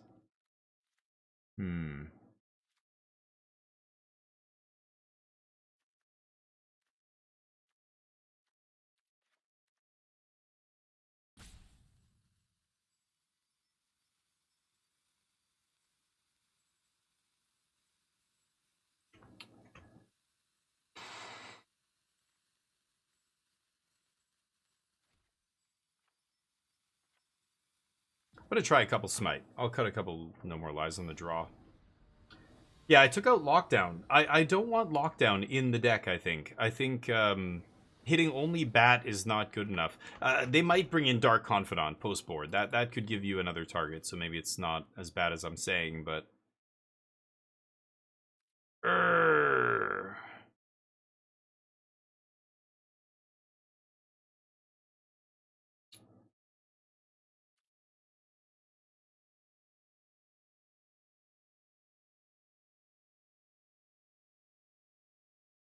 I can't keep this.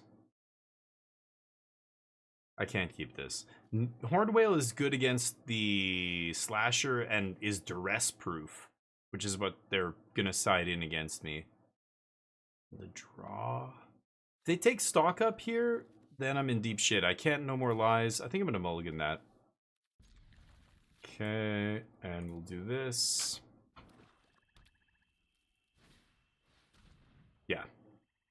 Yeah, if they took stock up in that last hand, I'd be dead. Unless I got lucky and drew another stock up or something.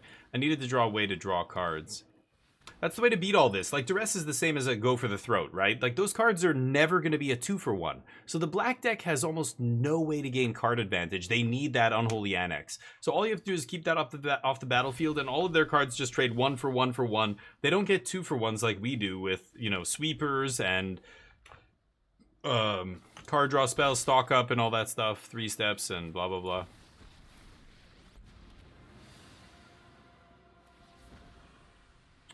A lot of land over here.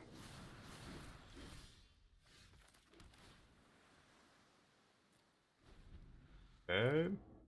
Probably discarding wastes here. I do need to find a 5th land for Elspeth, but yeah, if they have Annex here, then I'm in deep shit.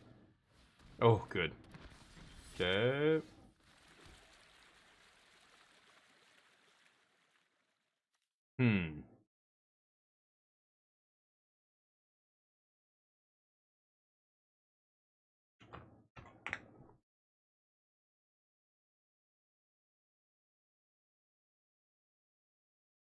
I think I kill Liliana here. Any land... Oh, I don't have time for that. Any land off the top, and I can Elspeth and block this slasher infinitely, right?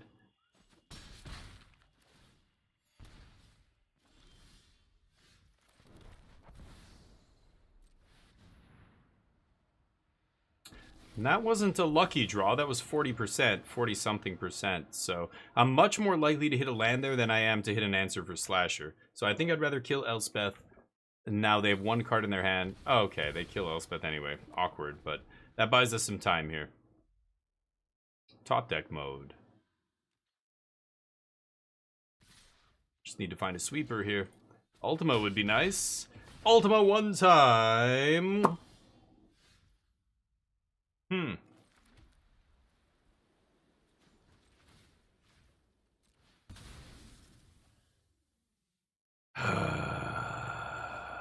Alright. Well, Fountain Port I can chump with, but Fountain Port makes me lose life. It's not great. Not great. Ay, ay, ay. Oh. Clicking too fast. Cut Whale? I could see Whale, but, you know, it's so good against Slasher, right? Like, this is an awkward creature. Remember, it's 3 mana for a 2-3 that doesn't do anything. Hitting 2 lands is brutal there. I'm gonna go to 2 here. Yeah. Oh, I die, I guess. Yeah, I die, right? Yeah. Should have fished first. Whatever.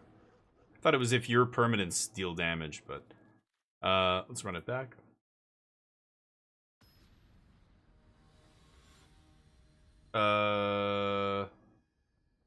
Oh, block the 1/1 or block the bat with anchorage? Oh, I could have. Yeah, I didn't think about that. What did the I didn't even remember. What did the other guy have under him? The bat? What did he have? He didn't have a removal spell, did he? Templock, that's what they took, right? Oh, it was Beza? Oh, then I'm a moron. Yeah, I should have probably taken that. Oops. Yeah, oops. I fucked up. I was just blabbing about the slasher and why, you know, a 3-drop, you know, with no ETB is bad, blah, blah, blah. I didn't think about the blocks. Whoops. Streaming miss. I think I'm going to keep this. Oh, but we're not on the draw this game, and this doesn't make white or blue. Yeesh. I have to mull, actually. Okay, at least my mana's good here. I don't need both of these, so I think I'm just going to ditch exercise here. Alright. Yeah, my bad. No, I didn't even think about it. I was talking about some other line, and then, you know, like, time goes by, right? And I think, oh, I got to make a play here. Like, I'm blah, blah, blah, talking about some other line, some other thing. And then, you know, you just go, oh, shit, I'm running out of time. And you click, and you're like, wait, no, I was going to do something else first. Shit, I forgot, you know. Okay, sure.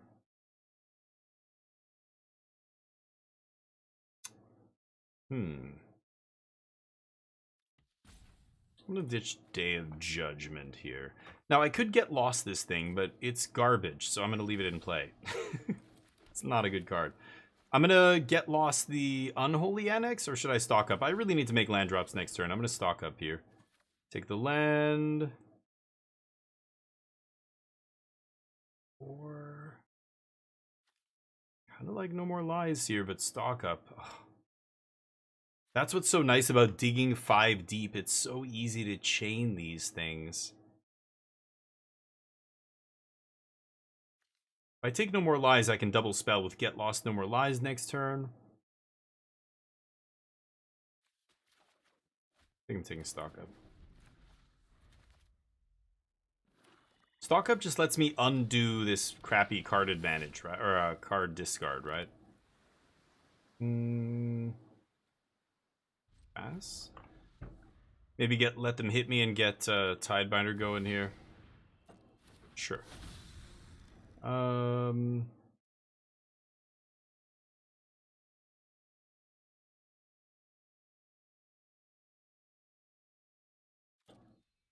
So they're gonna do 4 to me here.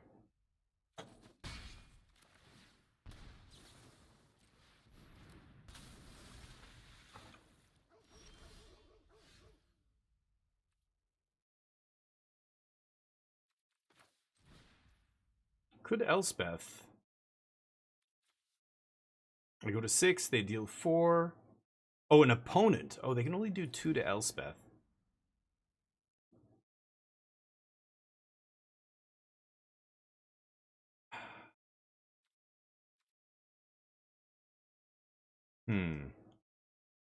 If I Elspeth minus,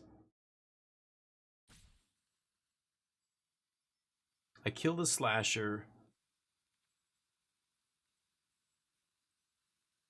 But then I die. If I plus, I just chump the slasher for days. I think it's Elspeth. I don't need to kill this, right? As long as I can block. I could stock up Get Lost. I mean, it's not bad. But then if they have a removal spell, then I take like, you know, 9 damage or whatever. I think I'm just going to Elspeth here. I'm going to plus, and then I'll set up the minus next turn, because they won't have enough power to kill Elspeth here. Bloodletter doesn't do double damage against Planeswalkers, only against opponents, right? The level up is useless on this shit. I have too much card draw. I'm not going to be 0 in hand very often. Yeah, they swing at me. Interesting. Could Tidebinder block? I think I will. And that way, with the stun counters on it, I can actually kill it with either Get Lost or Elspeth, and it'll be dead for good here, right? So, I think I like that. Okay. Kill Elspeth. Got it. Sure.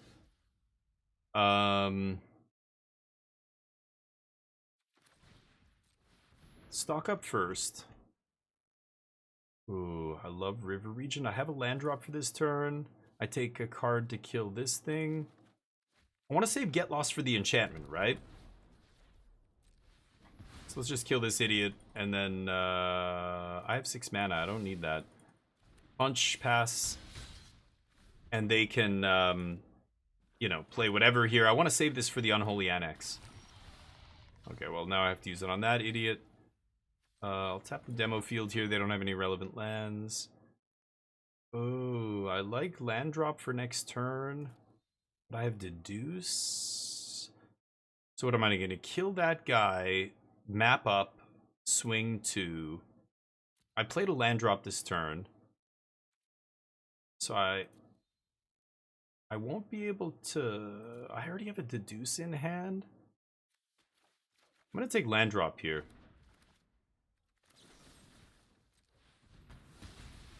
What? Beza? You'd bounce it with Dragon. Yeah, OP thought he was getting Slasher back. Yeah, it had no abilities, right?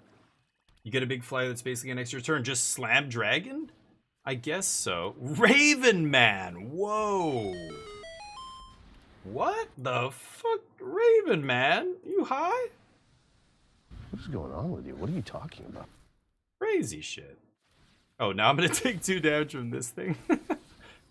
Oh no, wait. No, that player. Oh yeah, what am I saying? Got me. What is this if the blah blah blah discarded a card? Okay, right. Hmm. Well, I could slam dragon now is pretty damn good. I think I like that. I'm gonna discard island to.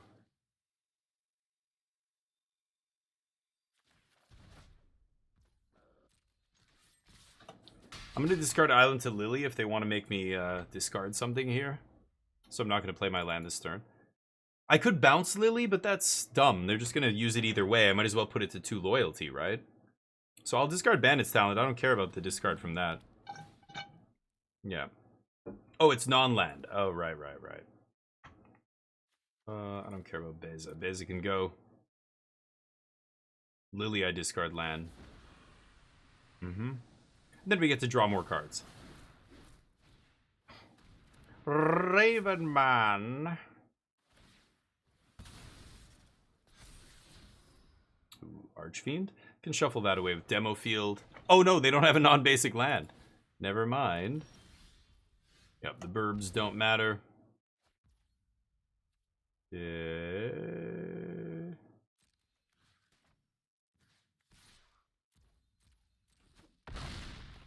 I will draw now. I just want to see what I find. If I find a land, I can play it. And I'm going to pass. I'm at 10. If no more lies? Yeah, I have 2 more no more lies, so I should definitely draw in response to this Archfiend. I might be able to counter it. I can discard a card only as a sorcery. Okay, well, let's see if I draw off. Oh, yeah. Oh, no. Okay, let's not discard that. Maybe find something worse, like that. Okay, they can't play Demon this turn.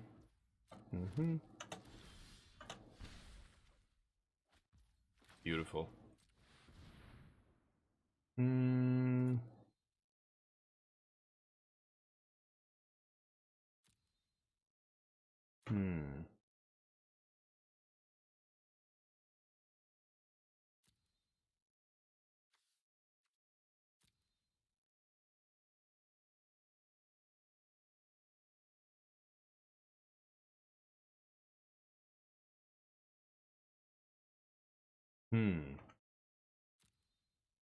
Super close.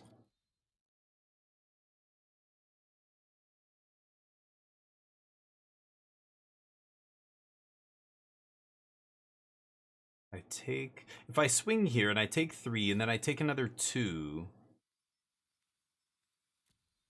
But I just need to keep 2 spells in hand, right? So I can go...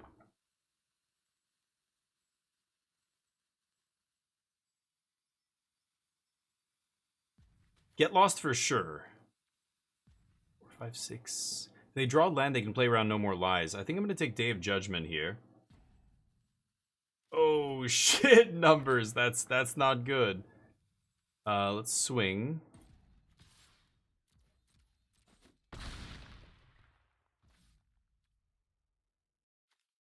Pass. I can always activate Anchorage here and block. I have 3 cards in hand, so I'm not taking damage unless I play 2 things, which I can't do. Plus, I'm going to draw a card. I'm going to play Get Lost and draw a card here, basically. Okay, I don't need Ultima and Day of Judgment, so that's not a big deal. Okay. Here comes the demon. Again, doesn't really matter. Sure. Interesting.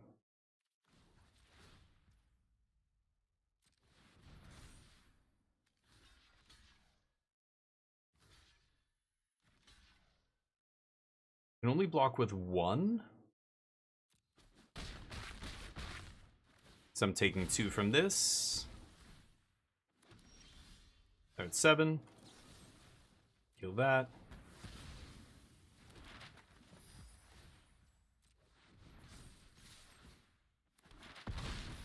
GG. Alright. Got him.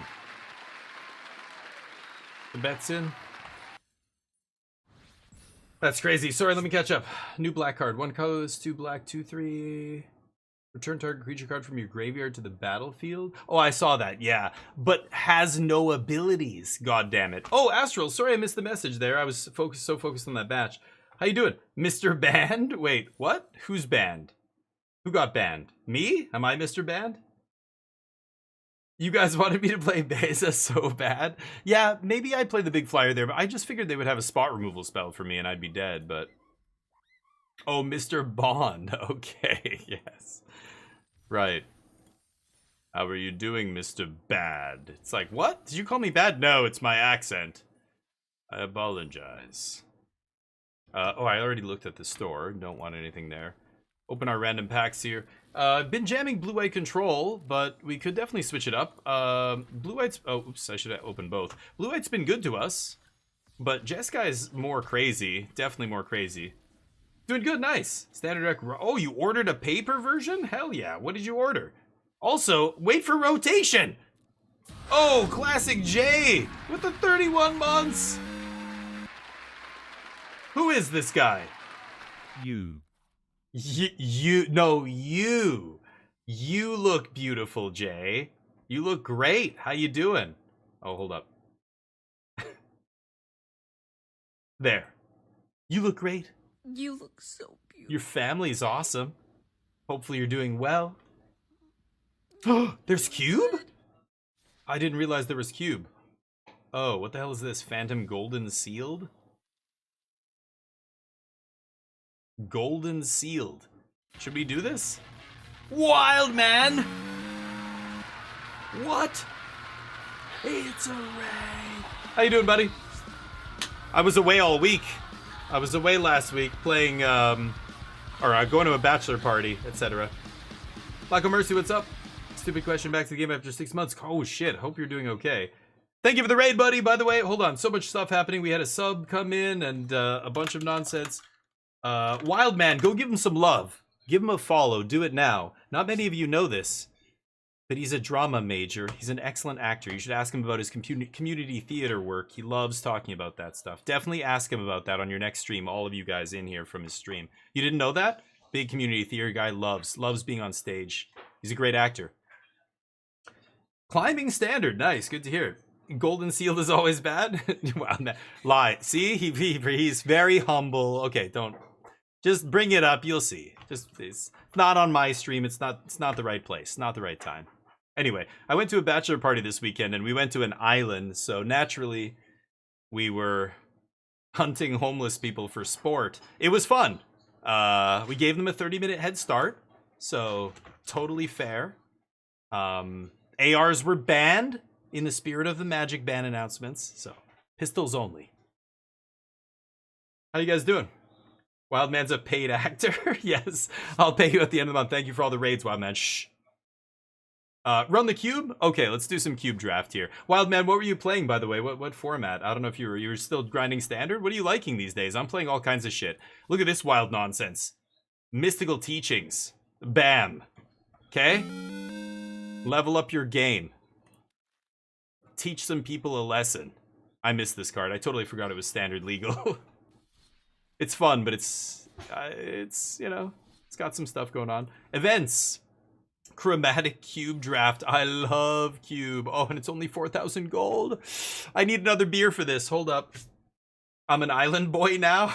I don't know what that means, but not yet. I haven't gotten my tattoo yet. This is the sauce. Nice. Were you playing some... Wait. Oh, you're showing me the list. Yes. Let's take a look. Yes. Okay, I gotta try this. Oh, this looks ridiculous. Let's take a look real quick. This looks silly. Simic Sauce? Last time I played Simic Sauce, we were taking infinite turns with Wilderness Reclamation and Nexus of Fate. Actually, no, I did play the Crabs deck. I played a little bit of the Crabs deck. What is this? Are you kidding? So you're ramping hard here. 2 into 4, 4 into 6. And you're an Ugin deck, but you're playing Omniscience on the side? What do we have? Little toolbox in the sideboard? Okay, we're doing... Okay, Season of Weaving, so we can go infinite. We can make, kill people with the Omniscience in play. and Revelation? Invasion. Are you bouncing your own invasion?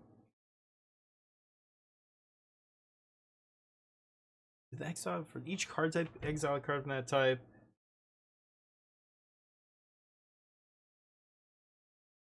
So this is what's letting you play them for free. So for 5 mana, basically. Wow, that's crazy. You're a Portent gamer. Welcome to Ice Age.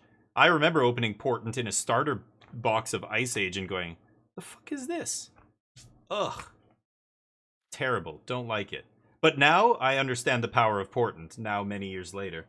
Look up Island Boy. I'll maybe later, Xana. Wild Meds of Zelda. So is this good? So exile. So let's say for 3 mana, you're exiling 2 cards. The rest of them in your hand. It's a draw 2. So it's divination, or it's 4 mana draw 3, or it's 5 mana cast a card for free from the top 4, right? Oh no, but you have to exile 4 from those cards. And for each card type, are you ever cheating stuff into play with that? So yeah, it's like X draw that many cards. I guess right now in Standard, there's not a ton of super low to the ground decks, but there's definitely still aggro. How do you beat aggro? You're ignoring all the early game decks. You're just hardcore ramping and comboing off. How many lands do you play? 24 lands. What is up with this? Llanowar Elves in the sideboard? You gotta be kidding me. You exile for each card to exile card. You put the exile cards in your hand. Sorry, so you still draw the rest. Yeah, that's true. And cast 1 for free. The rest into your graveyard. Okay. As long as they're different types, yeah. That's hilarious. Okay. Huh. It looks fun. It looks super fun. I'll give you that. This looks like a ton of fun. I'll probably play this at some point. I'll give it a try. Draw 7, cast 7, 3. Yeah, late in the game, it's busted, right? 100% you cheated in. So you are cheating once you get to 4. Yeah, like so for 5 mana, you're totally cheating in the big thing. Okay. That's kind of funny. Are you resetting this with I guess you're resetting it with River Regents to keep tutoring? 2 River Regents and an Invasion lets you get all your whole sideboard. I love this 4 Llanowar Elves in the sideboard. What is that? What matchup are you bringing this in against? Aggro to like have as great a chance as possible of going off before they kill you? That looks hilarious. Rampage Doppelgang. Right. Yeah, as soon as you find Invasion. Yeah. Only 3 stock up.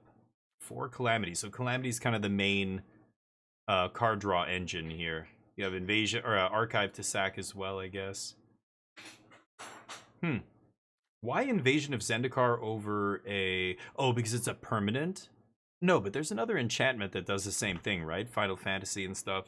This is only basics. I think they're all basics.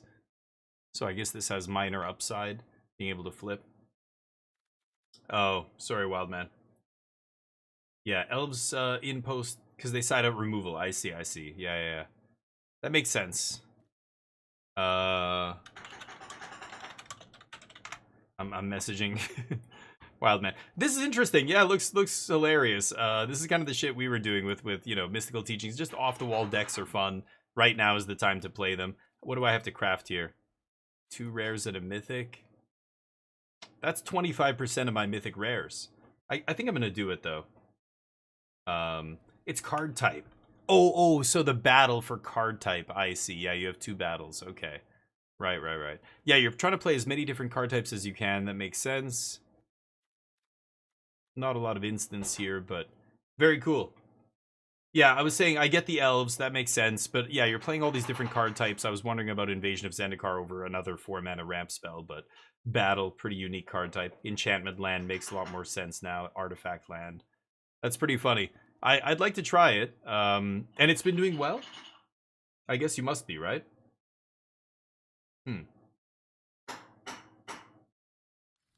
Looks sweet. Portentous? Perfect. Hold on. I'm gonna have to put a card here so I know what it does. We'll put Portent, of course, as the art. And, sure, just these bad boys. I love it. Thank you, dude. I appreciate it. I will play that deck, and I will report my findings.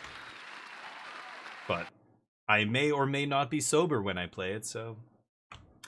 Always bring a crutch, chat. Remember, to any, tournament or whatever, bring an excuse. Bring a, like, oh yeah, like show up pretending to be sick a little bit. That way if you 0-3 drop, you're just like, yeah, I wasn't feeling well. You know what I mean? Just line up your excuses. I'm gonna be playing that deck for sure. My excuse is I'm usually not sober when I'm playing Magic on stream. But yeah, it does look super fun. Thank you, dude. I was playing a bunch of different decks and not crazy happy about any of them. I don't want to play VV Cauldron again or Dimir. Jesus, Dimir midrange. The deck looks like it hasn't changed in 8 months. I'm just like, I don't want to play that deck again. I already played a bunch of that deck. It's good, yes, but I want to find something fun. So I've liked the Mystical Teachings deck was fun too, but that one looks ridiculous. I'll definitely have to give it a try. That's what you do, Calper. That's true. When do you get your name back, Calper? You've ascended? You're never going to come back down to us? To our level? What, do you think you're better than us? Come back down here. Get down here now. Chromatic cube draft. Let's do it. I want to do a cube draft. I haven't done a cube draft in a while. You could definitely hit some... Well, that's true. You can say that about a lot of decks, Teneb, though, right? That's true about a lot of decks. But yeah, yeah. 3.5 months still? Oh my god. And D-Law's in here. Alright, let's jam some cube. I'm gonna get a quick brewski here. I'll be right back. Give me a minute. Uno momento.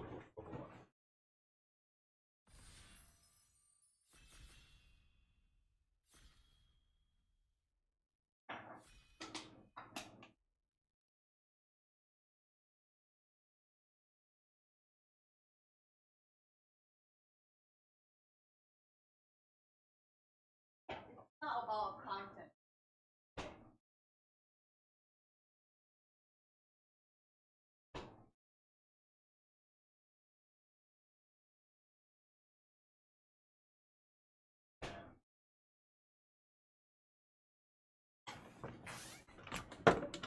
We ready, baby. Alright. I don't know if I'm going to play Clair Obscur today. Elspeth. So I haven't looked at the cube list. I should have probably looked at the cube list here. Yeah, nothing too crazy here in the opening pack. Okay, ETB's Aura Tax. But it's 4 mana. Ugin, nothing much, honestly. Pack 1, pick 1. This is not an amazing pack. Chromatic cubes. So this is a bunch of like big expensive crap. Like there's not a lot of cheap efficient removal, not a lot of cheap counter spells. You're just expected to play huge things very quickly, right? Huge Ugin. Yeah, like 7 drops are a dime a dozen in this format, right? So Ugin's just whatever. It goes in every deck, that's fine, but there's tons of other 7s and 8s and big things to ramp into that are insane. So Ugin's just, yeah, nothing special here.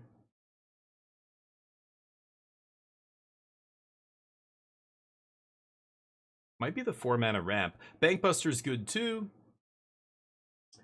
Yeah, we'll take Ugin. I'll try Ugin here. It goes in every deck. I think Bankbuster's also, yeah, really good. Just being colorless is huge here, right? Birds of Paradise is probably insane in this format. Turn 1 mana dork that makes any color is perfect. I think that's the whole point of what we're trying to do here usually. I'm trying to ramp into something huge, and there's so many huge things to ramp into, but ramp itself is not easy to come across, so the person to my right passing me birds is pretty nice. Don't recognize any names. Cold Steel Heart, 2 mana ramp. Thief of Sanity is an insane card on turn 3. Marang River Region is probably one of the better cards in the cube. It's an awesome one. Lumra's okay. Again, I should have looked at the list first. I don't know if Field of the Dead or whatever is in this cube. If stuff like that's in the cube, this gets a lot more crazy. But I'll take birds here for sure. Easy birds. But start the ramp train. Ooh, Midnight Clock is awesome. I like the ramp and the late game. This gives you an inevitability that the opponent has to basically waste a removal spell on your mana rock if they want to stop you from winning the game on turn, whatever, when you know, time twist. Personal time twister is pretty nice. There's fixing, a bunch of green fixing lands, but I don't know what other colors I'm going to really be. There's a 3-mana ramper. I like 1 mana and 2 mana ramp much better, so I'm not going to go out of my way to take that. I think I'm just going to take Midnight Clock. I like green-blue as a base because green gives you the ramp and you dump your hand because you play all this ramp, and then blue gives you the card draw to refill your hand. Like green, you know, ramping is great, but it costs so many cards. By the time you ramp, you have 2 cards left or whatever, and you're at like 8 mana on turn 4, and you have no gas. You know, you need to find a way to keep drawing, find that big thing to play. Vorinclex is fine, Roxanne is fine, but 5s and 6s. I want to jump. Like 4 and 5 is a step I just want to skip entirely. I want to jump from like 3 to 6 or 7 and just play a huge thing on turn 4, right? Watery Grave.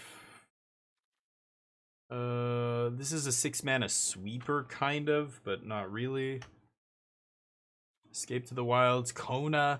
Like this kind of cheating into play thing never works. They're just gonna kill this immediately, right? Restless Cottage in the last pack? I don't know. I don't think I want to take a land yet. This is fixing, but it's not amazing, and probably wheels. There's red, Star of Extinction, but double red I'm not crazy about. Maybe I just take Watery Grave. It's got types. It's an untapped duel.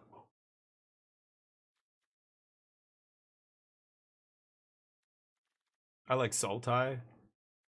Blood Chief's Thirst is a removal spell. Removal's probably pretty good in this format, but yeah, I could see removal Calper for sure. But there's a new Cube 67. I didn't even realize. Yeah, I know. I forgot. I think I saw an announcement at some point. Ooh, Silumgar's Command is awesome. Bramble Familiar's a 2-mana ramper. Bloomvine is interesting. Forest is nice because you can get shocklands and stuff, right? Put one of them up. Like, it's Cultivate, and then it also has a backside. That's probably pretty good, right? Fixing ramp and, you know, finds shocklands and stuff. Silumgar's Command is awesome as well, but yeah, I think I'm going to take Regent here. I'm going to try and stay green base. Ideally, I want 2-mana ramp, so there's Familiar. Maybe I take that instead. And the backside is insane, too. Like, you draw this late, it's awesome. But...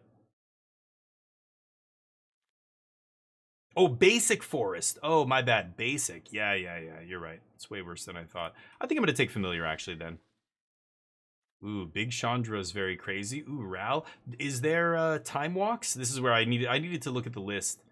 If Time Walks are in this, then both these cards copy spells, which is pretty ridiculous. I don't know if I want to take double red Chandra here, though.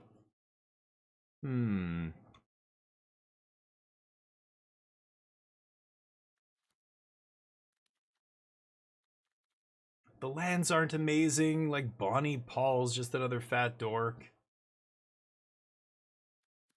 The upside on Ral or Chandra is way higher. Chandra's obviously way better than Ral, but she's double red. I think I'm going to take Ral. You default to a Simic spell. I like Teamer. I could definitely be Teamer here. I think I'm fine with this. And he joins up.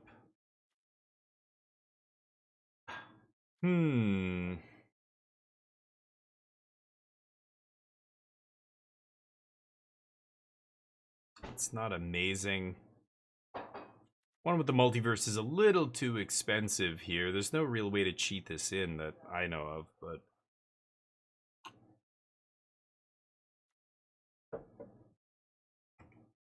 am I taking this crap? I guess so. Well, Nissa's a good top end. Electrolyze is good. Big Score Buried in the Garden. I don't want the 3-mana ramp. I think I'll take Nissa here. White-black duel. Here's our opening pack coming back. I guess I'll take Rune-Carved Obelisk.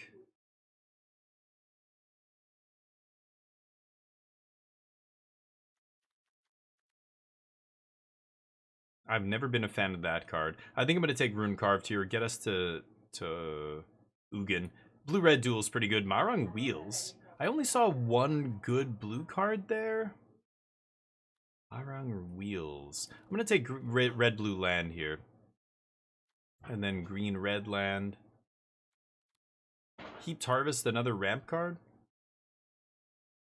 Gotta sack it though. Marang was tempting there, I'm not gonna lie. That is a very tempting card. Star of Extinction is kind of interesting. I do like a big, huge sweeper, but it's gonna be tough to cast. Nexus? Nah, I'll take Skyclave. This makes any color, right? Okay, take Green Duel. And a weird start, but the nice part is Birds of Paradise, Bramble Familiar, Sutina, Skyclave. We have, what does this even do? X tokens that are copies of another target creature you control.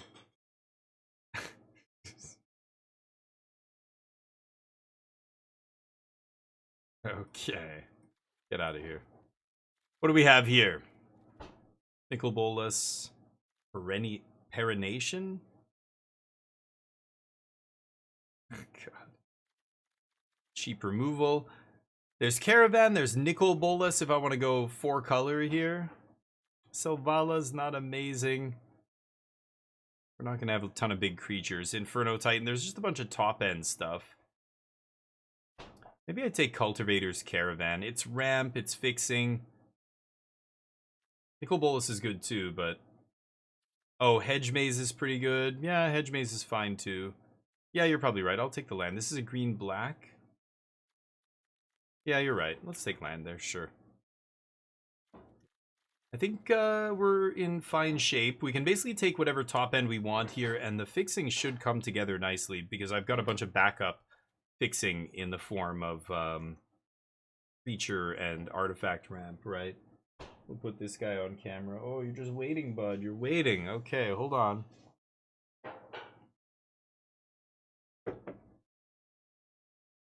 See what happens here. Sun's Champion. The mouse. Oof. God Pharaoh. Shriekers. Not amazing. Big X spell. This is the kind of fireball that's really good with Ral. What does Mirror Room do?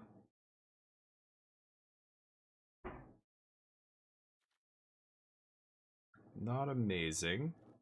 God Pharaoh tempting. I want another big thing on the top end here. Draconic Debut is pretty insane though. We didn't get the Chandra back in pack 1. But I kind of like taking a big fireball here. Is this going to wheel? It might. I think I might take God Pharaoh and hope to wheel the debut there. Shatter Skull, Hullbreaker, Itali, Oil Eruption. I mean, we could easily be green-red and just touch blue, or not touch blue. Green-red ramp, so I'm going to take Itali here. Mind Stone's fine, but Itali's pretty busted in cube especially. Ooh, Uro. Yeah, I'm going to take Uro here. Dream Root and Zagoth Triumph would both be great. Hopefully one of them wheels. Uro's insane, though. As long as the red is really, really late game, I can play double red cards. Yeah, I'm going to take the blue-red duel here. Aether Channeler's good too. Jeskai Revelation, we already have a white land. I don't think I need another top-end card, though. My top-end now is pretty good. I think I'm going to take this. Wishmaster, what's up? This is BO1 draft. BO1. I don't think there's any point to ever doing BO3 draft. Everybody should draft BO1. But in Constructed, you should never play BO1, play BO3. Mulldrifter or Metamorph? Mulldrifter is the kind of card I love, again, when you dump all your hand and ramp, you can, you know, use this to re-up and get cards again. Metamorph's just an individually very powerful card, but I'm going to take Mulldrifter there.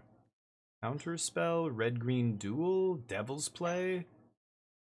Ooh, Devil's Play triple red, though. I mean, again, those X spells, that's what Ral and Chandra are great with, but it's usually more for like a Grixis control deck. Counterspell or just on-color duel? I think I'm going to take the on-color duel. I don't think we're going to be short on playables or anything, and Counterspell doesn't really work when I'm trying to ramp on turn 3.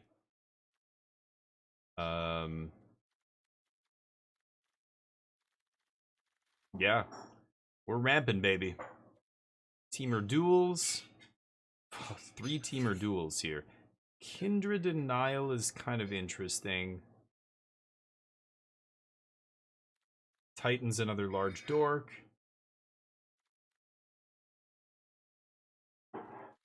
Do I want Titan? I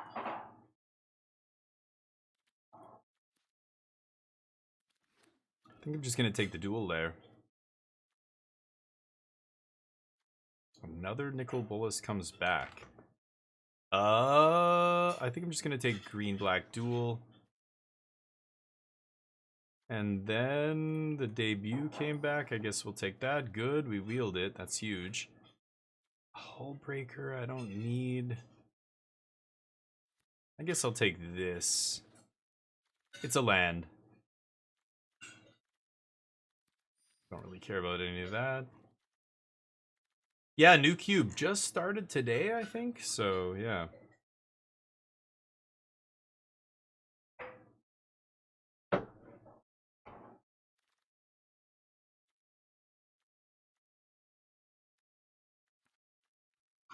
Okay, probably not going to play this. Not going to play the green card either, I imagine. But I have 1 white duel.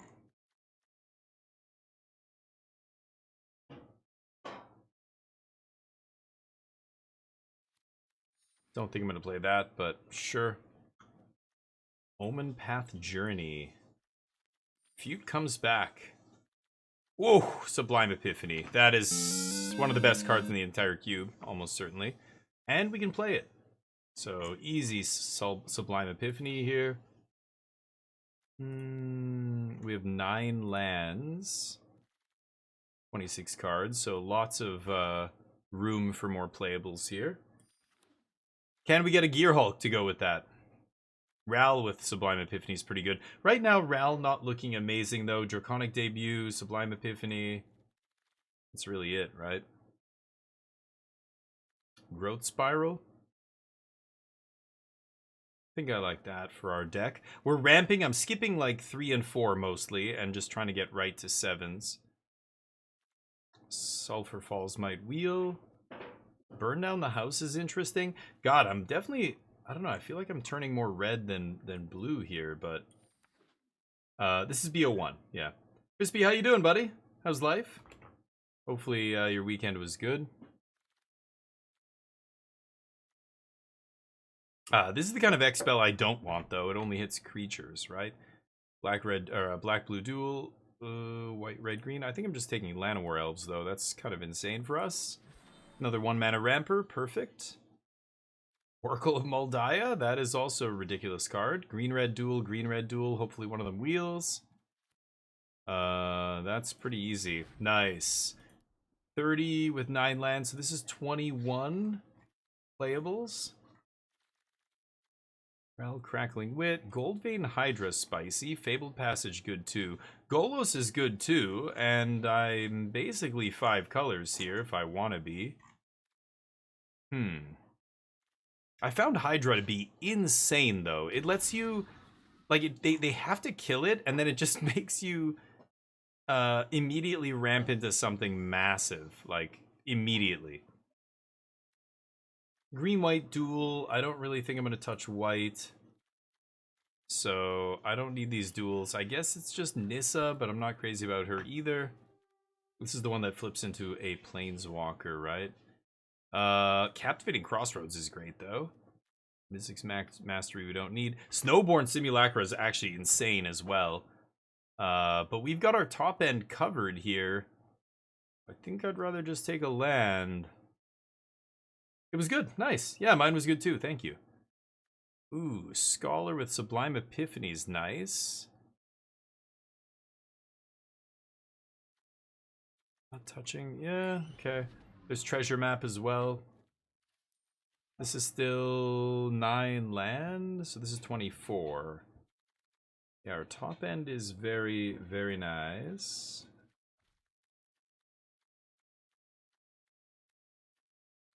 Yeah, I don't think I'm going to play Ral. Probably not going to play Draconic Debut either.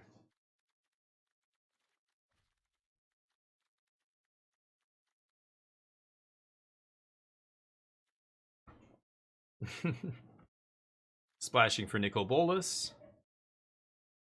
This looks good. Green-blue deck, lots of ramp.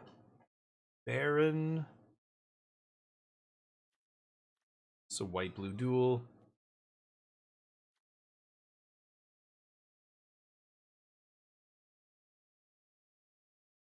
That's a trap, right? I'll take Baron. I'm not crazy about that, but probably we're not going to play it here. 3, 4, 5, 6, 7, 8, 9. 9 and a spell land. This is 23.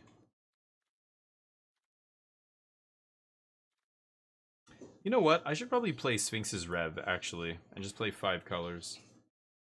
Am I crazy? Resourceful Collector is actually a pretty good card, but I'm going to take the land here. Let's see how we do.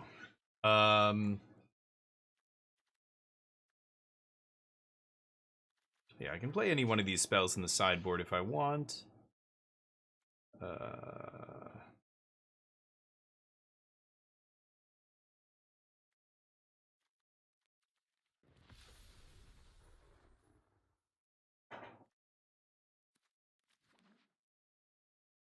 Mana's perfect here.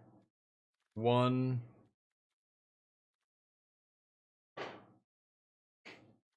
The definition of win more. I guess I'll play a Ral. I don't... No, I'm probably not going to play Ral. What am I saying? Doesn't really do anything. We're not playing a ton of non-creature spells here. Maybe I just play another ramp spell. I could play Ral. He's not really doing much in our deck either. Tough one here.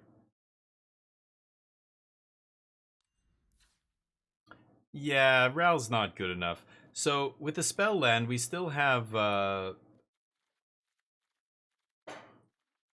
yeah, we still have only, 22 playables here with 17 land.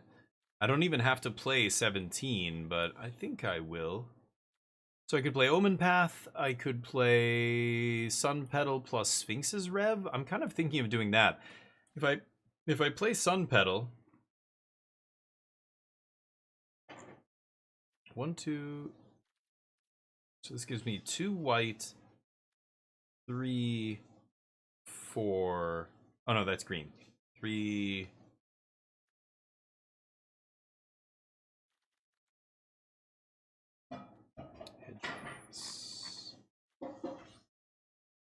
Basic forest, okay. Basic land. There's this. So I have this, birds.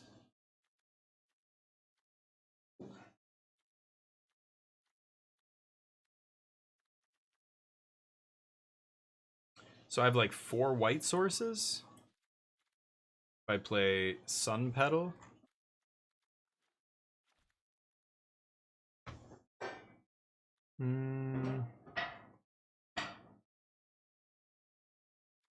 Why do I have 9 red?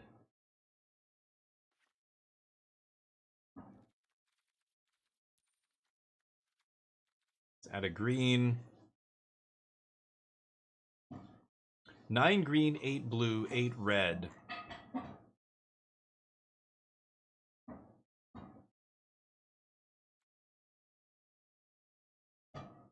Four black. This is always, this is all, you know, the green is 9, but the rest are like, blue I have, you know, 11.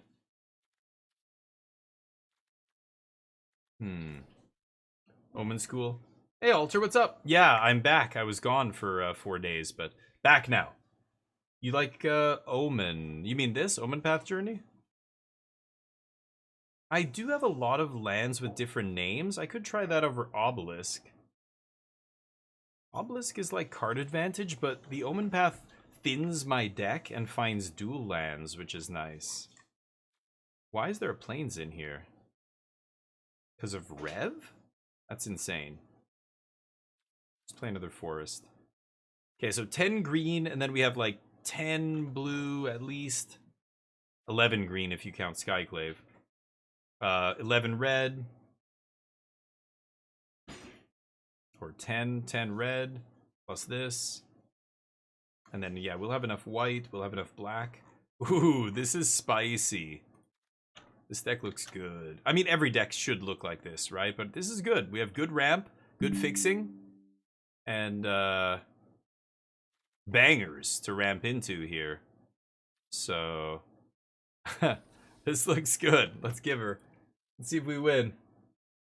Let's get the bets up here. Will we win this match? Put your bets in. I'll bet no. How was your weekend, Alter? How was life? You got that deck finished, right? Okay, that's kind of awkward. I can't play turn 1 birds here, but I think I have to keep this. And see what happens. Ugh, it's awkward. That's okay, though.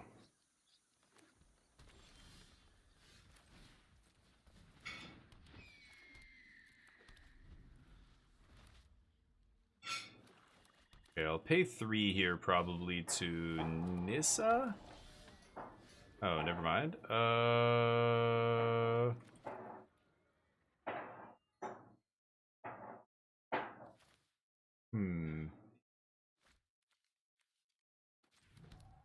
Is it Nissa? I think it might just be clock here. Let's get the clock going early. No attacks. Next turn I've got 5 mana if I want. But I don't think I'm gonna jam Nissa here. I mean, the Planeswalker Nissa. Valky is gonna take my Nissa here. Might just Shatter Skull.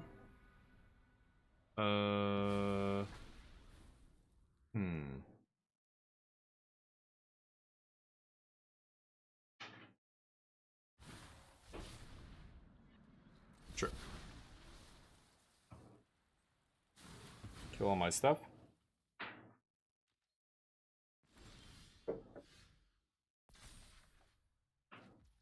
Rogue.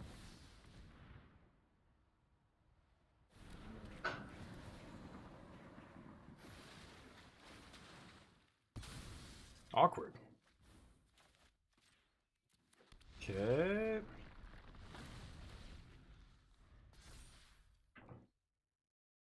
Five mana. No double green though.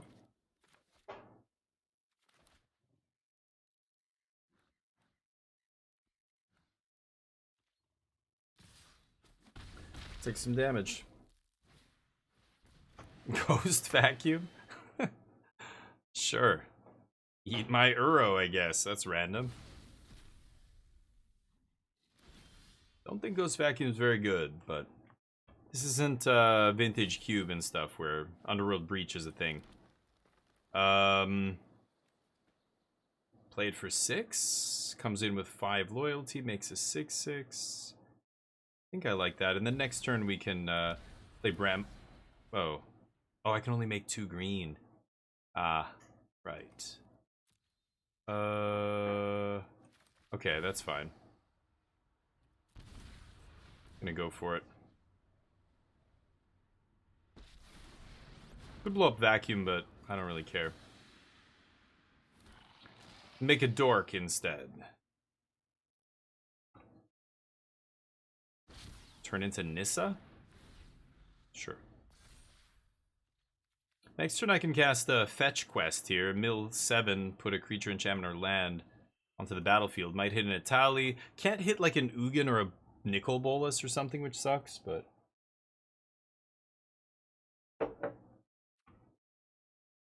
Let's see. Drafting is awesome. Yeah, Dugio. Drafting is super fun. And FF was a good set. Okay, very nice.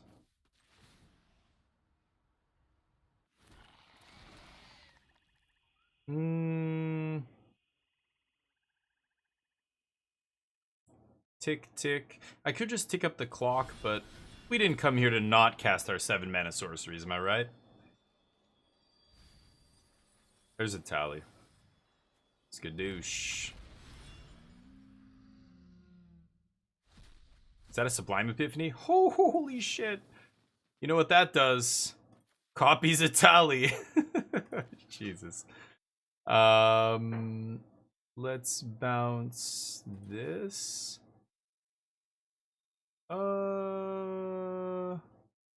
Actually, do I even care? Because then they'll get Valky back. They'll take Scholar. I don't give a shit though. I'm copying this. I'll draw a card. I'll play Jadar too. Why not?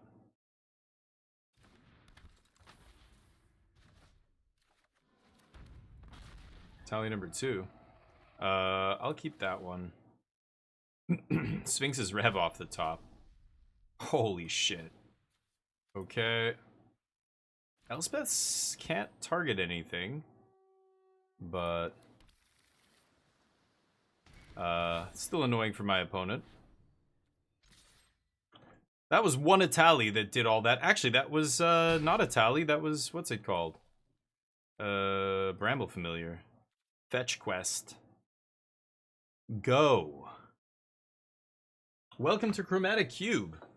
That's how that goes.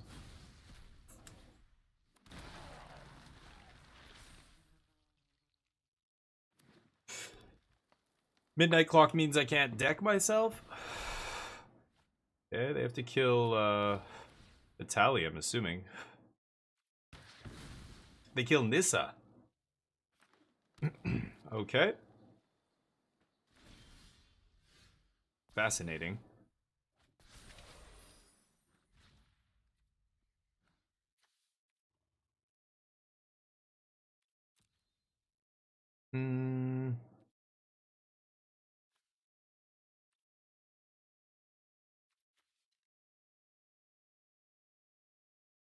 One mana short, huh?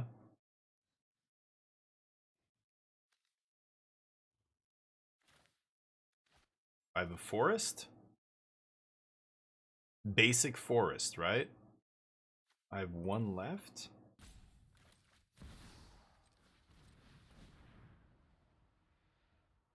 Then this gets any basic land.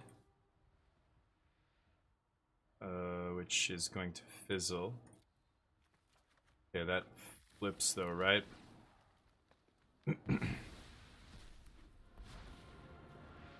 And then let's go to combat.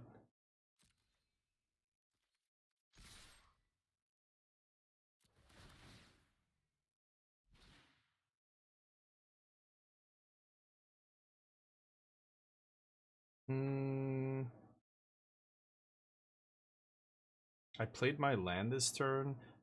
I guess I could put one back to hand, sure. Let's pump this idiot.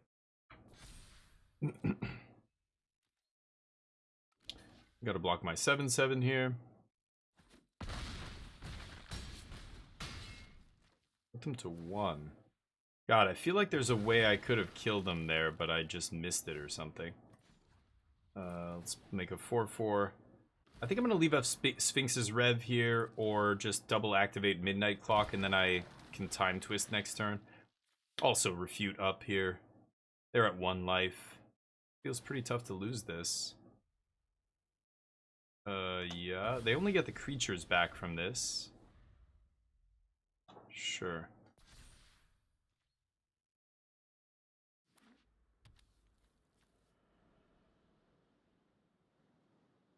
Interesting. Yeah, Bramble ramps me, that's true. I could have replayed Bramble for the tally next turn, but 3, 6, 7, 8, 9. Yeah. I think this is over, but yeah. GG. Well, that's what we made our deck to do, and it did the thing. Ramp, play a huge thing, that was it. I mean, when you play a bunch of huge things, you know, a card like that gets so much more powerful when I have a bunch of other 7-drops in my deck. And, you know, Sublime Epiphany. Like, I got pretty lucky with the hits there, but almost any one of those big things, if I hit any of those, it's just huge. Bam, you know. I whiffed kind of on out of their deck, hitting Jadar. But, yeah, that was gross. Nice. That was exactly what we designed the deck to do. So, all according to plan. Let's get the next one.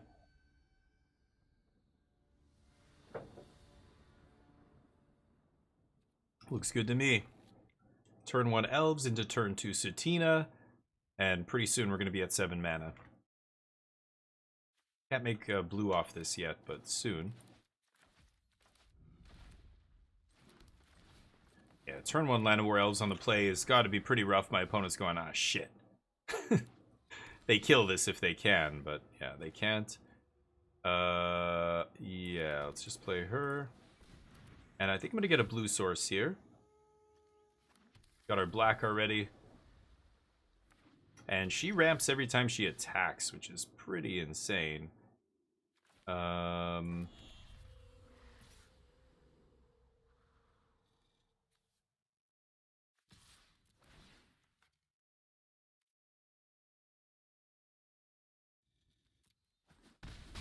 Oh, I thought she goes to get a land. Never mind. Right, she fetches a land and then she doesn't do anything. Got it. Oh, Oracle of Moldaya. Land on top? No. Am I playing black here? I guess so.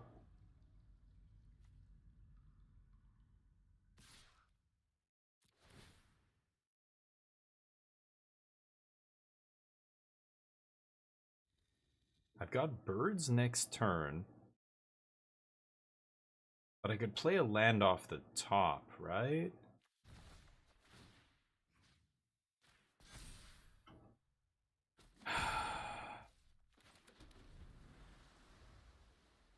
Okay. Let's see what happens here. I'm hoping to play a 7-drop like Italy. They get to hit me. Sure. They draw from Gix. Yeah. Make me sack a creature, maybe. Keep me off 7. Make me discard a card. I think it's Scholar here. The other two are going to be very good. I could wipe with Star, which is still good. Oh, we get... Oh. Choose any number. Right. Awkward. Okay. Oh, huge. Okay, the life, land. Oracle draws us 2 cards. Italy. Muldrifter's Clutch. Oh, Hangerback's a dud. Fuck. We whiff off their deck. This is the reason why slot machines are never good. I mean, sometimes they're good, but they're not always good. Oof, that's a great one. Let's play this and slap for 2. Pass. Looks like we have Refute on top and another counterspell in our hand. This is not looking good for my opponent suddenly. That's what happens when the other person resolves a 7-drop, right? Things start to look very grim. That's pretty good. I don't think I can let this thing hit me, right? So I'm gonna chump here.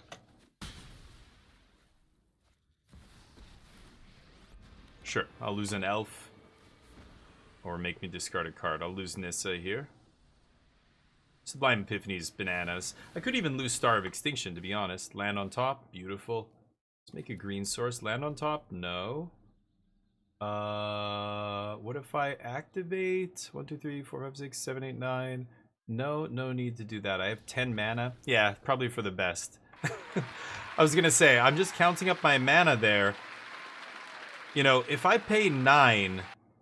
1, 2, 3, 4, 5, 6, 7, 8, 9. I have 1 mana up, which is not enough to counter. As long as I have counter magic up, how are they ever beating this? I just have to keep smashing with Italy. I'm going to kill Liliana here. They can't have a removal because I'll counter it.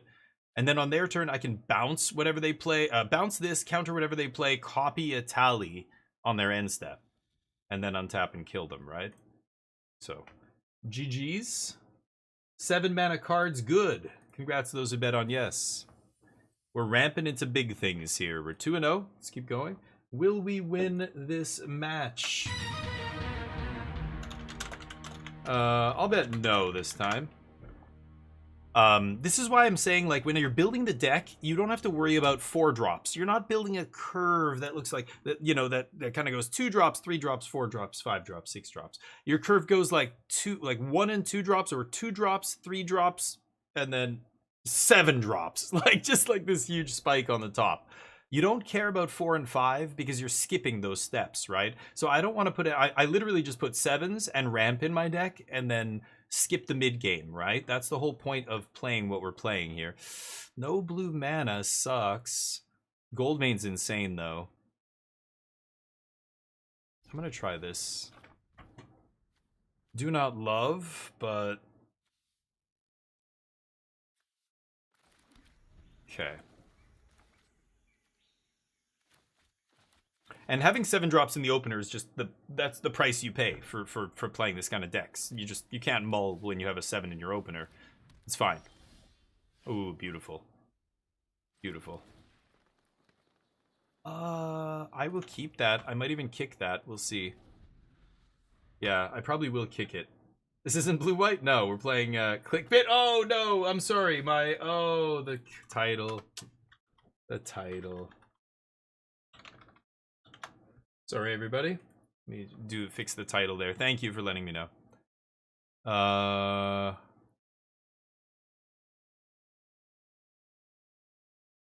Oh, you're talking about my opponent? No, this isn't blue-white. You said at first. I'm like, wait, we're playing against blue-white. I kind of want a growth spiral here. Just play both my lands. I could go Skyclave into growth spiral is pretty good. Oh, no, I can't. What am I saying? I can't play growth spiral then. Skyclave uses more of our mana, right? I think I'm just gonna Skyclave here.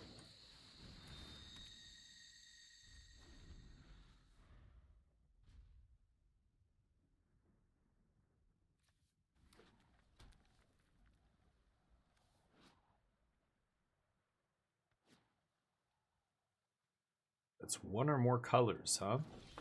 Can't hit much. Okay, I'm gonna play a land first, just to play around the,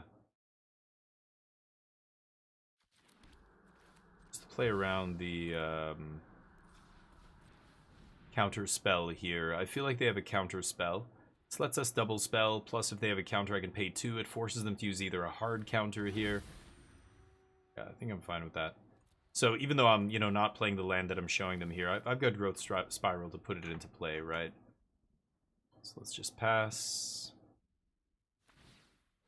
Growth Spirals are an instant, of course. Don't need to play that on my turn.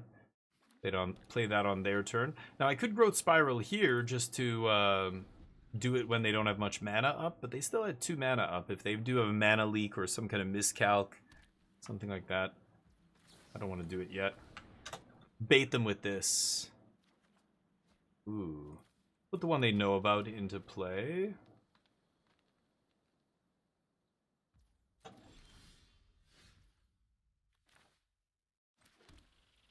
Is it Hydra time? This triggers Nissa, right? I'm gonna attack first. Let's see what they do here. Good. Now let's trigger this.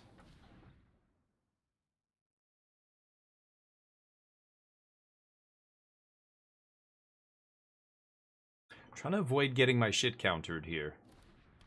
Yeah.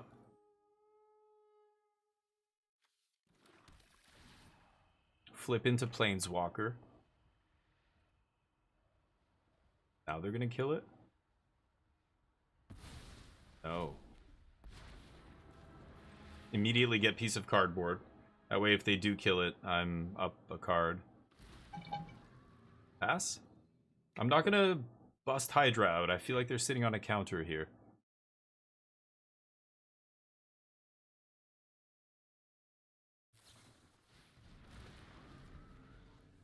Copy target spell.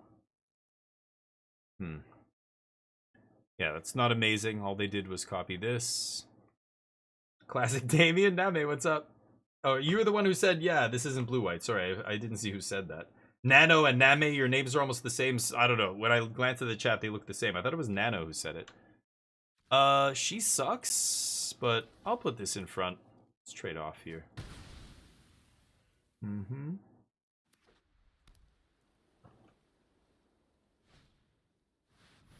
Ooh.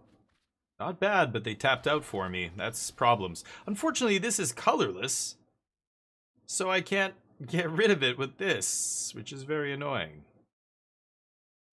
Okay, let's plus this up first, see what's on top. Land into play. Dece.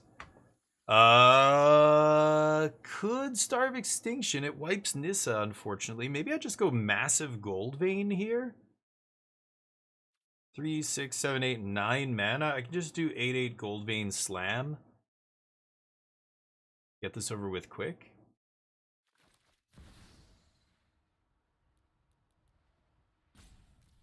kind of like that.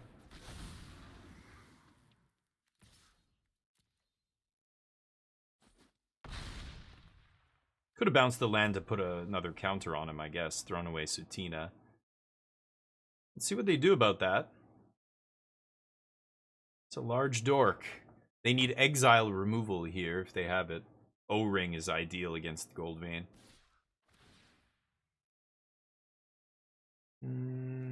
Sure. Annihilator 1, right. Forgot about that.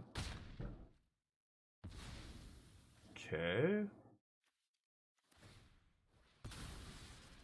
Oh, they're digging. Mm-hmm.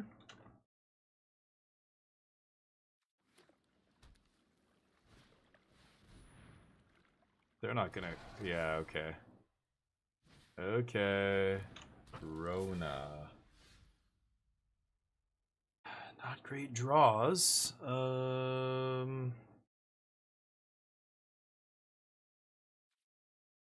3, 6, 7, 8, 9. I don't have 2 mana removal in this deck. So, yeah. If I play Ugin, I can't,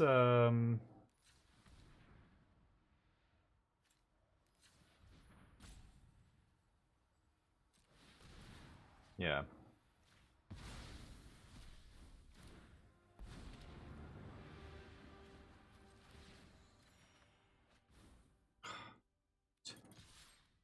Punch.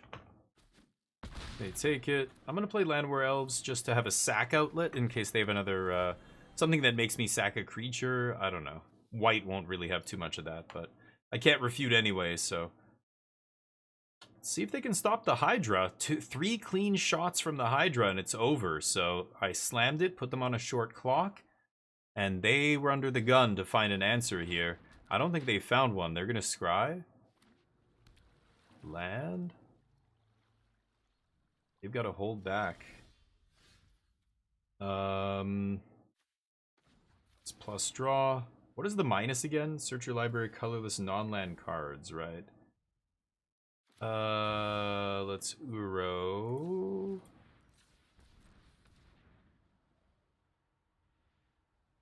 Draw another card. Trying to finish this, of course, if I can. Just need to find a removal spell, but I don't think I have one.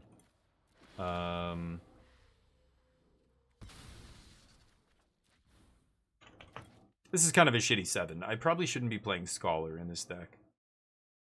I have 4 cards in the yard.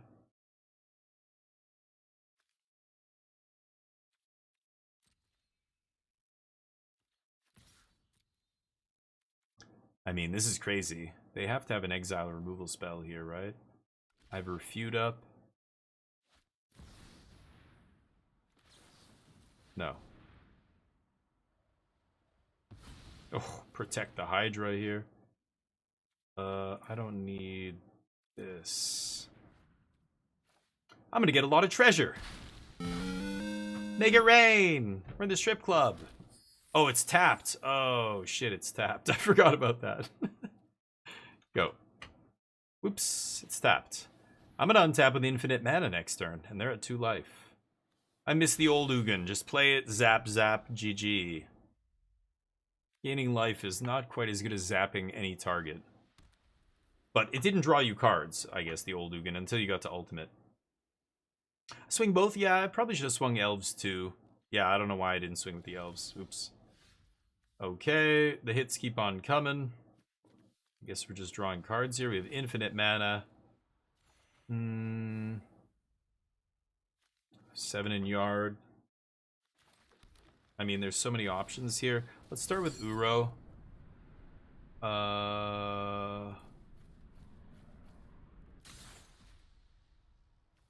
He brings stuff back from a graveyard or something? No, he takes it from their deck, yeah. Okay. Uro's up. There's the counter spell. Rather they counter the Unearth guy, right? So let them do that. Now I'll go to resolve Nicol Bolas, and they're gonna scoop.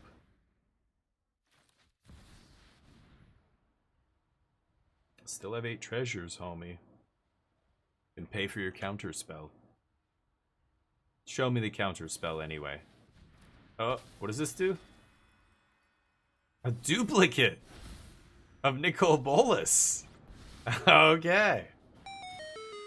Too bad I can take a card from your hand. Boop. Yoink. I'll take that. Don't give me that shit. I've also got one of these. Heard this one's pretty good.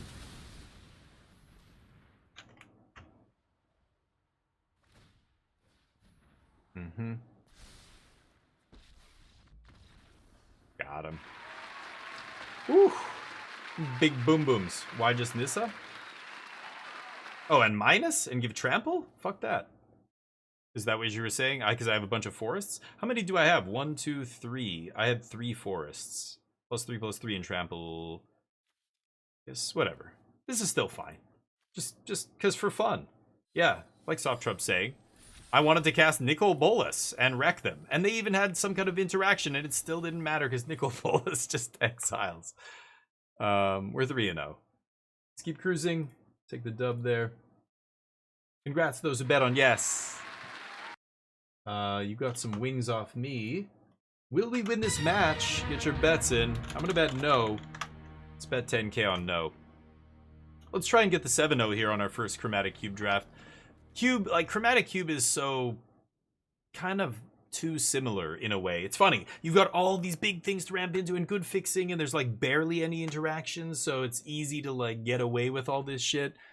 But I'm keeping this for sure. But at the same time, every deck feels the same to me. Like, this is what I draft, and it's ridiculous, and I just, you know, it's, I don't know.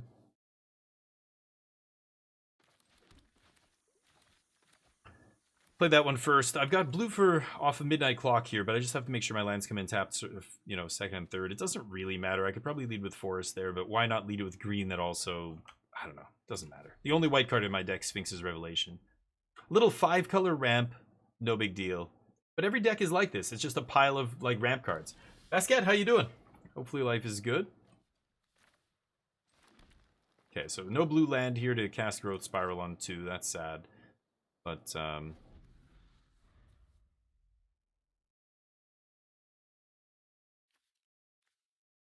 yeah, guess I'm just gonna clock pass. Oh, what am I doing? I should have played blue, yeah. Derp. I guess I can't cast clock because clock is blue. For some reason in my head I'm like, oh yeah, clock makes blue mana, then I'll cast Growth Spiral.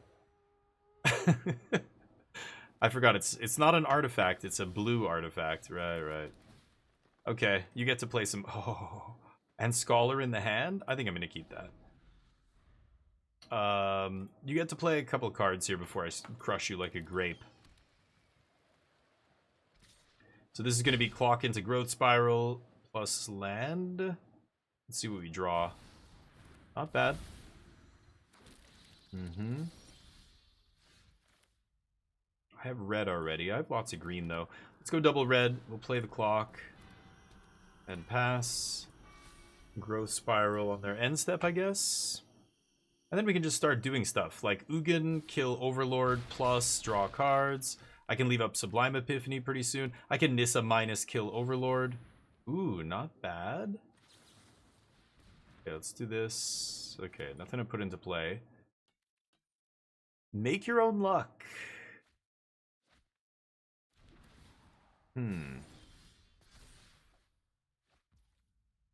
It's probably Nissa, right?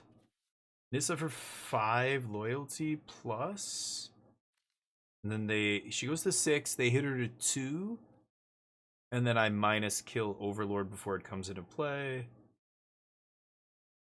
I think it's Nissa first. 6, right?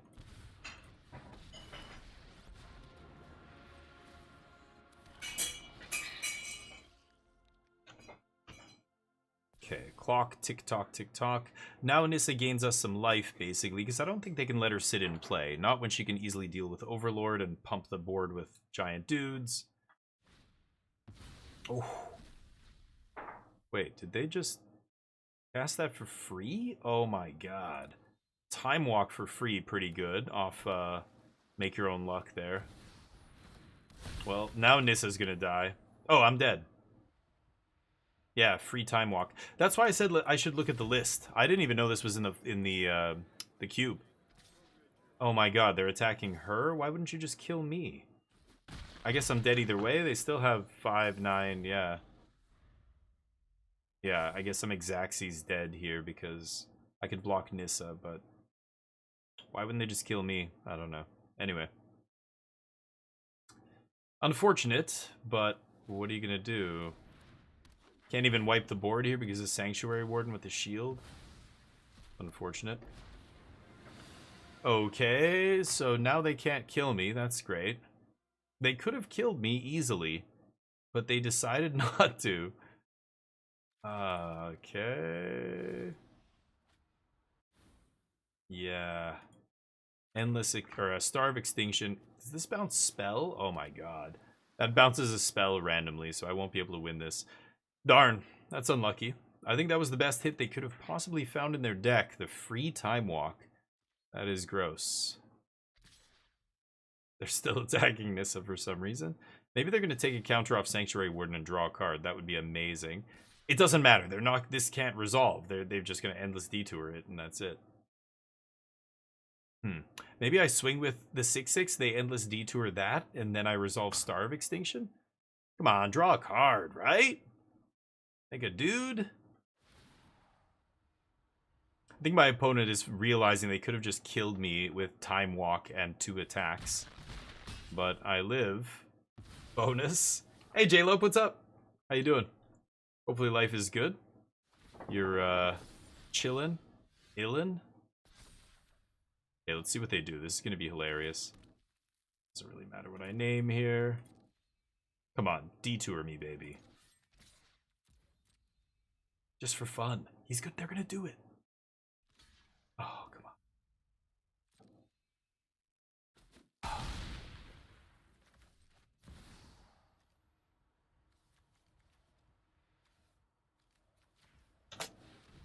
Darn. We lose. And the angel would survive. Yes, that is also correct. Great. Okay. Well, that's unfortunate. Bad draws, but a little slow. We didn't have any ramp. I think we still would have been fine if my opponent didn't get a free time walk there. That's way too good. I can't beat that. This isn't Vintage Cube. I can't just untap and win the game. GG's. Ooh, we lost that one. Congrats to those who bet on no. Getting those wings back. Will we win this match? I bet yes. I bet no? I'll bet no. This looks like a great hand. Holy cow. We're going to get to Itali by turn 5, at least. Maybe turn 4? 3? Depends. We'll see. We're on the draw here. This plays a free land tapped. Okay, yeah. Turn 1 burbs.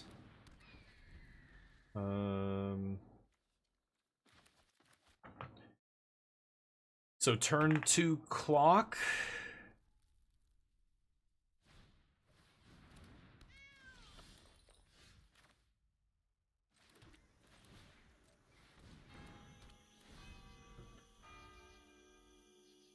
And then I'm gonna Omen Path, I guess.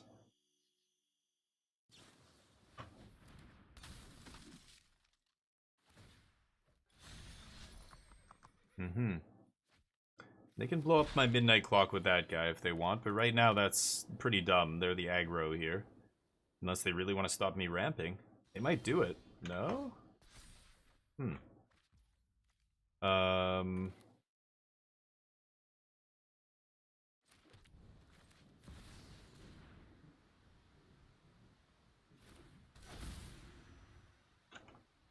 Okay.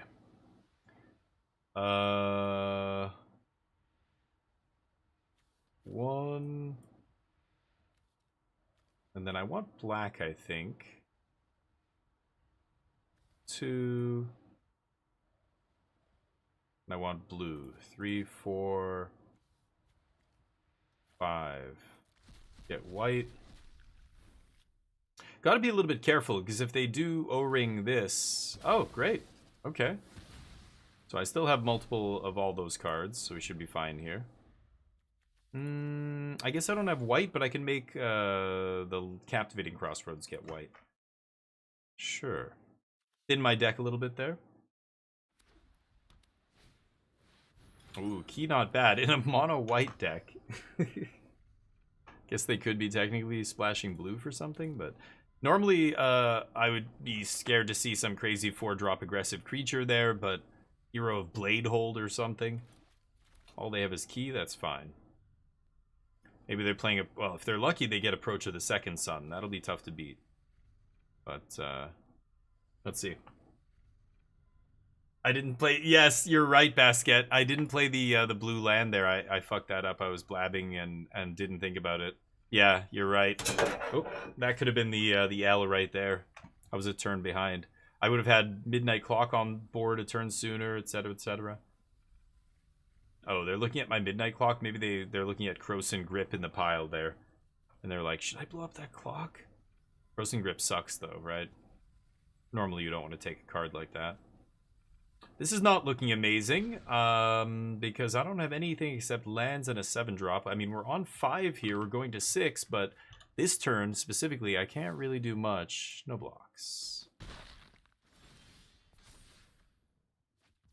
Okay, not the worst. I'd like to get another blue into play, I think. Pass. And if worst comes to worst, I can just double trigger Clock here, but I'm probably going to refute, and then I can also activate Clock. We'll see. Refute's not bad. Drawing and discarding is really nice here, too. Next turn, we've got a Tally. They are mono-white, so they can't really do anything about a Tally here. They could Elite Spellbinder me, but that's the kind of card I would counter here. What do they take off Archive is the question. 4, 5, 6. They play untapped land. They might go for the Approach of the Second Sun if they found one. It's probably the best card you can get off this. I mean, Time Warp's obviously good too. Demonic Tutor. Krosan Grip I mentioned, which is pretty bad, but they might take it here just to blow up Clock. I'm not blocking.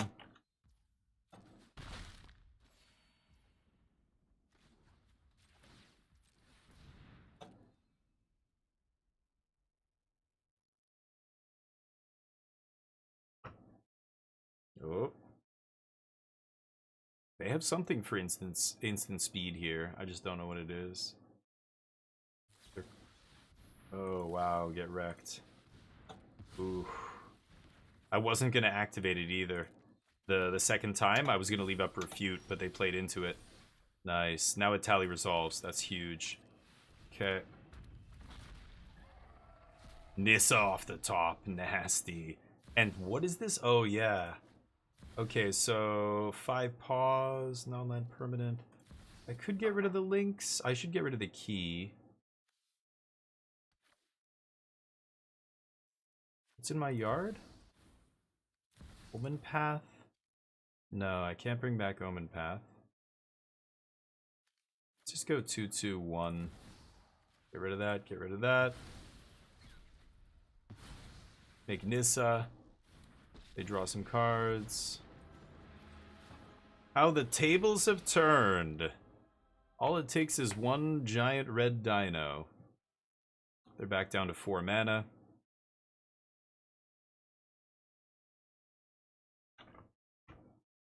Good hits, too. Hit a mythic into a mythic, so I can't complain about the Atali hits. Let's see what happens. Got the rabbit. Free rabbit stew. Scoop on 26 life. It's correct. It's the correct thing to do. You guys get some wings. What are we, 4-1 here? Let's see if we can get this 7 win. We blew the 7-0 because I punted. That's my bad. All right, will we win this match? Get your Betty's in here. Get your little tig-old Betty's in here. I'm gonna bet no. And yeah, we're 4-1. Let's keep jamming. Easy 10k wings. Thank you. I appreciate that. That's a compliment. You're betting on me and then saying it was easy, easiest bet of your life. Appreciate that. You look beautiful as well. You're amazing. I'm gonna get a drink. You look so beautiful today. You look really good.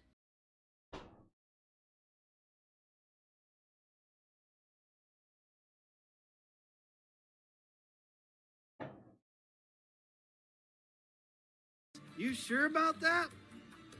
You sure about that? You sure about that?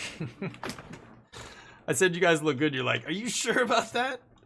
Not so much anymore. I know. I'm gonna keep.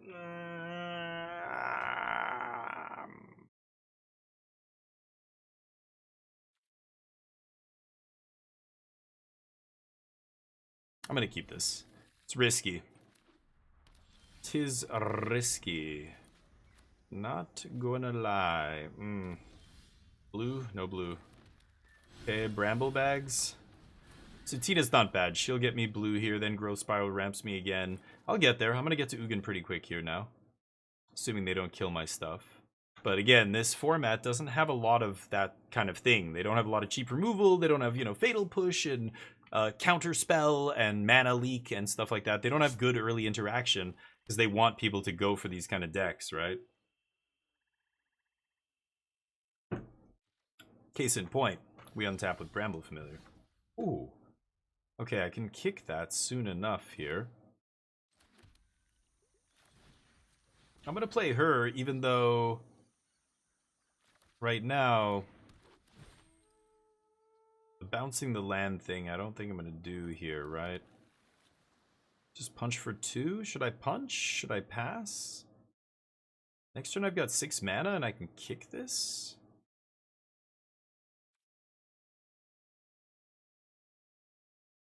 Why do I feel like there's a threat waiting to kill me? I'm gonna pass.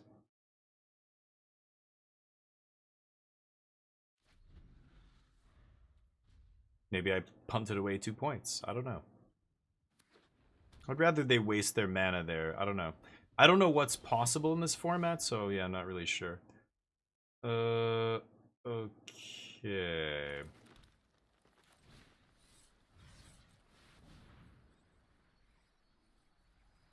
See if they counter this. They might.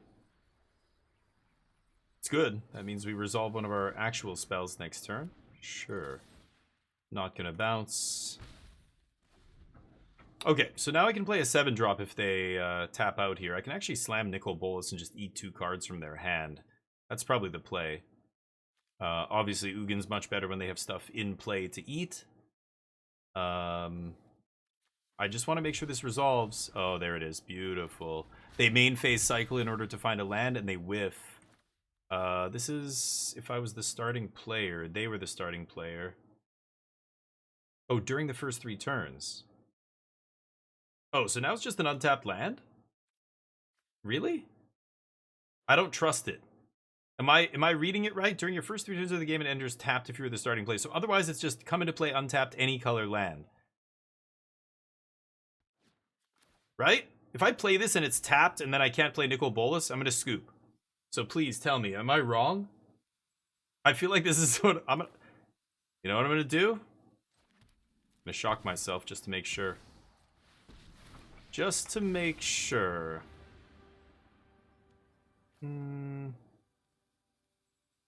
Exile 2 cards from their hand? Oh, Price of Fame. Beautiful. I don't need that anymore. Honestly, I don't need that either. Nah. Okay, Nicol Bolas on turn 5. Go. Turn 6? I guess I didn't ramp with land. Yeah, I didn't end up playing that stuff. She ramped me by 1. So turn 5. Lantern of Revealing. Okay, let's just eat 2 of the cards in their hand. Yeesh. Sucks. Ugin's not looking good here. Like, Ugin's just Yeah. Maybe I should bounce this and then just cast Fetch Quest here. Just discard a land. I think I might do that here. Ugin, I don't know. Maybe I should just slam Ugin. What is Ugin doing here? He's not doing... He's just a big expensive removal spell, right? I'm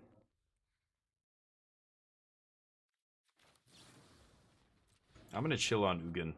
Oh! Oh! Okay. Oh, I don't have double blue? Oh, crazy. Okay, I'm gonna bounce Cultivating Crossroads here. Captivating Crossroads. I should have tapped it for mana. Okay. I need to make blue next turn. I'm an idiot. I think I'm gonna bounce that to my hand? But now I don't want to discard anything, so I feel like an idiot. Damn it. Go. Right, double blue is here.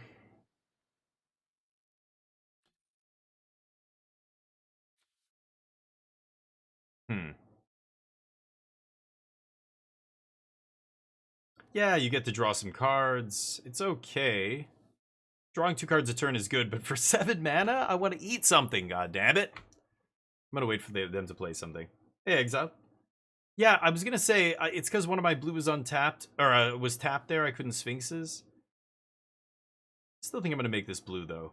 I have 1 double red card, it's this thing, Star of Extinction. Oh, I guess Itali's double red. Yeah, maybe I should have left it on red. Just misplaying like crazy, doesn't matter. Does not matter. Let's see. Yeah, I shouldn't have done that. That was dumb. Big ramps. Like if I drop, you know, turn 5 Nicol Bolas, my opponent missed their land draw, land drop. That's gotta be GG, right? Yeah. Kind of want to toss this Crossroads though and just slam the mill 7.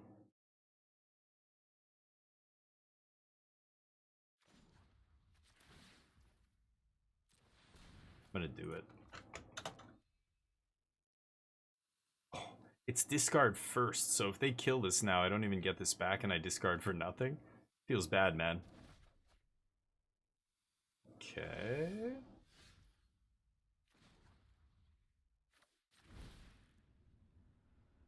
Eat 2 of their cards.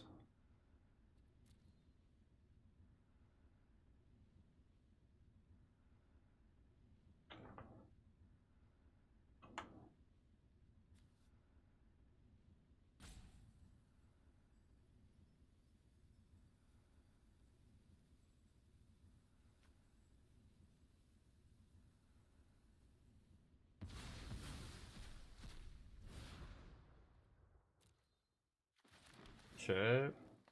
Italy?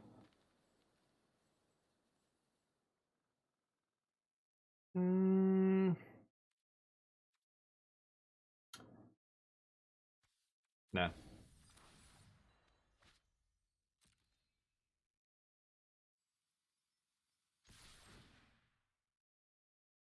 Could bounce hedge maze here. I'm not going to, though. I want to keep it in play for Sphinx's Rev. Milling the clock means I can't put my graveyard back in my deck either. Sure. Rebuy Price of Fame? I think they would have done that before I made them discard 2 cards. They're gonna kill this?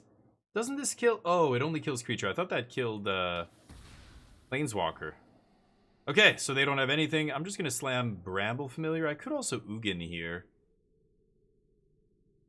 And then Rev draw my deck with a 0. Kind of like doing this. Let's try this first. There's a tally. Boom.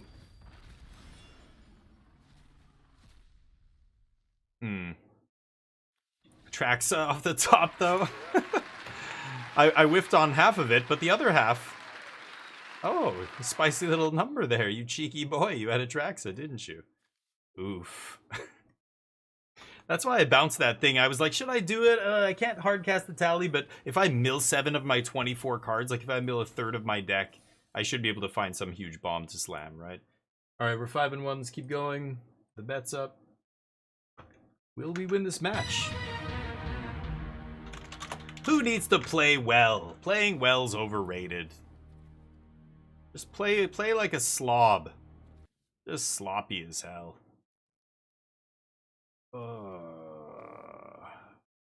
No. Close, though. This is amazing. You suck. Okay, we gotta go green here. It's coming in tapped, but that's fine. What? Hot Sizzle! The 34-month streak! Hot Sizzle. You sexy son of a bitch. Hot Sizzle. Legendary. Amazing. Let's jam this. Could drift some mulls here. Tempted.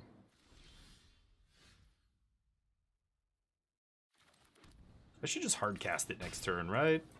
Let's do this. I don't really want to play Star of Extinction, obviously, with this draw, but give me an Itali, please. I'll turn 5 Itali, no problem.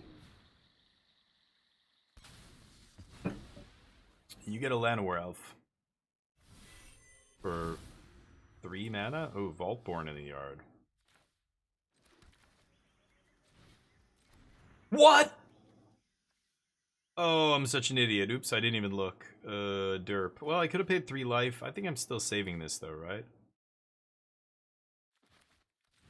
Oops, the other side. Just evoke it. That's awkward.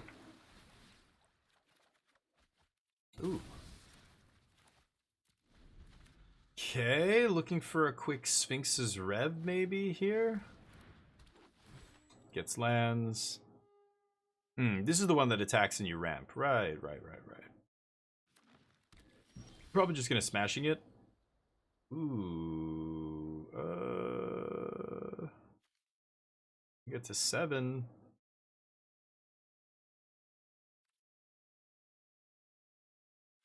Yeah, let's rev into Familiar here, I think.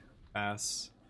Obviously, I can take damage. It's just the ramp that's a little scary on that side of the battlefield, but I think we're gonna be okay. So I'll rev for 3 here. Yep. I would ramp first if I were them. Take lands out of my deck so I don't draw them, and then draw with Mulldrifter, but sure. Maybe they drew one of their basics they could have gotten off this. Yeah, I'm just gonna do this and untap into the Bramble Familiar fetch quest, right? I think that's for the best. Or maybe another 7-drop. No? Okay. Fetch. Itali? Ooh, that is terrible. Oh my god, that is fucking terrible. Oops. Oh, I can't click on this. Okay. Well, that is a massive whiff. 7 non-hits, and the only hit was an X spell. Yikes. I guess it's going to be Star of Extinction now. Wipe the board. We'll take some damage here. And I'll blow up one of their lands. Probably a blue one. Oh, they have a Vine Stalk. Obviously going to kill that. Can't kill the 5/5, but that's okay. Kind of awkward, but not the end of the world. I've got a basic forest in my deck, right? Yeah, I can go fetch the basic forest with Nissa the turn after and play a bunch of this stuff. Explore, sure.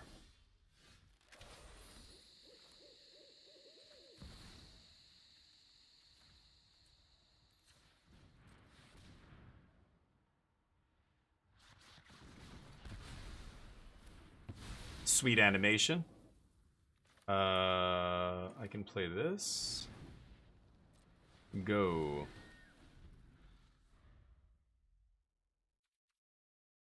Okay. Mythweaver Pock, not bad. Okay. X. Deals twice X. So I can just kill... Yeah, I can kill Mythweaver. I can do 12 damage to him here. Fucking huge. God, he's 11-11. I think I don't have a choice. Can bounce him later. No blocks. Okay. That's pretty good too. So if I go 3, 6, 7, 8, 9, and I make X 7, then I can kill both their creatures. God, if they have a counter spell here. Oh. Hold on, hold on.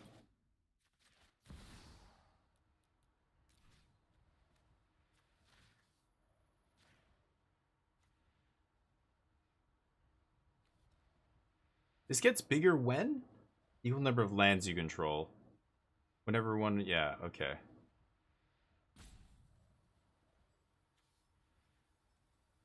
Sure. Oh. Okay. Anything else? God damn it, draw land, dude! The fuck? Alright, I lose. My opponent draw banger after banger here on the end. I can't beat that now, I'm pretty sure. Brutal. Ugin has been very unimpressive. I keep running into artifacts that are wrecking me. So I could Uro with the trigger on the stack, copy Uro. In 7. Less than this creature's power? Oh. Okay.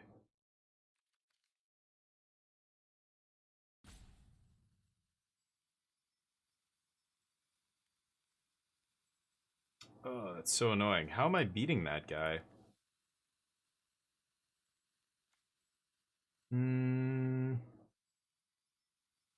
Oh, Nissa.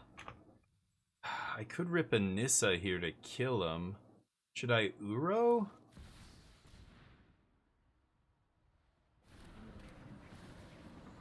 And I could Sublime Epiphany here, but...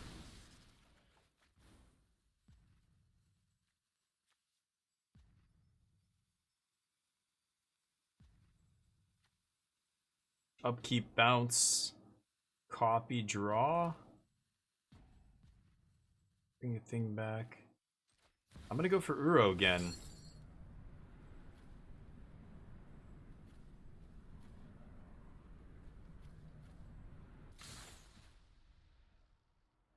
$12 cards in the deck to their 17 here. Refute, 1 mana short, go. They bring a thing back, they crew, they swing both. I trade with Forge Fire, so they need a removal spell here. Ballporn's fine. Ugin can eat that and it won't come back, or it won't trigger.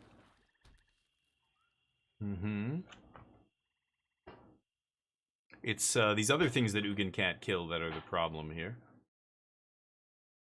Oh my god, they top deck something too? What the fuck is this? Oh, it's like outrageous robbery or something. Man, and I'm 1 mana short of countering it. That's unfortunate. I think we're dead. They do this. They can figure out how to cast their spell. Counter Uro's die effect trigger with Sublime Epiphany? Oh, that would have been sweet. And then copy it, bounce the Forge Fire. Yeah, that would have been very sweet. That's what I should have done, Phantom. Good call. I think you're right. I was thinking to myself, yeah, I can copy it. I forgot about the stifle. I can stifle any ability, right? Doppelgang? Sure.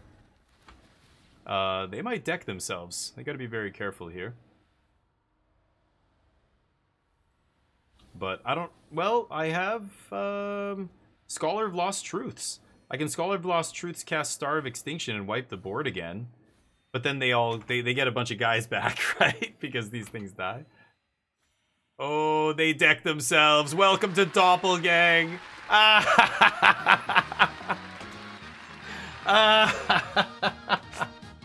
Oh, see, Phantom? Why be good when you can just have your opponents be even worse than you? I've done that before. Hey, you know what? In all fairness to my opponent, I've done it before. I've doppelganged card draw and went, oh shit, and like didn't realize it was going to be that many. That is priceless. That is priceless. We take those around here. That's a win. Poor opponent. They thought they were gonna win. They were just like, cinema. Yeah. I can't wait. Look at this. They tapped the full amount because, yeah, fuck it. You're going for doppelgang. You go all the way, baby. You don't half-ass a gang. You go full gang. Full, the whole gang, all the gang. Even the little one, that guy, the new guy. Bring him along. Die to your mandatory draw. Yeah, that's... Love it. Love when they do that. That's precisely what they did, Jujio, and I've been there, and it's frustrating. Oh, let's get the bats up for the very last match. We're 6-1. Let's get that trophy here. I'll bet yes, 10K. I'm gonna keep this. This format is generally pretty slow. Really sucks that I have to play this as... Well, we'll see. Maybe I can hold off. Okay, nice. I can hold off on the captivating crossroads at least. Great draw there, obviously. Not a bad draw for them. Okay, got a relic here, I think. Ramping very quickly here. I could play a quick Nissa here on turn 3 and start plussing. This guy punches for 3, I'm over it. Is that the best they can do? Good. 3, 4, 5. So I could play Nissa, pay 4 life, plus Nissa. That's not bad. Alternatively, I play Clock into tapped land. They were on the play, though, right? This doesn't come in tapped. I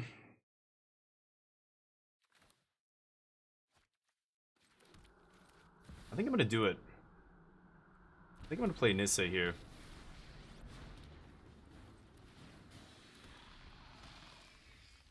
This thing does something else. Make a dragon. Sure. Go for it.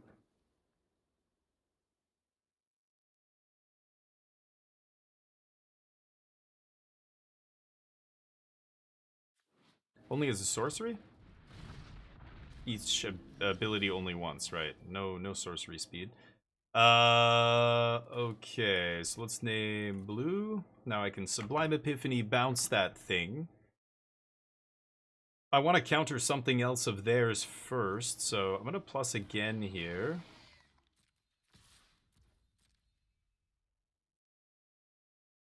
Yeah, and then next turn we can double spell like this. Okay, let's pass. Nissa being on 5 is key here, because this means they don't have the damage to kill her. Oh, beautiful. Beautiful. That's disgusting. Bounce that. Let's copy the 5/5. I'll draw a card. That's why it's one of the best cards in the cube. You should probably scoop right there. That's game. Yep. That's game, baby. That was a quickie. Sometimes they're long, drawn-out affairs. Like that last one, my opponent killing themselves. Sometimes just quick ramp into Nissa, start putting the clock on them, and then they have to resolve something huge. So if I can untap with a counterspell there, that's lights out. That was sick. Quick 7-1. GG's. Let's do another one, but I don't know if I can keep streaming today. I've got to do some other stuff after this, so I think I'm going to call it there. Deck was sweet, though. Get some gems or whatever. I don't know why I'm getting random gems there, but get to do a couple drafts tomorrow. Did we get some packs? Sure, let's open our packs. The guy deck himself was classic. I wish I could... Well, that's the kind of thing I'm... Oh my god! Wow. Wow. Okay, you know what? I'm gonna go buy a lottery ticket after this, because that is the best thing you could possibly open. I get an achievement here. And an orb. Sure. Noctis. One of these. Do I have any left? No. Good. Okay, that's it. That was awesome. Great games. That opponent with the drawing a bunch of cards was hilarious. I know, Charlie. But you know what? You tell yourself that, like, whenever you feel bad like that, it's really like whenever you feel bad about almost anything in life, you can say there are people who have not only experienced what I'm experiencing, but a lot of people have it even worse than me. You know what I mean? So it kind of gives you the. That's how I make myself feel better when I do something stupid or I feel bad. Things are not going well. It's like I know that there are people who it's worse for them. I know that I'm not the only person in the world who makes mistakes, for God's sakes. Every single Magic player, right down to the Hall of Famers, make mistakes. You see them do it on stream or on their YouTube channel or whatever. At the Pro Tour, I've seen, players make dumb mistakes. Reed Duke famously misread his Planeswalker in what Pro Tour? The one that he won. He went on to win that Pro Tour after losing a game because of his dumb play mistake. Like, that's what it takes to be a really good Magic player. Like, it's not that you don't make mistakes, it's that you recover from them. Don't let them tilt you. Let's go give somebody some love. Final Fantasy draft. Let's give Silo 9 some love. Oh no, Sleo, sorry. Sleo 9, give them some love here. They're playing Final Fantasy. I don't recognize them. I don't think I've rated them before, so let's see what they're doing here in Limited. Who knows? Maybe they're somebody who doesn't play Magic often and just is jumping in for Final Fantasy. There's a lot of those. I imagine they saw a huge uptick in Magic Arena new accounts and stuff when Final Fantasy came out, right? Anyway, with great power comes great responsibility. That's right, on Sizzle. Yeah, that was a blowout. So, like, the Sublime Epiphany, this is why it's one of the best cards in the cube. Like, you look at that card, you're like, what? How is this better than this, big Planeswalker creature, whatever, Nicol Bolas or whatever? Once you see Sublime Epiphany in action, I even fucked it up. Like, who pointed it out there? It was Phantom Chess is like, dude, you could have just stifled your own thing. And I'm like, yeah, right. Oops. It's like Sublime Epiphany is so good. There's so many spots where you can make it good that you even forget about some of them because it's that good, right? That was pretty hilarious, though. This is Cube. Well, yeah, and professionals. I mean, yeah, that was kind of a pretty big punt there with the with the doppelgang, but at the same time, even professionals do dumb shit. Not like that kind of thing. But I've seen Gabe Nassif not read the card and go, what? It does what? Oh, whoops. That's just it's Magic, and you're playing on Arena. You're streaming. You're not taking it super seriously. Anyway, thank you guys for watching. I appreciate everybody in here. We're going to be back for a full week of streaming this week. I hope you join me for that.